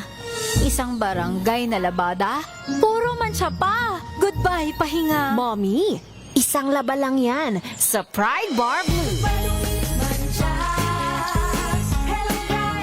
May powerful stain-away enzymes na malupit sa dumit mansya. At di masakit sa kamay. Isang laba lang yan. Hello, pahinga. Hello, Pride Bar Blue. ACS. Tanggaling-galing mo. Smart dishwashing paste ko. Pritong ulam na masebo, plato ng kaldero.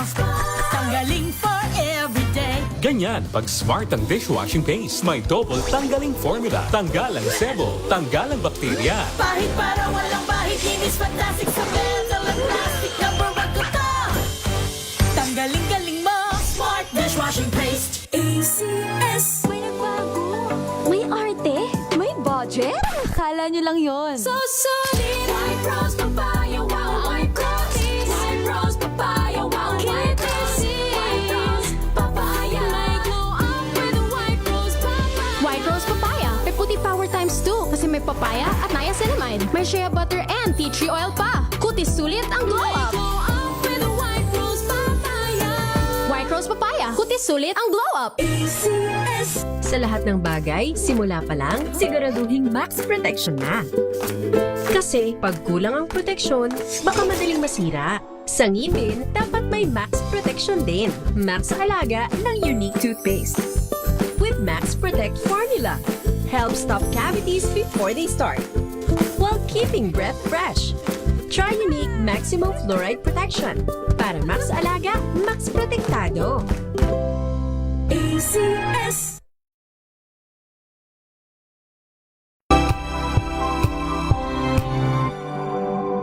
Tambalang Anthony Taberna at Jerry Baha ang gigising sa inyong umaga dahil Buhay ay sasaya, basta't busog ang pamilya. Kumeya, kumeya, ibig ko sabihin masarap talaga. Komea 3Q Bihon. Masarap talaga.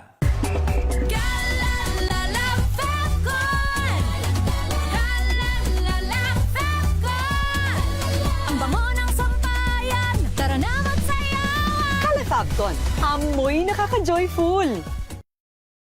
I'm Jovi Kalmov. Currently, I am the Vice President for NAFA, which stands for the National Federation of Filipino-American Association for the state of Arizona. In order for me to perform very well, I really make sure that my physical and spiritual wellness is really in order. And of course, the help of MX3 capsule. This is the secret. MX3, dito ako believe. Mahalagang paalala, ang MX3 capsule ay hindi gamot at hindi dapat gamiting panggamot sa anumang uri ng sakit.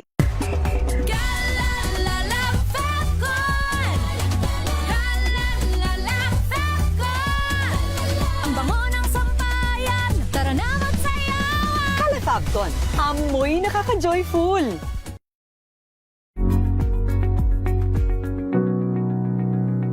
This portion is brought to you by ACS Manufacturing Corporation, ISO certified, maker of world-class quality Pride detergent. Caffeine addiction. Yan ang kondisyon ng madalas kinakaharap ng mga taong mahilig sa kape. Isama mo na rin dyan yung mga mahihilig na magpuyat.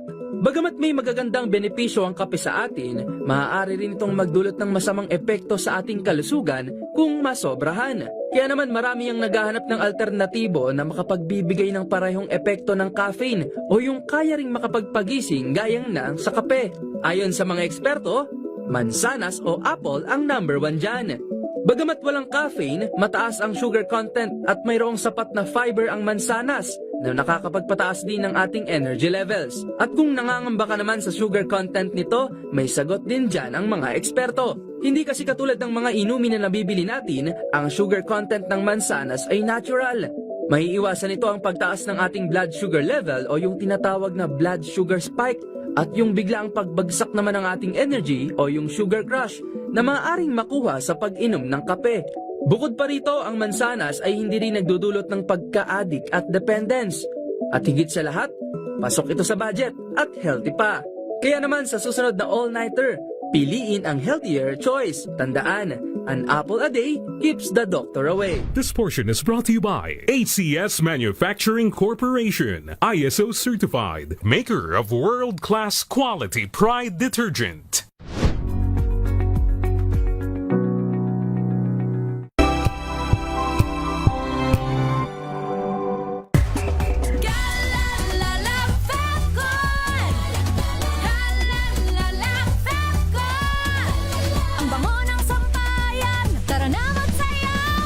Califabcon. Amoy nakaka-joyful.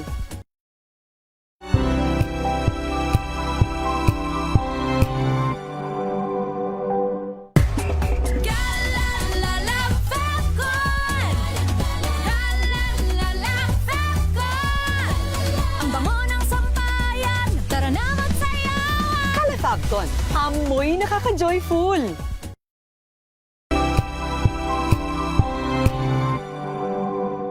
Hello, Washi! Laundry day na naman! Yay! Anong meron? Mancha ng chocolate, putik, may libag pa! Kaya natin yan! With Pride Washing Machine Detergent, may triple stain-away formula. Tanggal ang makapit, madikit, at madupit na dumit mancha. Kaya easy-easy ang labada. Mula noon hanggang ngayon! All you need is pride. All you need is pride. ACS. Maulan man, no worries na amoy kulog ang damit. Charm Fab Con. Bangong kumakabloom. Tanggal amoy kulog sa bango ng charm. Kaya gamit ko, Charm Fab Con with Bloom Fresh technology. Kills 99.9% of kulob-causing bacteria. May aroma burst pa of thousands of flowers and berries. Ang sampay sa loob, no amoy kulob. Bangong kumakabloom sa charm. Charm Fab Con. ACS. Sara Duterte Impeachment Trial at DZRH Special. Nagbabalik po ang special coverage ng DZRH. Ang special coverage po natin sa the impeachment trial of Vice President Sara Duterte.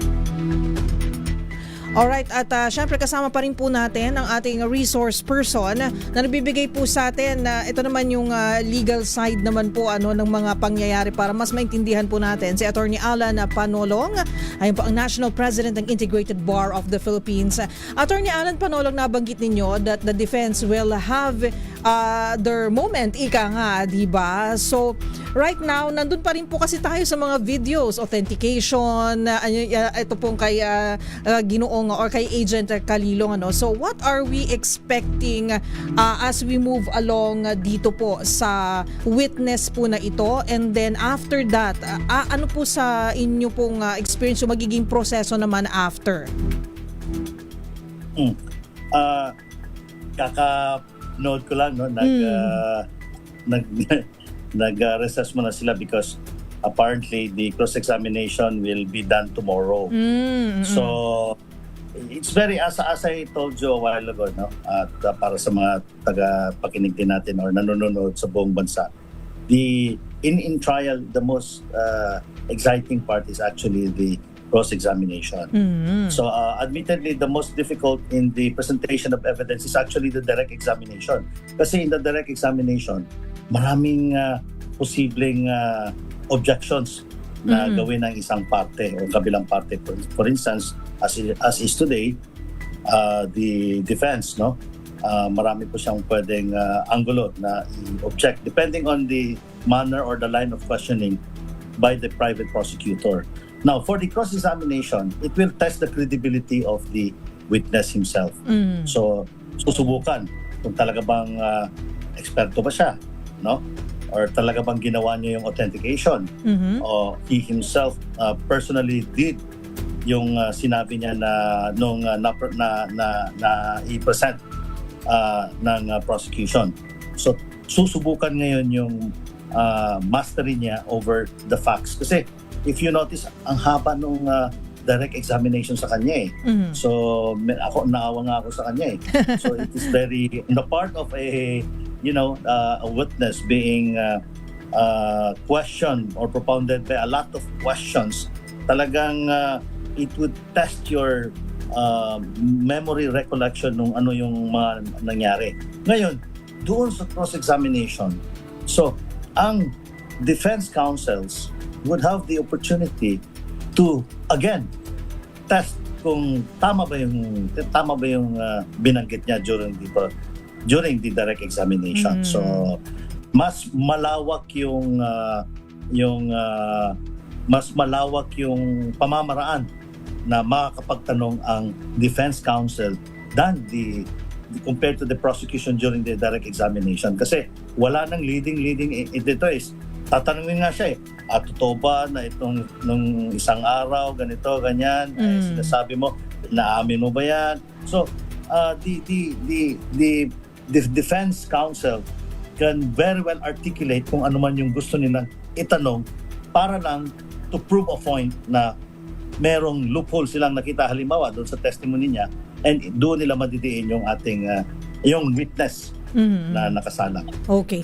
So hihimayin pa natin ang mga naganap ngayong hapon, Attorney Alan Panolong, sir. Pero bago yan, ay eto nga, 6:23, nag-adjourn na.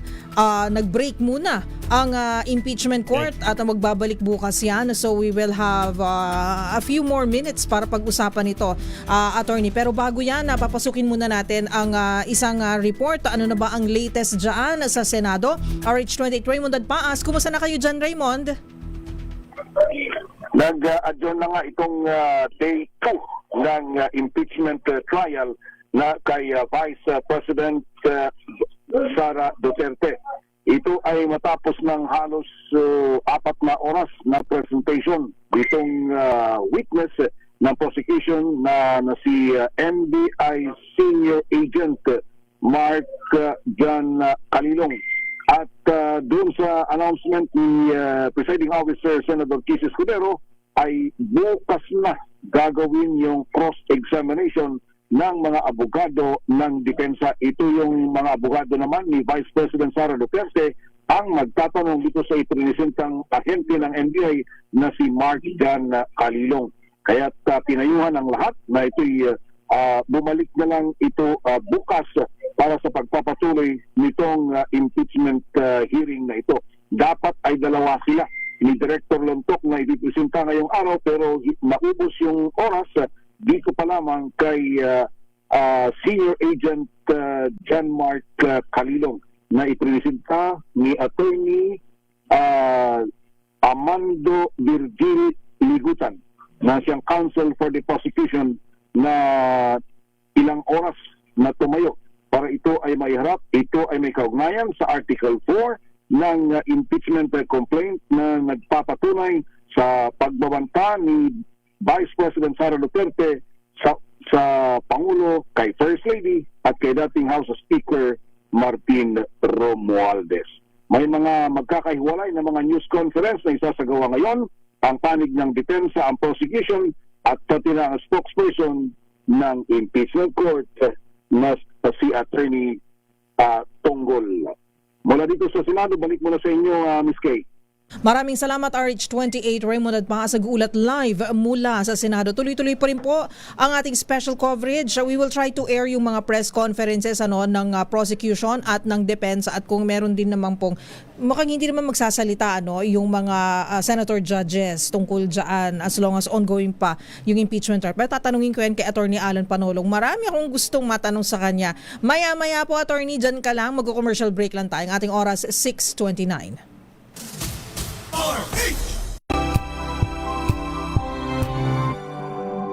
Tinesting, sinuri, siniyasan.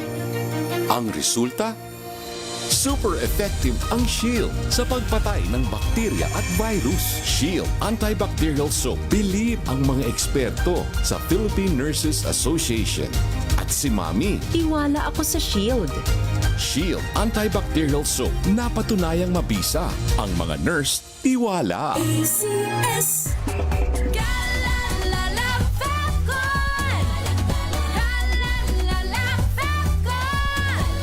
Ang bango ng sampayan. Tara na magsayawan. Calefabcon, amoy nakaka-joyful.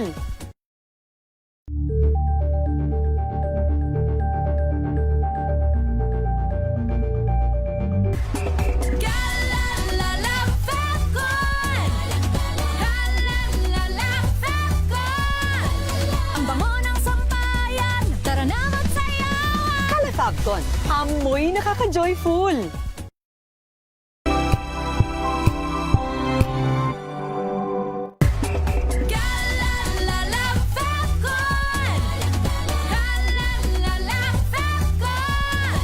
Ang bango ng sampayan. Tara na magsayawan. Calefabcon, amoy nakaka-joyful.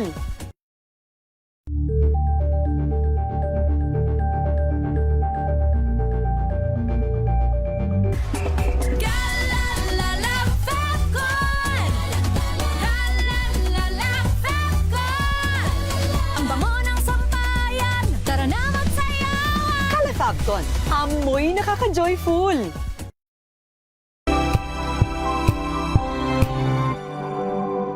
Wow, ang saya. Isang barangay na labada, puro mancha pa. Goodbye, pahinga. Mommy, isang laba lang yan sa Pride Bar Blue. May powerful stain-away enzymes na malupit sa dumit mancha. At di masakit sa kamay. Isang laban lang yan. Hello, pahinga. Hello, Pride Bar Blue. ACS. Hello, Washi! Laundry day na naman! Yay! Anong meron? Mancha ng chocolate, putik, may libag pa. Kaya natin yan! With Pride Washing Machine Detergent, may triple stain-away formula. Tanggal ang makapit, madikit, at malupit na dumit mancha. Kaya easy-easy ang labada. Mula noon hanggang ngayon. All you need is pride. All you need is pride. ACS. Ang galing-galing mo. Smart dishwashing paste ko. Pritong ulam na masebo, plato ang kaldero. Tanggaling for everyday. Ganyan pag smart ang dishwashing paste. May double tanggaling formula. Tanggal ang sebo, tanggal ang bakterya. Pahit para walang bahit. Linis fantastic sa metal at plastic. Number one ko to. Tanggaling-galing mo. Smart dishwashing paste. ACS. May nagbago. May arte. May budget. Akala nyo lang yon. So solid. White rose papaya. Wow. White rose. White rose papaya. Wow. White rose. White rose papaya. May glow up with white rose papaya. White Rose Papaya. May puti power times 2 kasi may papaya at niacinamide. May shea butter and tea tree oil pa. Kutis sulit ang glow up. Glow up with white rose papaya. White Rose Papaya. Kutis sulit ang glow up. ACS. Galalala Falcon. Galalala Falcon. Ang bango ng sampayan. Tara na magsayawan. Kalefabcon, amoy nakaka-joyful. I'm Danvic Briones. I'm a visual artist and a cook, and this is my MX3 story. How does MX3 help you when it comes to your health? Canada made me slow down. What that does, lalo na with MX3, it enhances that because it's organic. So it helps you sustain that healthy lifestyle na hopefully will still be standing and being active in the next 30, 40, 50 years. MX3, dito ako believe. Mahalagang paalala, ang MX3 capsule ay hindi gamot at hindi dapat gamiting panggamot sa anumang uri ng sakit. Galalala Falcon. Galalala Falcon. Ang bango ng sampayan. Tara na magsayawan. Kalefabcon, amoy nakaka-joyful. Tips kung paano pagsabayin ang pag-work from home at pag-work out. Alamin. This portion is brought to you by ACS Manufacturing Corporation, ISO certified, maker of world-class quality Pride detergent. Para sa mga nanay na naka-work from home, jam-pack ba ang inyong schedule at nahihirapan ka ng isingit sa oras mo ang pag-workout? Narito ang ilang tips para ma-achieve mo ang iyong #body goals at the comfort of your home. Una, mainam ang pagkakaroon ng morning routine. Maglaan ng oras para makapag-ehersisyo bago magtrabaho. Gamit ang iyong yoga mat, simula ng araw sa pag-stretching. Bukod pa dyan, magkaroon din ng pair of weights or dumbbell malapit sa iyong work area. Habang ikaw naman ay nasa isang virtual meeting, i-consider ring gawin ang ilang arm movements or standing balances. At tuwing lunch break, huwag kalimutang maglakad-lakad sa loob lamang ng iyong bahay. This portion is brought to you by ACS Manufacturing Corporation, ISO certified, maker of world-class quality Pride detergent. Galalala Falcon. Galalala Falcon. Ang bango ng sampayan. Tara na magsayawan. Kalefabcon, amoy nakaka-joyful.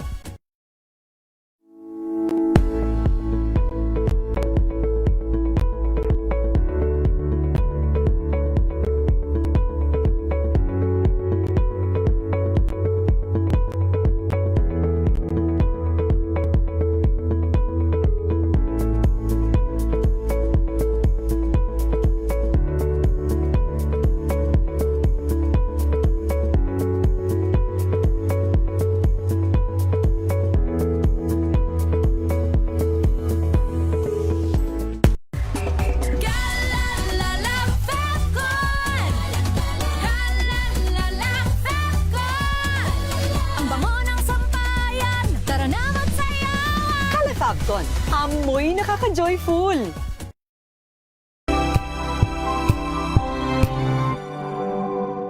Hello, Washi! Laundry day na naman! Yay! Anong meron? Mancha ng chocolate, putik, may libag pa. Kaya natin yan! With Pride Washing Machine Detergent, may triple stain-away formula. Tanggal ang makapit, madikit, at malupit na dumit mancha. Kaya easy-easy ang labada. Mula noon hanggang ngayon. All you need is pride. All you need is pride. ACS. Sa lahat ng bagay, simula pa lang, siguraduhing max protection na. Kasi pag kulang ang proteksyon, baka madaling masira. Sa ngipin, dapat may max protection din. Max sa alaga ng unique toothpaste. With Max Protect formula, helps stop cavities before they start, while keeping breath fresh. Try unique maximum fluoride protection para max alaga, max protektado. ACS.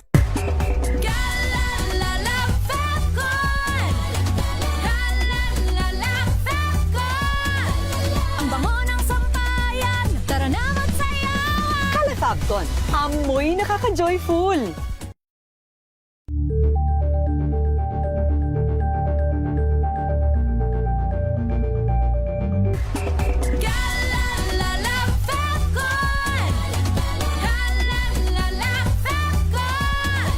Ang bango ng sampayan, tara na magsayawan. Falcon. Amoy nakaka-joyful.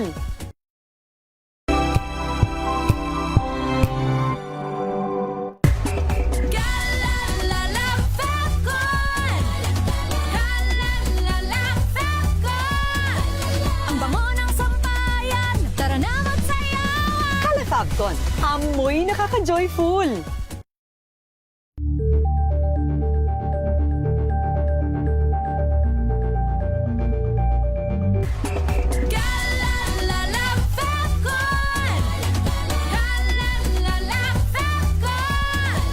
Ang bango ng sampayan, tara na magsayawan. Falcon. Amoy nakaka-joyful.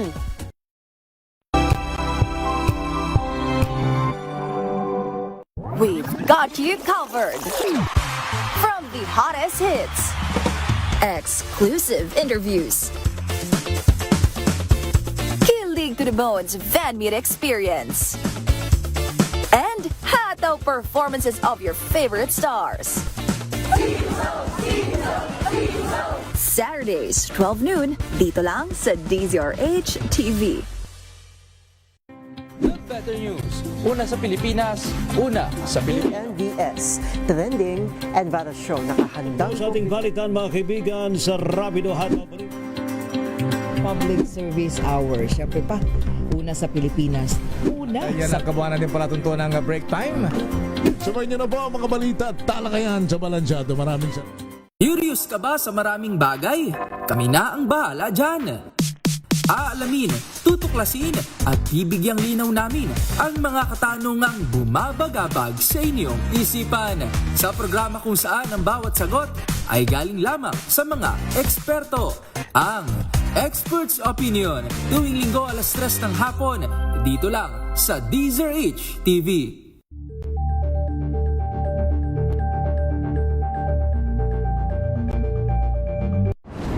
Kung good vibes ang hanap mo, dito ka na sa sigurado!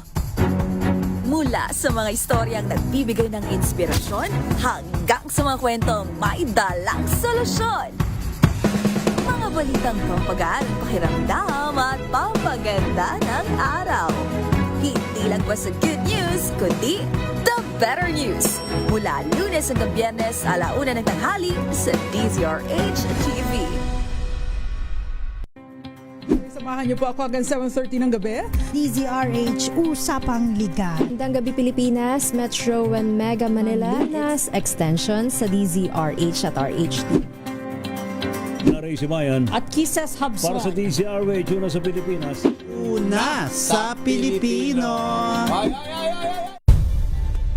Nagsimula sa pangarap hanggang sa maabot ang tagumpay. Iba't ibang kwento, iba't ibang mukha ng atletang Pilipino. Mas pinatili, mas pinalakas at mas pinaaksyon sa Match Point tuwing Sabado, 12:30 ng tanghali sa DZRH TV.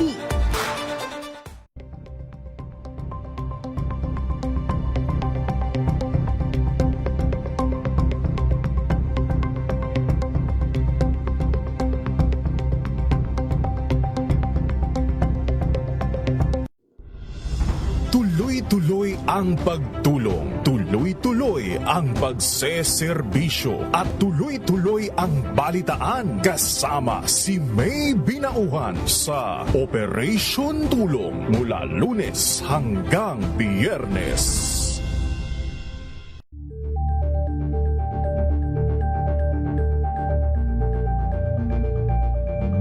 Maagang balitaan, maagang usapan sa mga issue at balita kasama si Kuya Angelo Palmones sa Magandang Umaga Pilipinas mula Lunes hanggang Biyernes.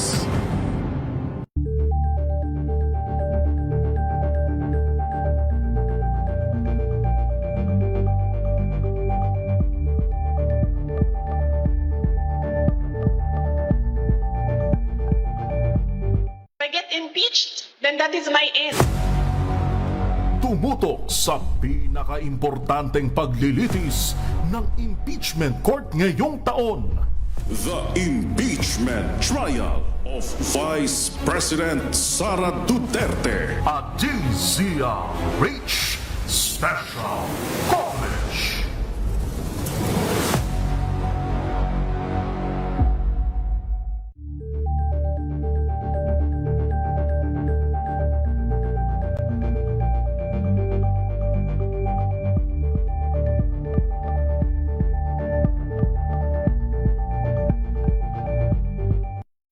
Mga balitang gigising sa inyong umaga. Mga balitang kailangan mong malaman. Mapapakinggan sa ACS Balita sa 2x2 kasama sina Anthony Taberna at Jerry Baha.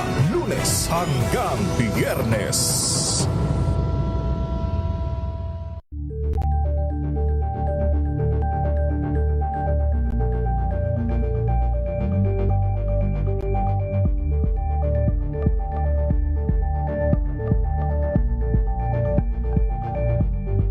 Alamin ang mga maiinit na isyung pambayan, mga balitang kailangan mong malaman, usapin sa pamahalaan, politika, ekonomiya at kabuhayan. Ito ang mga dapat mong malaman, pakialaman at pag-uusapan dahil kayo ang tinig ng mamamayan dito sa Damdaming Bayan.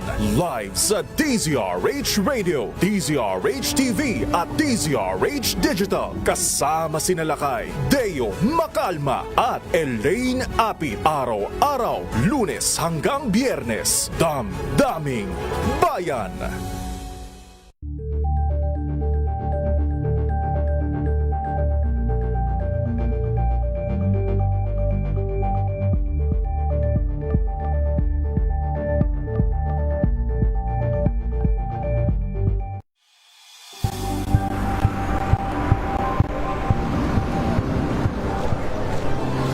ating mga eksperto dito lang sa Expert Opinion. Ito ang The Better News. PNVS. Trending and isang kwento, iba't ibang anggulo. Dito sa Point. Bawat pananagutan ating tatalakayin dito. Ahoy, bawal yan. Filipino, dito lang sa DZRH. Match of entertainment and lifestyle. Ito ang MBC TV Network News. Una sa Pilipinas, una sa Pilipino. VP Sara Duterte Impeachment Trial, a DZRH Special Coverage. If I get impeached, then that is my end. 6:46 na po ng gabi at kahit na po nag-adjourn na ang impeachment trial, magbabalik po bukas ng alas 2 ng hapon. Tuloy-tuloy pa rin po ang ating special coverage. This is the impeachment trial of Vice President Sara Duterte, DZRH special coverage. Ako po si Miss Karen O. Yong, at kasama rin po natin via Zoom si Attorney Alan Panolong, ating resource person, National President, Integrated Bar of the Philippines. At meron po tayong kasama na isa pa pong abogada na. Ayan. Nagbabalik po ang panyera ng bayan. Correct. Attorney Rina Seco. Hi, Attorney. Ayan, say hi to Attorney Alan joining us via Zoom. Magandang gabi po sa inyo, Attorney Alan. Hello, magandang gabi po, Panyera. Ayan po. So mamaya-maya ay pag-uusapan natin ang mga naganap kanina. Medyo ganun pala ang pagpresenta ng ebidensya ng witness. Ayan, at objection. Yes, so ang daming objection. Objection, Your Honor. Correct. Wala ka bang objection, Attorney Alan? Attorney Alan, ikaw? Wala siyang objection. Sustain. Yan yung mga natututunan ko ngayon. Di ba? Pero syempre bago yan ay meron tayong mga i-cover na press conferences din, both sa prosecution and sa defense side ng impeachment trial versus Vice President Sara Duterte. Pero nasa linya natin muna si Manang Milky Rigunan. Tanungin natin kung ano ang pinaka-latest dyan sa Senado. RH12, Manang Milky, go ahead. Magandang hapon, Attorney Rina, Attorney Alan, at of course, Miss Kay. Humihiling sa Senate Impeachment Court ang House Prosecution Panel para mag-issue ng sabina at paharapin sa Senate Impeachment Court si Attorney Zuleika Lopez. Si Lopez ang Chief of Staff ng Vice Presidente. Ayon sa Prosecution Panel, material, relevant and necessary ang magiging testimonya ni Lopez sa pagbabanta ng Vice Presidente kina Pangulong Bongbong Marcos, First Lady Lisa Marcos, at dating House Speaker Martin Romualdez. Sa request ng prosecution, mahalaga ang testimonya ni Lopez para ma-establish ang mga alegasyon sa ilalim ng Article 4. Kung maaprobahan ng Senate Impeachment Court, paharapin sa impeachment trial si Lopez sa darating na July 13, 14 at 15. Samantalang hindi kailangan ng pagdalaw ni Vice President Sara Duterte dito sa Senate Impeachment Court para lamang konsultahin at magbigay daw ng suporta sa kanyang defense team. Mensa ito ni House Prosecutor Terry Ridon kay VP Sara, "Welcome to the bloodbath." Gate ni Ridon, hindi uubra ang bloodbath kung ipapadala lamang daw ng Vice Presidente sa Senate Impeachment Court ay ang kanyang mga proxy. Hamon din ni Ridon kay VP Sara, dumalo sa paglilitis, harapin ang katotohanan. Sa isyu ng petisyon na humihiling na ipatigil naman ang impeachment trial, Attorney Rina, Attorney Alan at Miss Kay. Sinabi ni Ridon, good luck at ito ipag-aaksaya lamang daw ng papel. Hindi rin anya ito makaka-apekto sa pag-usad ng impeachment trial. Reaksyon to ni Ridon sa petisyon na isinampa ng siyam na mga abogado sa panguna ni Estrelito Toriod.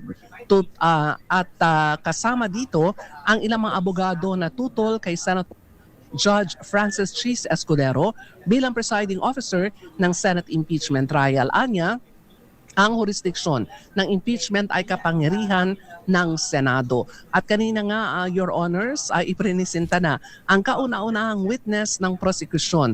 Sa Article 4, ito yung pagbabanta ni Vice President Sara Duterte, kina Pangulong Bongbong Marcos, First Lady Lisa Marcos, at kay dating House Speaker Martin Romualdez. Para sa Vice President Impeachment Trial, the DZRH Special Coverage, ako si Milky Rigunan, una sa Pilipinas, una sa Pilipino. Maraming salamat, Manang Milky Rigunan.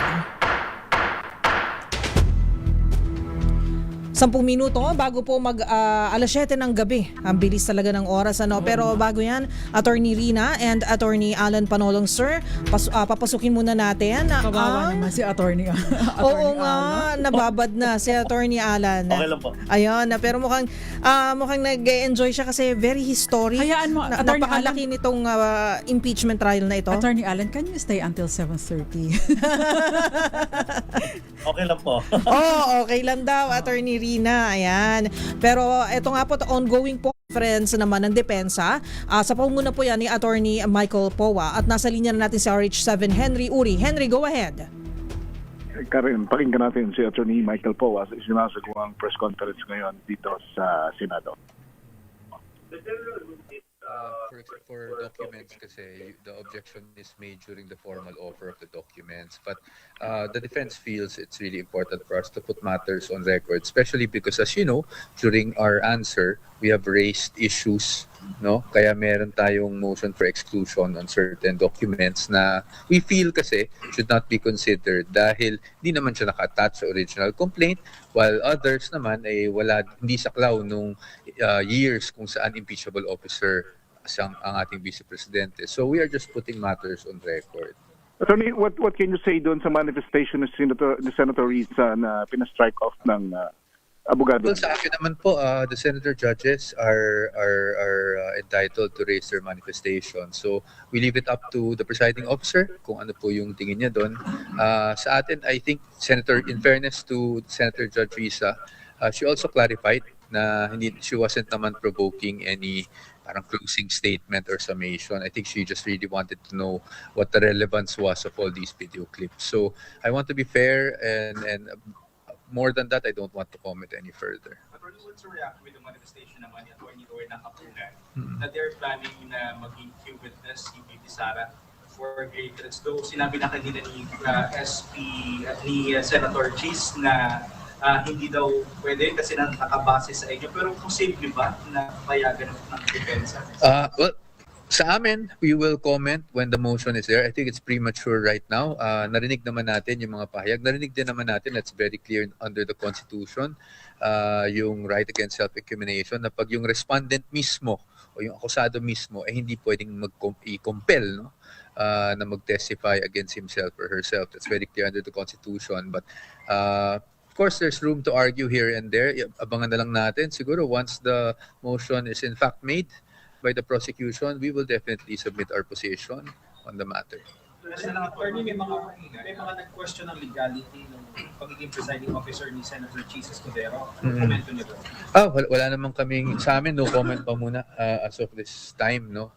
Sabi nga niya, anyone is free, any party may raise that issue at some point, hindi ba? So, tingnan na lang natin. Pero sa amin, hindi pa namin napag-uusapan ng defense yung mga bagay na yan. Kung sakali, but sa totoo lang, para lang hindi ma-mislead yung public sa defense, wala pa kaming pinag-uusapan na ganyan about the presiding officer. Are you satisfied with the performance of SP, the presiding officer? Well, first of all, I don't think we have the right to be satisfied or unsatisfied. But yeah, I mean, it was I think for the past 2 days, there has been an orderly conduct of the proceedings. So we submit ourselves to the court. Merong manifestation ng prosecution kanina to call to Sexuleca Lopez and the director na mag-back for next week po yata. Mag-set po ba or magbibigay po ba ng sagot ang defense in this manifestation? Well, I think they are asking for the issuance of yung subpoena to tecum and ad testificandum. So natanggap naman natin yun. So we will just prepare for that. Attorney, when you're asking bakit daw dito ginawa yung meeting po with the Vice President? Oo. Well, as I've mentioned earlier, yung Vice Presidente kasi natin, at least as far as I know her, yan talaga yung character niya. So ayaw niyang nai-inconvenience kung sino man yung ka-meeting niya. So even ako noon, she would ask me kung anong time ako pwede, saan ako pwede, saan convenient sa akin. Usually she's the one who will adjust, no? Specifically for today, because alam naman niya na ongoing yung impeachment trial and alam naman niya that the defense is here at least around lunchtime or so para sigurado hindi kami malilate sa 2 p.m. So, para sa kanya, mas convenient para sa defense na dito na lang ganapin yung aming pulong. So, kaya siya pumunta dito. Wala, we cannot because that's subject to attorney-client privilege. Intimidation or any kind of intimidation or intent po sa Senator Judges as well as No, I think that's so far off. I think we're making something out of nothing. Intimidation, meaning the Vice President being here. No, parang I think we're creating, ma'am, I'm sorry, but I think that's really creating a story out of nothing. No, it was a meeting. I don't think the Vice President coming here would intimidate anyone, hindi ba? Oh. Hindi totoo yun. Talaga pong kailangan lang niyang mag-toilet break, no? Kahit naman ako kanina 2 beses ako or 3 beses pa nga yata ako lumabas. So she was really on her way out. Tapos nung nasabing nag-walk out siya, narinig yata niya, so bumalik siya. Sinabi niya na, no, I'm still here. I just need to go to the toilet.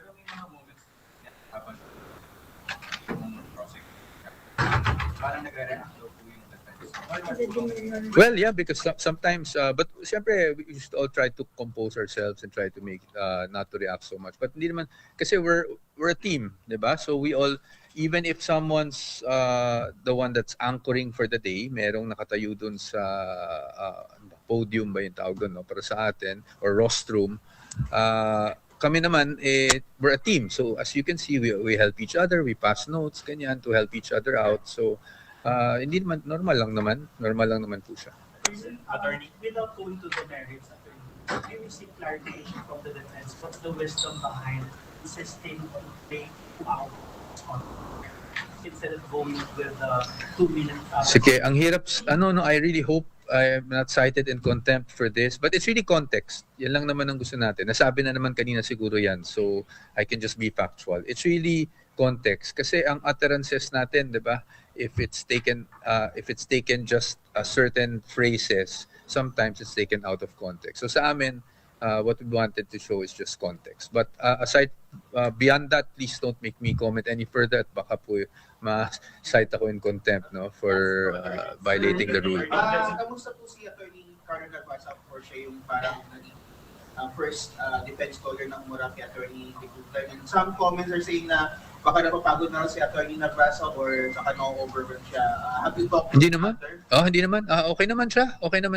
Hindi naman. We're all of our lawyers are litigation lawyers, so we're used to grueling hours in court. You know, it's not the first time that na kahit naman sa regular courts tumatagal rin ng ilang oras, no, sometimes even 1 full day ang examination of witness. So hindi naman siya issue. He's doing well and he's okay. I just spoke to him before coming here. So Based on your statement that the Vice President, it's her habit to just be not inconvenience her staff. Will it be a regular occurrence for her to be visiting the Senate before the session or? Wala naman kami na pag-usapan na gano'n na magiging regular yon.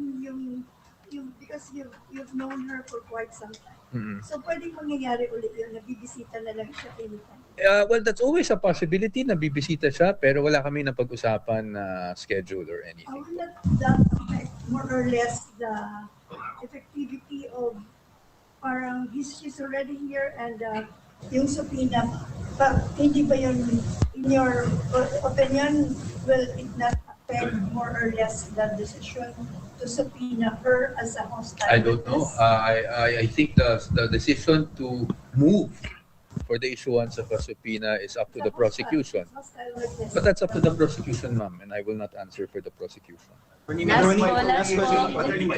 marching orders po ba sa inyo si Bibi Sara kanina? Wala naman.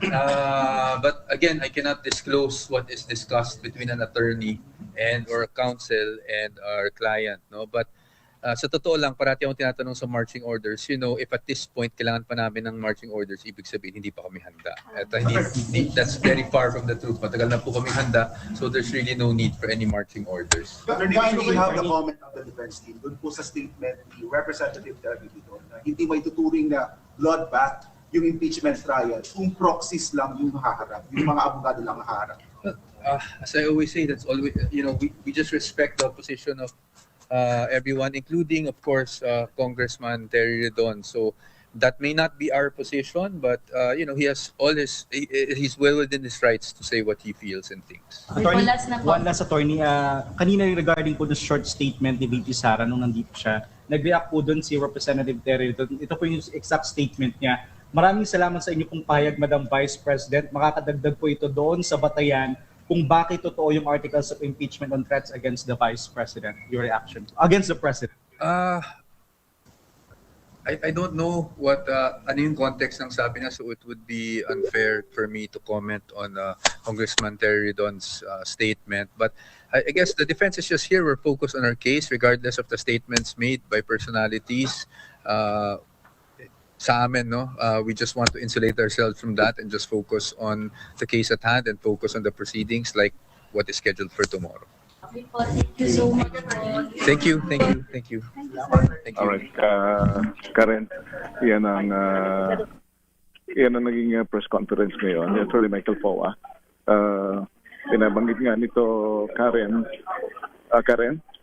Go ahead, Henry. Go ahead, partner. Ang mga malalaking binanggit dito, ng tagapagsalita ng defense panel na si Attorney Michael Powa sa press conference na ito ay yung pagdalo kanina ng pangalawang Pangulo sa meeting nila dito sa Senado. Kahit dito ginawa ay hindi naman daw ito nangangahulugan na para ma-intimidate o intimidate yung grupo naman ng prosecution at yung grupo ng mga senator judges. Sabi ni Powa ay ginawa lamang ito ng pangalawang Pangulo, kaya dito sila nag-meeting para na rin doon sa kinagawian niya na kung mayroon siyang gustong kausapin ay ayaw niya nang maaabala pa yung mga tao at siya ang hahabulin o siya ang pupuntahan. Kaya ang pangalawang Pangulo na lamang ang pumunta rito. Binaliwala rin ni Attorney Michael Powa yung naging manifestation naman ni Senator Rizal Ontiveros nung tanongin niya yung witness ng prosecution from the NBI kung bakit hindi dapat na ituring na impeachable offense yung naging pronouncement ng pangalawang Pangulo tungkol sa pagbabanta sa buhay ng mag-asawang ng Pangulo at ng kanyang may bahay at ng dating speaker. Sabi ni Powa, normal lamang naman yung mga manifestation na gano'n at nasa sa mga senator judges na lamang daw at nasa presiding officer na lamang kung ano ang magiging kapasyahan doon. So naging maayos itong pagharap ni Powa sa amin dito at gano'n na rin ang mga binabanggit naman niya, naging patanggap-tanggap naman yung naging pagdinig ngayong araw na ito at normal lamang daw yung mga objection, normal yung mga manifestation at ginagalang ito Karen ng defense team. Karen? Alright. Thank you, Henry. At bukas ay cross-examination. Kumbaga, araw ng defense bukas. Tama ba? So, naitanong ba kanina kung ready sila? Mukhang ready naman, di ba? Sabi ni Attorney Michael Powa. Oo, ready naman sila. At actually, noong day 1 pa nga lamang kahapon, sabi nga sa atin ni Attorney Michael Powa, kung isinalang na yung kanilang mga witnesses, kung nagkaroon na sila ng pagkakataon ng cross-examination, ay handang-handa na rin sila naman kahapon. Kanya nga lamang, yung naging flow ng trial kahapon ay hindi na pagbigyang daan ang presentasyon ng mga testigo. But overall, sabi ni Powa, kung ito ay mangyayari bukas, ay handang-handa naman ang panig ng depensa. Mm-hmm. Alright, thank you, Henry. So, para sa Vice President Sara Duterte impeachment trial, DZRH special coverage. Ako si Henry Uri para sa DZRH. Una sa Pilipinas. Maraming salamat, RH7 Henry Uri.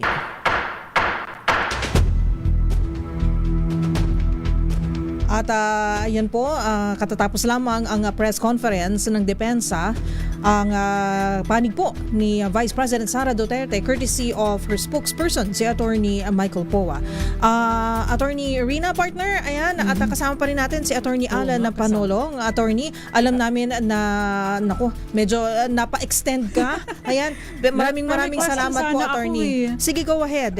Attorney Alan, pwede pa ba humiret? Opo. Meron pong isinampa na parang kini-question na ngayon ng kampo ni Attorney Israelito Torreon and 8 other lawyers na allied with Vice President Sara Duterte, yung authority ni Senator Francis Escudero to preside over the impeachment trial. How will this affect or paano po nito maaapektuhan yung ongoing trial sa Senado? Panyera, hindi ba tayo ma-subjudice? Kasi the case was already filed. Hindi kasi kung sakasakali, without going... Yeah, but no, it's basic under our jurisdiction that I think the case is I think it's moot and academic because they are already aggressively participating in the trial. Mm-hmm. So, if they did not participate, I think maybe the court may even rule on it. Mm-hmm. Diba? Mm-hmm. So, yun ang aking pananaw. So, from an objective point of view, the thing is the trial has already commenced and the prosecution has in fact already presented its own first witness, and by tomorrow, the defense will be doing the cross-examination of the first witness. So being actively involved in the trial is contrary to that petition itself. So medyo may confusion dyan. But anyway, let's see what will the court rule on that, because I'm not really sure if the petition were made by the lawyers in their own capacities as counsels, or were they acting for on behalf of the vice president. So ano bang implikasyon nun kung on behalf of the vice president or sa kanilang personal capacity? Well, if this is on behalf of the vice president and the vice president even acknowledge that, so medyo may konting confusion on that, because as I said, her team actually participated during the first day of during the second day of trial, for the 2 days trial. So if they really do not agree with the manner with the election of Chis Escudero as the presiding officer in her impeachment case, so dapat it was raised before Chis Escudero could have presided or started presiding the impeachment proceeding. Kasi in this case, parang tingin ko medyo malabo na eh. Parang tantamount to waiver na yon of the right to question. And even the senator judges are actually, because at the end of the day, this is an affair of the Senate, being an impeachment body. So they are bound by their own rules. So since they already consider, or they already kinikilala nila si Chis Escudero as the presiding officer, I think there's no more issue as far as his presiding of the impeachment trial is concerned. Okay. So, satisfied ka na ba, Your Honor? Biglang ganon. Pero siguro ba... Or do you object also? No objection. Very careful si Attorney Alan Panolong sa kanyang sagot. Mahirap na kasi. Ayun. Pero last question na lang pwede. Sa nangyari today, Attorney Alan, as a practicing lawyer, nakikita na ba, malino na ba sa inyo kung ano ang strategy? Yung strategy, without going doon sa merits ng kaso, malino na ba sa inyo yung strategy ng depensa at ng prosecution? Yes. Una, the prosecution really made the correct decision in presenting first I think this is the 4th article. Yes. So, kasi hindi masyadong bloodbath ito eh. Oo nga. So it's really easy to present the witnesses compared to other articles of impeachment. Now, as far as the prosecution, as far as the defense is concerned, they are also doing their best to protect the interests of the vice president. We can actually see that, obviously, in the manner of objecting almost every line of questioning from hindi pa tapos yung question, may objection na si Attorney Narvasa. Although some of them were actually overruled, but in practice naman is if a lawyer sees that it is for the interest of his or her client, then he or she should do the most appropriate thing, which is normally to object on time. The presentation. Yes, because in trial, if the counsel fails to timely object on a particular case, that is a considered waiver. And later on, he or she, the counsel may no longer avail of that. And the most important thing is that also the defense can actually put it into their manifestation or in their own comment that we have a continuing objection over the use of that document. Lagi sinasabi on record, di ba? Laging may ganun, di ba, Attorney Alan? Yes. Because gusto po nila ilagay sa records that they are really objecting to those documents, which they see and they think is actually not covered by the rules of court. No, yun po yung but at the end of the day, it will be a battle of, appreciation of evidence, and it would be the senator judges who would eventually Sana nga, appreciate. So, ang concern lang natin dito is that, of course, alam mo, we have full respect and to our senator judges. They have full of lawyers also, but both political and legal kasi ito eh. Oo. So, ang problema natin dito baka yung appreciation ng abogado yun ang maging appreciation ng ano. But we leave it to them. We have full respect to the senator judges, and I hope this impeachment will really be it will lead to a good thing, no?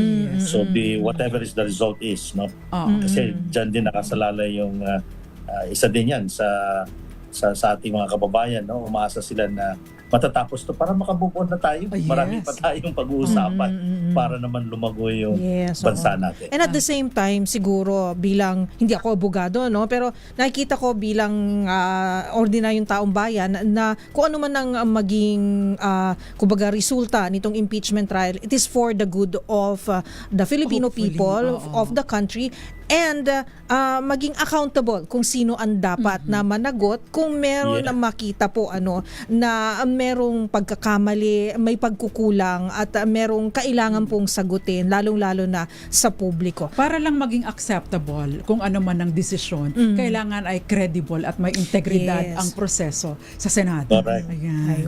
Okay, Tama po yun. Kaya maganda po itong ginagawa natin because the people are, yung mga kababayan natin na-educate kung ano po talaga yung nangyayari doon sa impeachment. Dahil kung tayo nga mismong mga abogado, di ba, Panyara, minsan medyo naguguluhan tayo. Yes. Dahil kanina, may naguluhan ako doon sa yung isang objection na the prosecution's manner of questioning yung pag-post niya. Nako-confusion ka kaya object ng defense. Hindi pa tapos yung question, may objection. So very interesting talaga, and we are going to expect a lot to happen tomorrow as well. So we hope Attorney Alan Panolong, sir, hopefully can join us again. Sana po makaulit po kami sa inyo. Pero for now, bibitawan po muna namin kayo. Beauty rest muna. At maraming salamat sa patience nyo. Yes. Thank you po, Attorney Alan. And thank you for sharing your expertise with us. Thank you, Attorney Alan. At iyan po si National President ng Integrated Bar of the Philippines, Attorney Alan Panolong. Ayan, partner. So, na-enjoy mo ba, Attorney? Na-enjoy mo ba, Panyara? Parang gusto ko na mag-aral ng law, pero parang hindi pa rin. Pero gusto ko muna mag-commercial break muna tayo. Dahil mga kababayan po ay napaka-exciting talaga ng mga usapin ngayon. Pero magbabalik po tayo makalipas ang ilang mga paalala. Ang ating oras, 7:14 na po.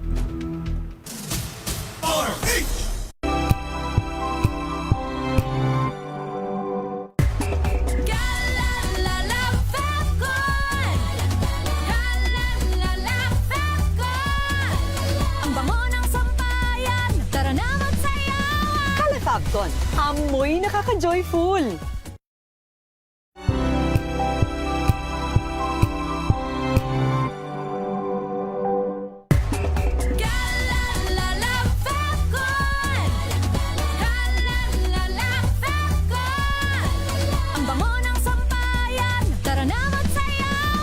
Kalafagton, amoy nakaka-joyful. Sa lahat ng bagay, simula pa lang, siguraduhing max protection na. Kasi pag kulang ang proteksyon, baka madaling masira. Sa ngipin, dapat may max protection din. Max sa alaga ng unique toothpaste. With Max Protect Formula, help stop cavities before they start, while keeping breath fresh. Try unique Maximum Fluoride Protection. Para max alaga, max protektado. ACS. Wow, ang saya. Isang barangay na labada, puro mancha pa. Goodbye, pahinga. Mommy, isang laba lang yan sa Pride Bar Blue. May powerful stain-away enzymes na malupit sa dunit mancha. At di masakit sa kamay. Isang laba lang yan. Hello, pahinga. Hello, Pride Bar Blue. ACS. Ang galing-galing mo. dishwashing paste ko. Pritong ulam na masebo, plato o kaldero. Tanggaling for everyday. Ganyan pag smart ang dishwashing paste. May double tanggaling formula. Tanggal ang sebo, tanggal ang bakterya. Pahit para walang bahid, linis fantastic sa metal at plastic. Number 1 ko to. Tanggaling-galing mo, smart dishwashing paste. ACS. May nagbago. May arte. May budget. Akala nyo lang yon. So solid. White rose papaya, wow. White rose. White rose papaya, wow. White rose. White rose papaya. May glow up with white rose papaya. White rose papaya. May puti power times 2 kasi may papaya at niacinamide. May shea butter and tea tree oil pa. Kutis sulit ang glow up. May glow up with white rose papaya. White rose papaya. Kutis sulit ang glow up. ACS.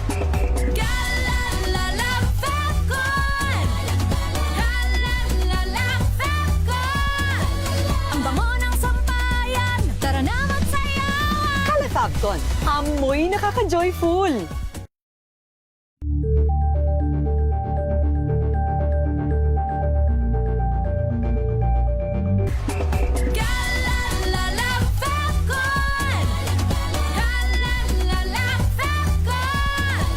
Ang bango ng sampayan. Tara na magsayawan. Fabcon, amoy nakaka-joyful.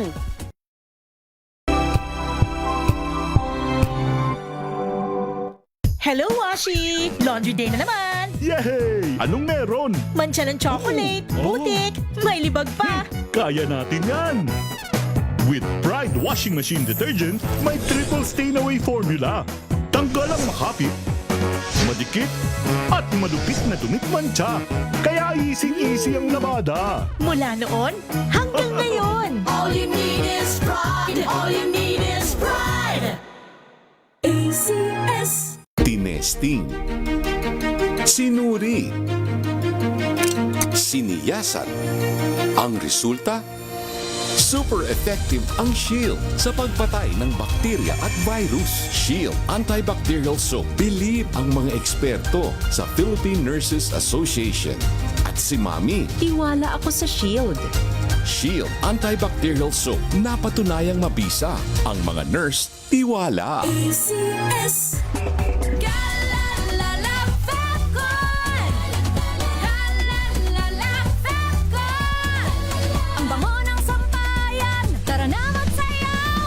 Fabcon, amoy nakaka-joyful.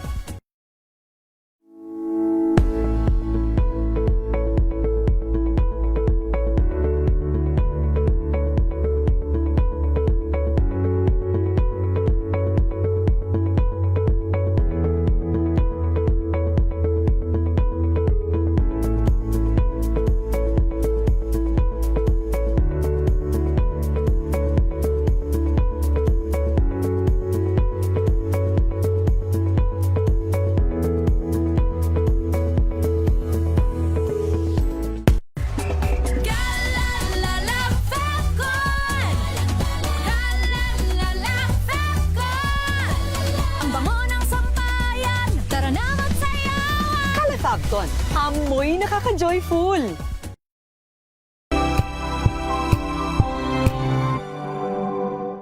Maulan man, no worries na amoy kulong ang damit. Charm Fabcon, bangong kumakabloom. Tanggal amoy kulong sa bango ng charm. Kaya gamit ko, Charm Fabcon with Bloom Fresh technology. Kills 99.9% of kulob-causing bacteria. May aroma burst pa of thousands of flowers and berries. Ang sampay sa loob, no amoy kulob. Bangong kumakabloom sa charm. Charm Fabcon. ACS. Tinesting, sinuri, siniyasan. Ang resulta? Super effective ang Shield sa pagpatay ng bakterya at virus. Shield Antibacterial Soap. Believe ang mga eksperto sa Philippine Nurses Association. At si Mami. Tiwala ako sa Shield. Shield Antibacterial Soap. Napatunayang mabisa. Ang mga nurse, tiwala. ACS.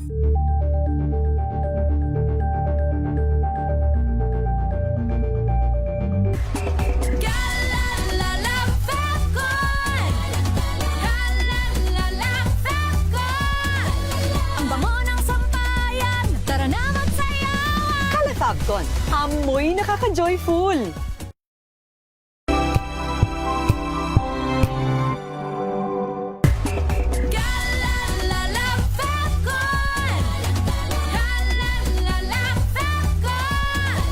Ang bango ng sampayan, tara na magsayawan. Kalefagton, amoy nakaka-joyful.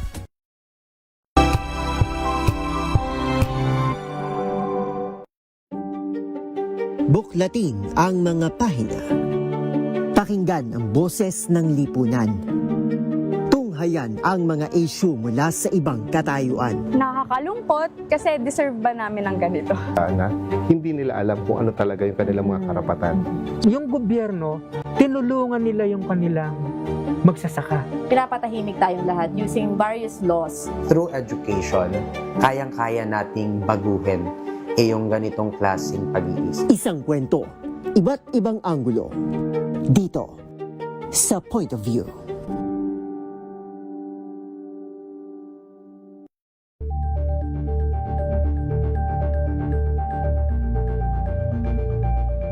Tambalang Anthony Taberna at Jerry Baha ang gigising sa inyong umaga dahil lalatay ang humahagupit na diskusyon at komentaryo Lunes hanggang Biyernes sa 2x2. Angel po si Angelo Palmona sa giiwan sa inyo na isang magandang umaga. Maraming salamat. Life goes on! Nine, good morning, Lakay! Good morning, Sister Ann. At good morning! Magandang mainit na umaga. Angel po si Angelo Palmona sa giiwan sa inyo na isang magandang umaga. Maraming Sa salamat. Pilipinas, una sa Pilipino. Ito ay bunsod ng naitalang 17 individual na ang kanilang naaresto. Ng Metro Manila Development Authority o MMDA ang No Contact Apprehension Policy o NCAP sa Metro Manila. Sa ang ilang mga dokumento ay peke. Hindi rin legal ang employment na ipinangako sa kanila. Sa mata ng batas, mananagot ang sangkot at may sala. Dahil sa bawat paglabag, may karampatang parusa. Alamin ang mga pananagutan sa likod ng mga bawal. Dito sa Hoy! Bawal Yan! Tuwing Sabado, alas 11:30 ng umaga. Dito lang sa DZRH TV.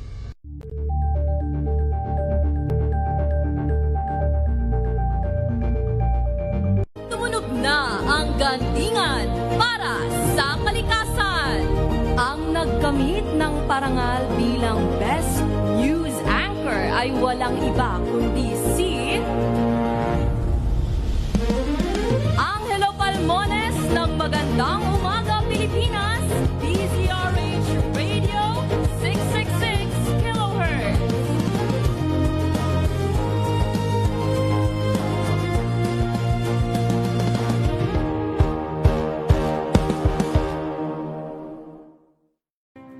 Better News. Una sa Pilipinas, una sa Pilipinas. NBS, Trending and Bara Show. Nakahandang sa ating balitan mga kaibigan sa Rapido Hanaw. Public Service Hour. Siyempre pa, una sa Pilipinas. Una Yan sa ang kabuuan natin palatuntunan ng break time. Sabay niyo na po ang mga balita at talakayan sa Balansyado. Maraming salamat.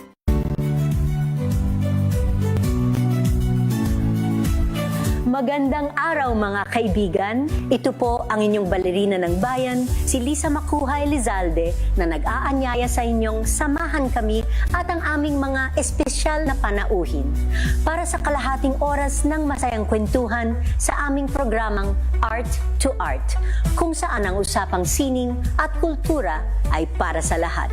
Huwag kaliligtaan, tuwing linggo, alas 3:30 ng hapon, dito lamang sa DZRH Radio, DZRH TV, at via online streaming.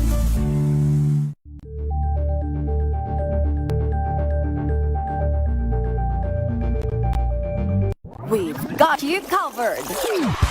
From the hottest hits, exclusive interviews, to the bones fan meet experience, and hataw performances of your favorite stars. Saturdays, 12 noon, dito lang sa DZRH TV. Samahan niyo po ako hanggang 7:30 ng gabi. DZRH Usapang Liga. Magandang gabi Pilipinas, Metro and Mega Manila. 7:26 na po ng gabi. Nagbabalik ang paglilitis. VP Sara Duterte Impeachment Trial at DZRH Special Coverage. If I get impeached, then that is my end. Kasama niyo pa rin po ang inyong lingkod, Miss Karen Oyong. At ako naman po ang panyaran ng bayan, Attorney Rina Seco. Ayun, Attorney, papusugin muna natin ang ating mga reports. Unahin natin si Raymond Dadpaas, Impeachment Court, pagbubutohan kung sakali at magpalabas ng TRO o Temporary Restraining Order ang Korte Suprema kontra sa impeachment trial. RH28 Raymond Dadpaas, ibalita mo yan, Raymond. Miss Kay, Attorney, ang isasalang sa butuhan ng impeachment court kung sakali at maglabas ng temporary restraining order o TRO ang Korte Suprema sa nasimulan na ang impeachment trial kay Vice President Sara Duterte. Sagot ito ni Attorney Reginald Tunggol bilang spokesperson ng impeachment court sa tanong kung susundin ba ng impeachment court kung sakali na may TRO. Sabi ni Attorney Tunggol, hindi maaring desisyonan lamang ng isang miyembro ng Senado kung sakaling may TRO, kundi ito ay kanilang pagbobotohan bilang isang collegial body. Ginawa na ito sa mga naunang desisyon ng hiwalay na sangay ng pamahalaan. Una nito ay nagkain ng petition sa Korte Suprema. Ang mga abogado ng kakampi ni Vice President Sara at gustong ipahinto ang nasimulan ng impeachment trial. Narito si Attorney Reginald Tunggol, ang spokesperson ng impeachment court. I think pagbobotohan po yun ng impeachment court as collegial body.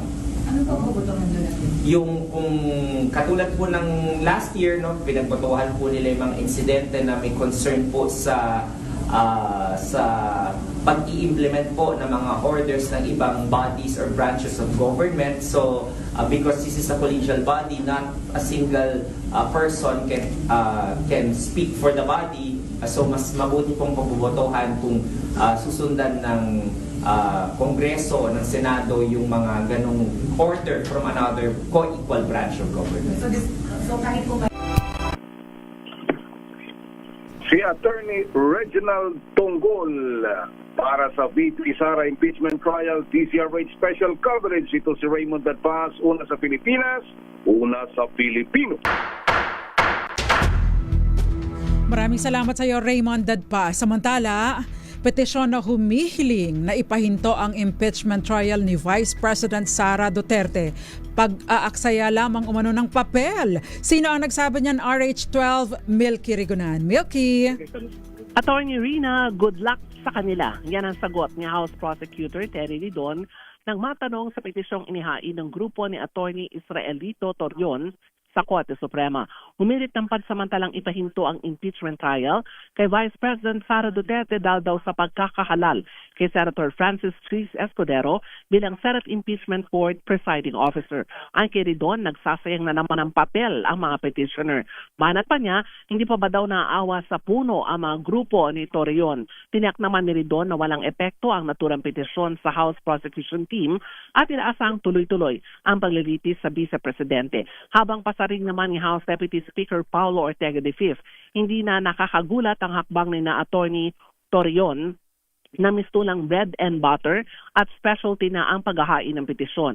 Ayon kay Ortega, walang pumipigil kina Torion na maghain ng petisyon, pero ang isuan niya ng presiding officer ng impeachment court ay naresolba na kahapon. At sa panig ni House Trial Spokesman Zia Alonto Adjong, si Torion ay kilalang pro Duterte. Subalit anya, pasensya na kina Torion dahil umuusad na ang impeachment trial alinsunod sa ating konstitusyon. At batay naman sa pagtaya ng House Prosecution Team ay nakapunto sila sa Day 2 dahil karamihan daw sa ginawang pagtutol ng kampo ng depensa ay ibinasura naman daw at hinayaan ang panig ng prosecution na mailahad ng kanilang witness ang mga nilalaman ng reklamo laban sa Vice Presidente kaugnay ng pagbabanta nito sa mag-asawa Pangulong Bongbong Marcos, First Lady Lisa Marcos at dating House Speaker Martin Romualdez, at ipinakita nga yung video ng pagbabanta sa buhay ng Pangulo at ito ay isa sa mga nakikita lang pinakamalakas na ebidensya under Article 4 ng impeachment. Para sa Vice President Sara impeachment trial, the DZRH special coverage, ako si Milk Rigunan, una sa Pilipinas, una sa Pilipino. Maraming salamat RH12, Manang Milky Rigunan. Samantala, silipin naman natin ang sitwasyon sa labas ng Senado ilang oras matapos mag-adjourn ang impeachment trial court. RH15, Giselle Ricafort, ibalita mo yan, Giselle. Ms. Karen, walang naging malawakang kilos protesta dito sa labas ng Senado ngayong ikalawang araw ng impeachment trial ni Vice President Sara Duterte. Tanging yung manggilan-gilan lamang na mga taga-suporta ng pangalawang Pangulo yung nagkaroon dito ng pagtitipon. Kanina dumating dito si Quezon City District 2 Councilor Ranulfo Ludoveca para personal daw na masaksihan yung impeachment trial. Sinabi niya sa ambush interview ng media na mapapahiya yung mga naglilite sa pangalawang Pangulo. Nagpunta daw siya sa Senado dahil gusto niya lamang manood ng circus dito sa impeachment court. Maski umano mga ordinaryong bata nahihiyang sangkot doon sa budget insertion di umano yung mga prosecutor na umuusik sa pangalawang Pangulo. Pakinggan natin yung naging bahagi ng ating panayam. Pero ako nandito, gusto ko kasi manood ng circus. Bata pa kasi ako ng huling panood ko sa Star City. Kaya ngayon, sabi maganda raw ang rito. Kaya andito ako ngayon, manonood ako ng circus. Ordinaryong batang maliit, nahihiya dito sa mga prosecutor na to Kaya lang nakakita, ang prosecutor, ang nag-prosecute, sila din yung involved doon sa insertion at sa annual budget na anomaly natin. So sir, sa madaling sabi, ano yung expectation ninyo para lang Mapapahiya sila. Nang tanungin naman doon sa biglaang paglutang miskeyano ng Vice President Sara Duterte dito sa Senado para lamang makipagpulong doon sa kanyang defense team at hindi mismong dumalo doon sa kanyang impeachment trial, sinabi ng konsihal na hindi naman daw ito obligado sa ilalim ng mga patakaran ng mataas na kapulungan. Sa ngayon, nananatiling maluwag sa daloy ng trapiko yung parehong northbound at southbound lane nitong Jokno Boulevard sa Pasay City sapagkat simula kaninang alas 7 ng umaga, hindi yan isinara sa mga motorista taliwas doon sa naunang plano sapagkat tuwing meron ng schedule itong Senado sa paglilitis sa pangalawang Pangulo, supposedly simula 7 a.m.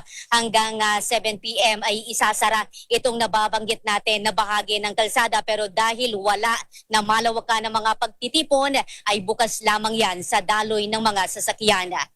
Ito si Giselle Ricafort para sa DZRH, una sa Pilipinas, una sa Pilipino. Maraming salamat sa iyo, Giselle Ricafort. Samantala, Senator Judge Erwin Tulfo nilinaw na maari pa ring dumalo sa impeachment trial si Senator Marcoleta. Tina Nolasco, go ahead. Nilinaw nga ni Senator Judge Erwin Tulfo na maaari pa ring dumalo sa impeachment trial si Senator Dante Marcoleta sa kabila na naaresto ito sa kasong plunder. Sa Manila City Hall Reporters Association balitaan, sinabi ni Tulfo, hindi naman nasuspinde si Marcoleta at sa katunayan, maging si Senator Ronald Bato de la Rosa ay pwede ring dumalo sa paglilitis kung naisin ito. Pakinggan natin. Presidente Dr. Marcoleta, wala pa naman po siyang suspension. Bakit hindi siya pwede mag-attend? Di po ba? So, yun po yung kahit si Senator Bato de la Rosa, kung gusto niya mag-attend, hindi siya mag-attend po siya. Kasi nga po, sabi po doon, all members, di po ba, 60 at 2/3 of all members, they're still members, di po ba, ng Senate. So, samantala, kinatigan naman ni Tulfo ang pangayag ni Senator Kiko Pangilinan at Senator Tito Soto na walang malinaw na nakasaad sa konstitusyon na tanging ang Senate President lamang na dapat ang maging presiding officer sa impeachment. Kasunod ito ng pagkakatalaga kay Senator Francis Escudero bilang presiding officer. Pag-itiyak ni Tulfo bukas ang impeachment court sakaling may komisyon sa nasabing hakbang at hihintayin nila ang desisyon ng Supreme Court hinggil dito. Suportado rin ng senador ang 2/3 o 16 na kailangang boto ng mga senador para sa conviction ni Vice President Sara Duterte. Paliwanag ni Tulfo, ito ang nakasaad sa saligang batas, kaya't ito ang dapat na sundin. Sakali naman anyang may kumwestiyon sa nasabing bilang ng botong kailangan, ipinauubayan na nila sa Supreme Court ang interpretasyon sa nasabing batas. Para sa BP Sara Impeachment Trial, the DZRH Special Coverage. Ito, si RH19 na Nolasco para sa DZRH. Una sa Pilipinas, una sa Pilipinas. Maraming salamat RH9 Tina Nolasco at 7:36 na Attorney Rina. Bago tayo magpaalam, shout out muna sa ating mga magigitang na reporters, no, kanina pang umaga. Oo. So unahin natin siguro si ang ating reporter na si RH28 Raymond Nagpaas, ang ating Senate beat reporter, ang ating House beat reporter Miss Milky Ganan, covering for the defense team ni VP Sara, si RH7 Henry Uri. Oo, at kasama din natin kanina si Giselle Ricafort para sa situation, no, doon sa labas ng Senado. And of course, si RH9 Tina Nolasco din. Sino pa baka meron tayong makalimutan, baka may magtampo. Of course, mga writers natin dito at ang support dito sa newsroom. At maraming iba day 2 pa pa lang yan, ha? At syempre yung ating DZRH News Television and ang ating mga online platforms din ng DZRH. Bukas po manatili tayo nakatutok para sa special coverage ng impeachment trial ni Vice President Sara Duterte. Bukas inaasahan natin ang cross-examination. Doon yung mga leading questions. Oo nga, i-discuss mo sa akin yan off-air kanina. Oo nga. So siguro bago tayo ano ba yung mga dapat nating kasi kanina to watch out attorney for? Panera. Your Honor. Yes, kanina, Your Honor. ang inaantay, ang mga questions sa what, where, when, who, why. Bukas ang may expect natin ay mga answerable by yes or no. Oh, yes or Yun yung no. allowed yung mga leading questions. Walang gray area, Okay. Sige, antabayan na natin yan. Exciting. At syempre, tuloy-tuloy pa rin po ang ating special coverage. Maraming salamat po sa lahat ng mga tumutok. Maraming salamat sa inyong tiwala po sa DZRH. Tayo magpaalam na, Attorney Rina. Ako po si Miss O, Miss Karen Oyong. Ako naman pampanyara ng bayan, Attorney Rina Seco. At ang ating oras is 7:38. Ang oras na yan ay hatid.